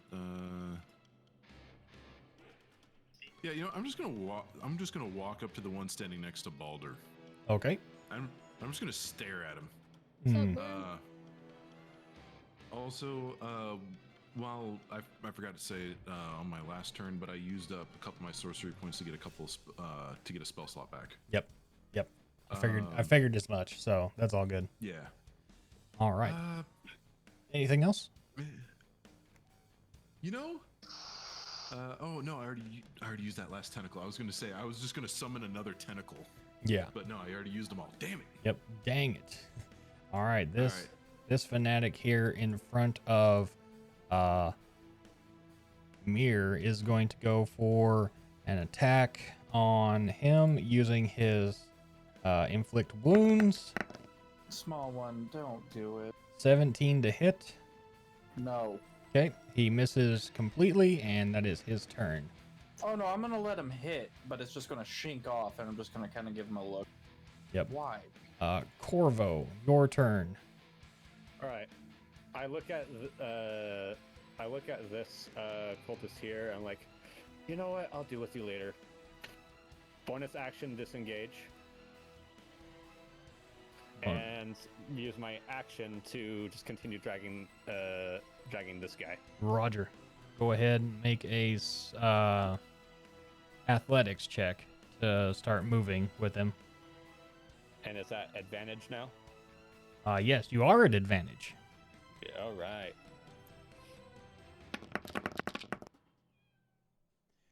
12 does work. 12. Yeah, 12 does work. You are able to move your full movement with him. And are you wanting to toss him into the fire right now? Yes. Okay. And before I do so, I say, Old One, please accept this offering. Okay. Make a flat strength strength check with advantage to throw him. All right. Are we all just gonna try and become warlocks? A 15 does throw him into the fire. So, yeah, you do get to throw him into the fire. I can't get him. Okay, there you go. Good enough. He is, besides the size of it, if I do my calculations correctly, it is going to be... I understand that one. Trust me, my little... It is going to be roughly 5 feet of that, so... it's going to be about 1, 2, 3, 4, 5 d6 of damage for fire, and that is going to be 20 damage to him. He is still alive, barely, and now he is on fire and no longer knocked down, but is on fire and trying to put himself out. That will be his You turn. know, That will it's be been your a turn. rise. This is his. This is this cultist's turn. He is still going to go for an attack on. He's actually going to cast Shield of Faith on him, which just gives him a +1 to his AC, so he is doing just fine. That is all his turn. Mirror, it is your turn. Okay, and we are still in disadvantage, correct? No, you are at advantage. Perfect. So I'm really feeling this weapon. Yes, you are feeling the weapon, and it is starting to reach out. The restorative powers are starting to come alive, as it were. 19. 19 does hit, and with that, 19 damage, but yeah, well, I mean 19 does hit, but now you get to add radiant damage to ooh, it. is it procking? It is procking. Oh, fuck yeah. So 6 for that, and then adding that for there gives you 12 total damage, and he falls dead. And with that, he doesn't fall dead like others. It seems that when you hit him, the radiant damage that comes out of the sensor kind of shines light from his body through the hood and through the openings of his arms, and he just kind of falls. The body seems to have dissipated into a glow of radiant dust, and his cloak falls to the ground. Well, unfortunately, you're not going to the old one, or whoever. You're going to kill him. All right. Let's see. Corey, it is your turn, sir, as you are on the back wall. There is only 3 cultists, and a barbecue going on currently. No BBQ.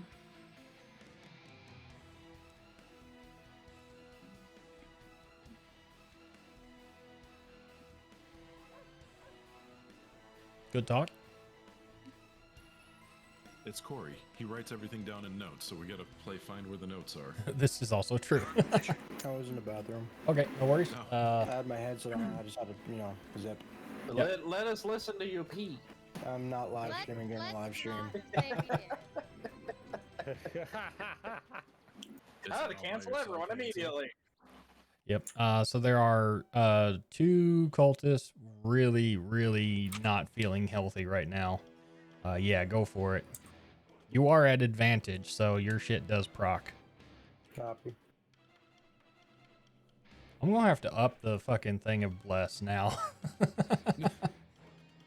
This is also why I said I wouldn't start doing bless the DM until level 5. Oh, we're level 5. Well, look at that. That does hit. Which means it is crit. Harry, we're level 4. Means we're starting with 12. Okay. Jesus. I'm just gonna let it be. Yeah, no, he's dead. I'm just gonna leave that 38 damage there. Oh yeah, he's all dead. As you let loose the arrow, it does pierce the head, and he just falls back with an arrow straight through the dark hood of him, through and through. Actually, it goes through the front of the hood and out the back, and he just falls flat on the ground, deader than a doornail. And then he just says, "That's 9." Yep, that's 9. Tree, it is your turn. Yay. Gonna go for main hand dagger on this dude. Obviously, Okay. move up to where I can smack him. Awesome. He is being at this point flanked, so your sneak attack does go off. Roll with advantage for both offhand and main hand. Right, and main hand is the thing that we discussed. Yes, that does hit. Roll for offhand real quick. Rolling. That does hit as well. Go ahead and roll that damage. Okay. Give me a second, my brain. Feth, you said it was 3d6? Yes, 3d6 for sneak attack. So would I roll the damage and then do Yeah, to roll your damage? roll your 2 dagger damages, then roll the d6. Okay, just making sure. Okay, so that's 16. Then roll your 3d6. Wow. So 16, 26 damage. Nice. Good stuff. Minus that. He is not looking good. He's still alive after that? This Fuck! He has not been touched this entire time. All right. Is that all your turn? Oh, I'll touch Yes. him. All right. This one here starts his turn in the fire. He is just dead. I'm not even going to bother rolling that damage. So you have successfully cultist barbecued and burn warden. Does the old one appreciate the offer? Let's Uh-oh. see. Man is procking another deity. Ah. Oh, okay. So the ground around you starts to tremble a little bit, and then it just dissipates. I kind of look over at Corvo, and I point at him. Don't you dare bring another one of these monstrosities into this mess. No more gods. All right. It's a sign of respect. No, that summons the bastard. It is Balder's turn. Balder, it is your turn. Advantage on your attacks.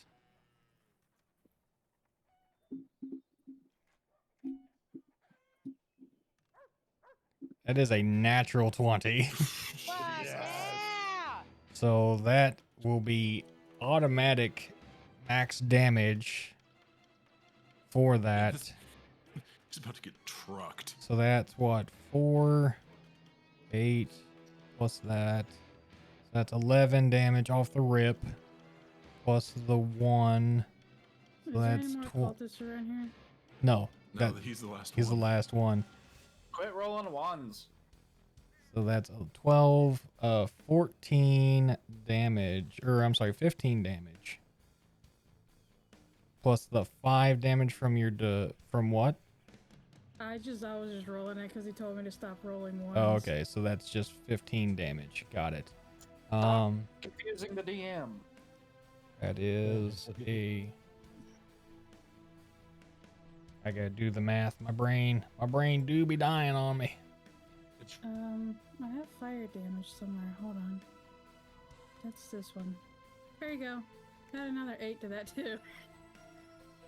Hey, well, he is not in the healthiest of states. And rightfully so. Leo, it is your turn. All right. Quick question. Yes. Yeah, I remember you describing my gauntlets got blades on them, like forward-facing blades, correct? Yes, kind of think like Shredder from like TMNT. Yeah, that's exactly what I was going for. All right. Nice. Can I go for basically using those as dagger strikes into his like stomach? Yes, it would just be your if you roll unarmed strike. Is it unarmed strike? Okay. Yeah, just roll to hit for unarmed strike, and then we'll add dagger damage into it. Okay. So with advantage, here we go. That is a natural 20. Nice. A nat 20 on that. So go ahead and for most of those dagger damages, it's going to be one. Just a D4, it looks Well, like. so for it's both hands, so it's 2d4. So that's 8. Then by 2, that's 16 damage. So you do 16 damage. Now, he's dead. He's deader than dead. He only had 3 health left. Oh, okay. So can I talk through this? How I do yeah, this? fucking how does this play out? Tell me. So basically, I just rear back both of my fists like I'm gonna uppercut, and I just jam them both into his stomach. And screaming, I lift him into the air, and I just pull them both side to side, like trying to unrip him in half. Calm down, Wolverine. So as you go to do that, instead of like, obviously the shower of blood from you pulling them apart happens, but the bodies stay in on your fists, and then they just slowly are eaten away by the blackness of your gauntlets, and they start to absorb all the blood into your suit, as it were. And the dark voice calls out to you. You have done well. We are going to have a talk. I'm assuming you're the one in the temple behind the place, aren't you? Yes. All right, I'm coming to say hi, old friend. All right. Fuck. So we are out of combat right now. Let me go ahead and I wind want this. to get rid of the tripwire. Yep. So as that happens, we're gonna get out of combat there, and this will be winding it down for the night. So as we all start to divvy up a little bit of stuff here, you guys do find on the cultists a rough amount of Stuff left on them? there's several pieces of gold. It's 43 by 8, so whatever that math out to.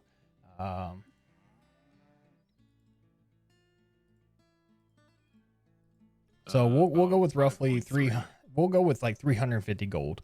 Grand total. You can split that up however you want amongst the party.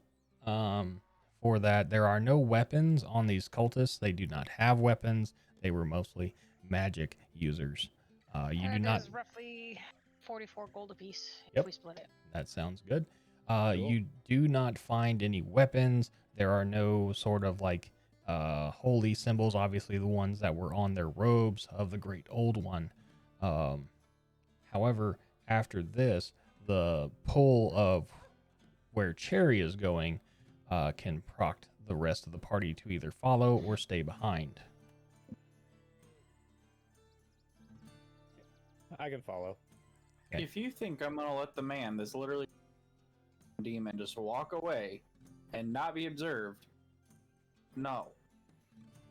All right. So as we make our way towards the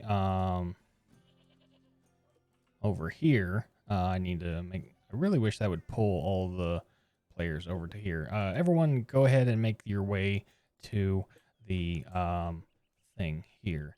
What you guys do see, you guys look, and this is what is shown to you.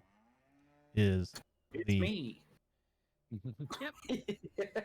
You see me here. Yes, you see Mir. But yeah, that's I'm still trying to work with the cinematic portion of Tailspire. So forgive me for learning. So I need everyone over here with Mir real quick, so I can take you guys in to where we're going. Oh, hold on. I got you. In here. I got you. Okay, thank you. So with Cherry taking point here, I believe that's everybody aside from Giant Slayer, who is having internet troubles. Okay, stop flying. All right.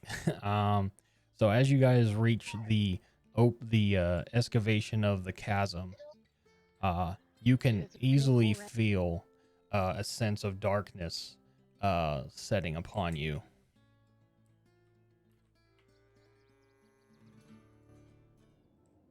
As you descend further into the hang on. There we go. Yum. As you descend further down into the chasm. Oh, that was fun. He just yeeted us all into the water. Yep. Wee. Yeah. So if you can grab your characters, if I can pull you guys in here real quick, it's not hard. Yeah. So I'll put you guys here. Balder. I need an adult. Balder. I don't need Bale. Leo is right here. Corvo, I got you. Don't worry. There you go. Let's see. 1, 2, 3, 4. Tree. Okay, I think I got everyone aside from Giant Slayer because I know Will's not here. Okay, so as you guys all show up here, you guys do happen to see this.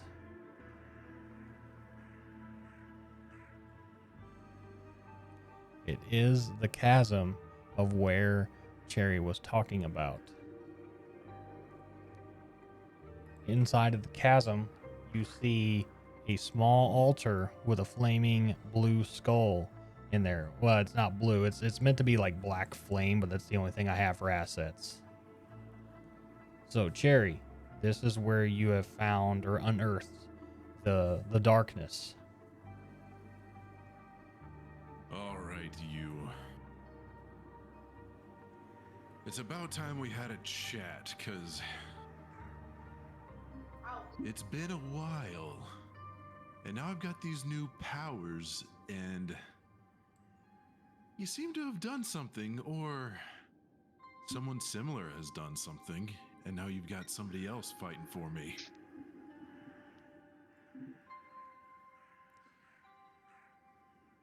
You have done well.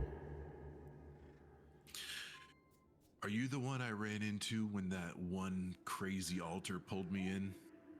Yes. Oh, well. Old friend. It has been a long time since you took my eye. That it has. Although, it is for a greater purpose. And what might that be? There are certain events that have started. The descent into Avernus has begun. Oh yes, I've noticed that. Some guards in Baldur's Gate hired me and my party here to, find out what happened. I see you're trying to stop it. I don't know what your end goals are, but right now, seems you're helping out just a little bit, and you want to put an end to what's going on down there, don't you? You want them to stop fighting for some reason, don't you? I don't need competition. I mean, no deity wants competition. The Holy One behind you. Yeah, what about him? Bring him here. Hey, Mir. It wants to have a word with you. It wants to have a word with you. Okay. Mir's gonna step on up and listen to the flamer skull has to say. So, just for context, everyone can hear this. Everyone. He is speaking in like telepathy to you all. Let's get back to it. The one who chooses neither side of life or death. This is the deity you have chosen.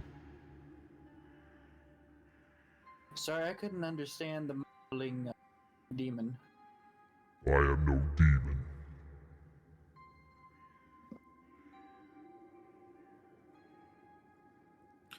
Okay. Then help us understand what you are. I am an eldritch being, far before the times of deities and pantheons. So you're basically like a primordial, aren't you? Yes. Oh, that's always fun.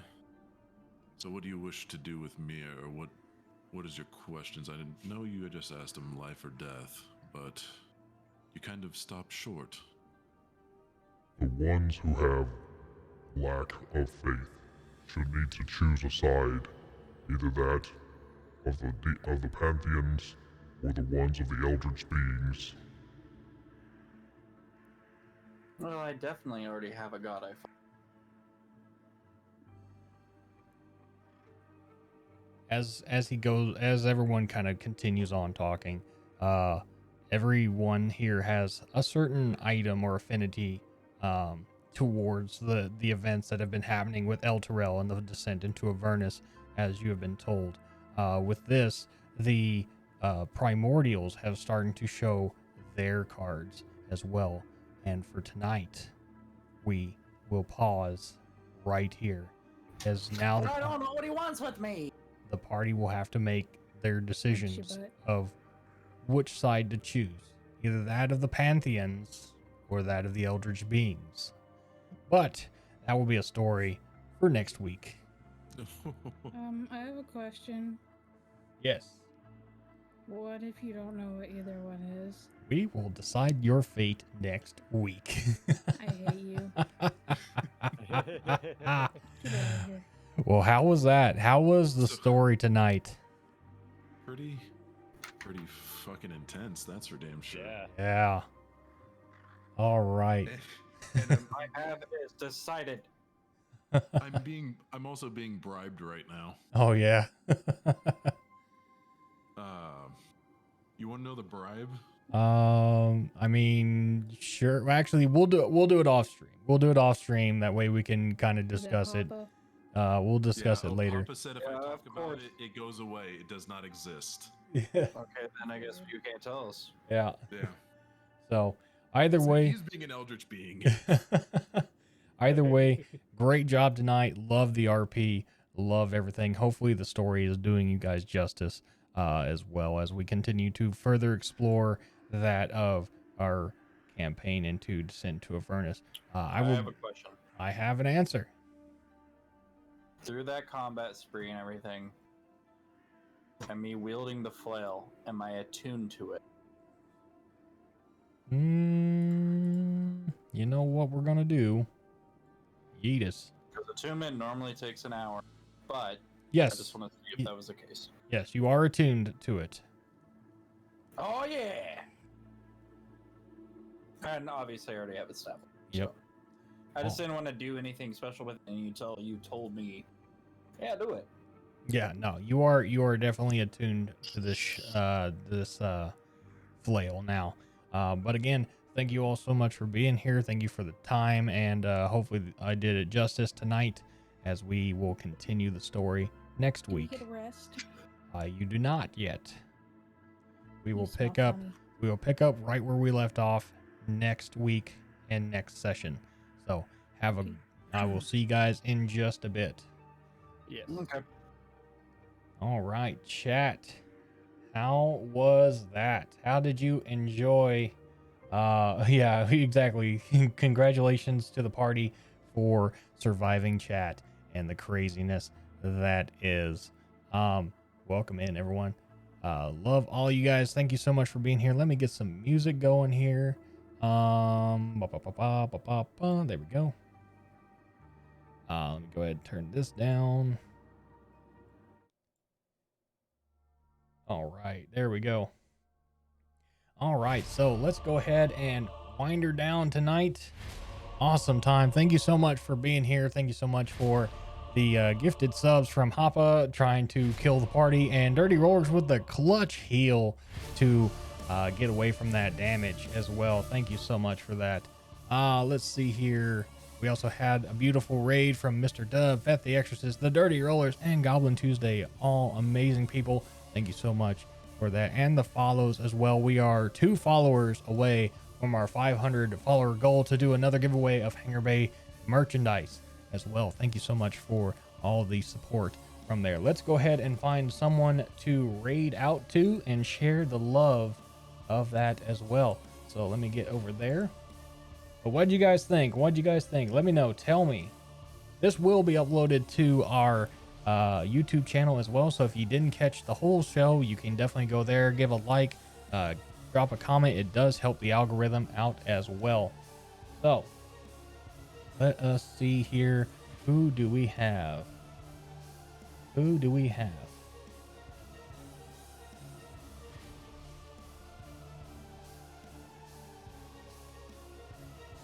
We have not seen Bargain Bin Gaming in some time, so I'm going to send you guys over to Bargain Bin Gaming.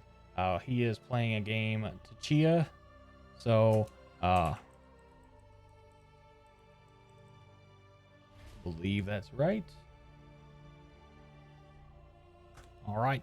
Love your faces. Thank you so much for being here. Again, I will see you all tomorrow for just whatever we feel like tomorrow. Maybe some more Halo Infinite grinding. Who knows? But we will continue on with that. Again, thank you so much for being here. God bless you. Stay safe. And may every hit be a crit.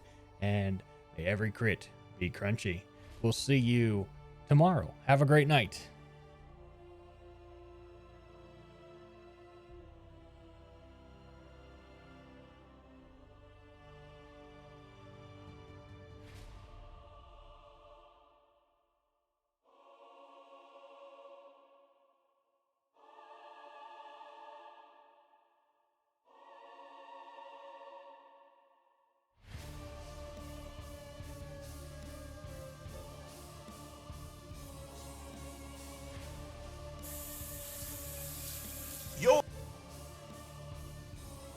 We're going to switch the raid out. We're going to go see Enraging Demon.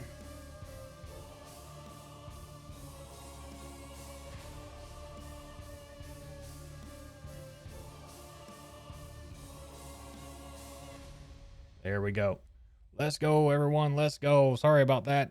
As I clicked on him, he had just gone offline. But we're going to go see Enraging Demon, another great person. Let's get out of here. Have a good one. See you tomorrow.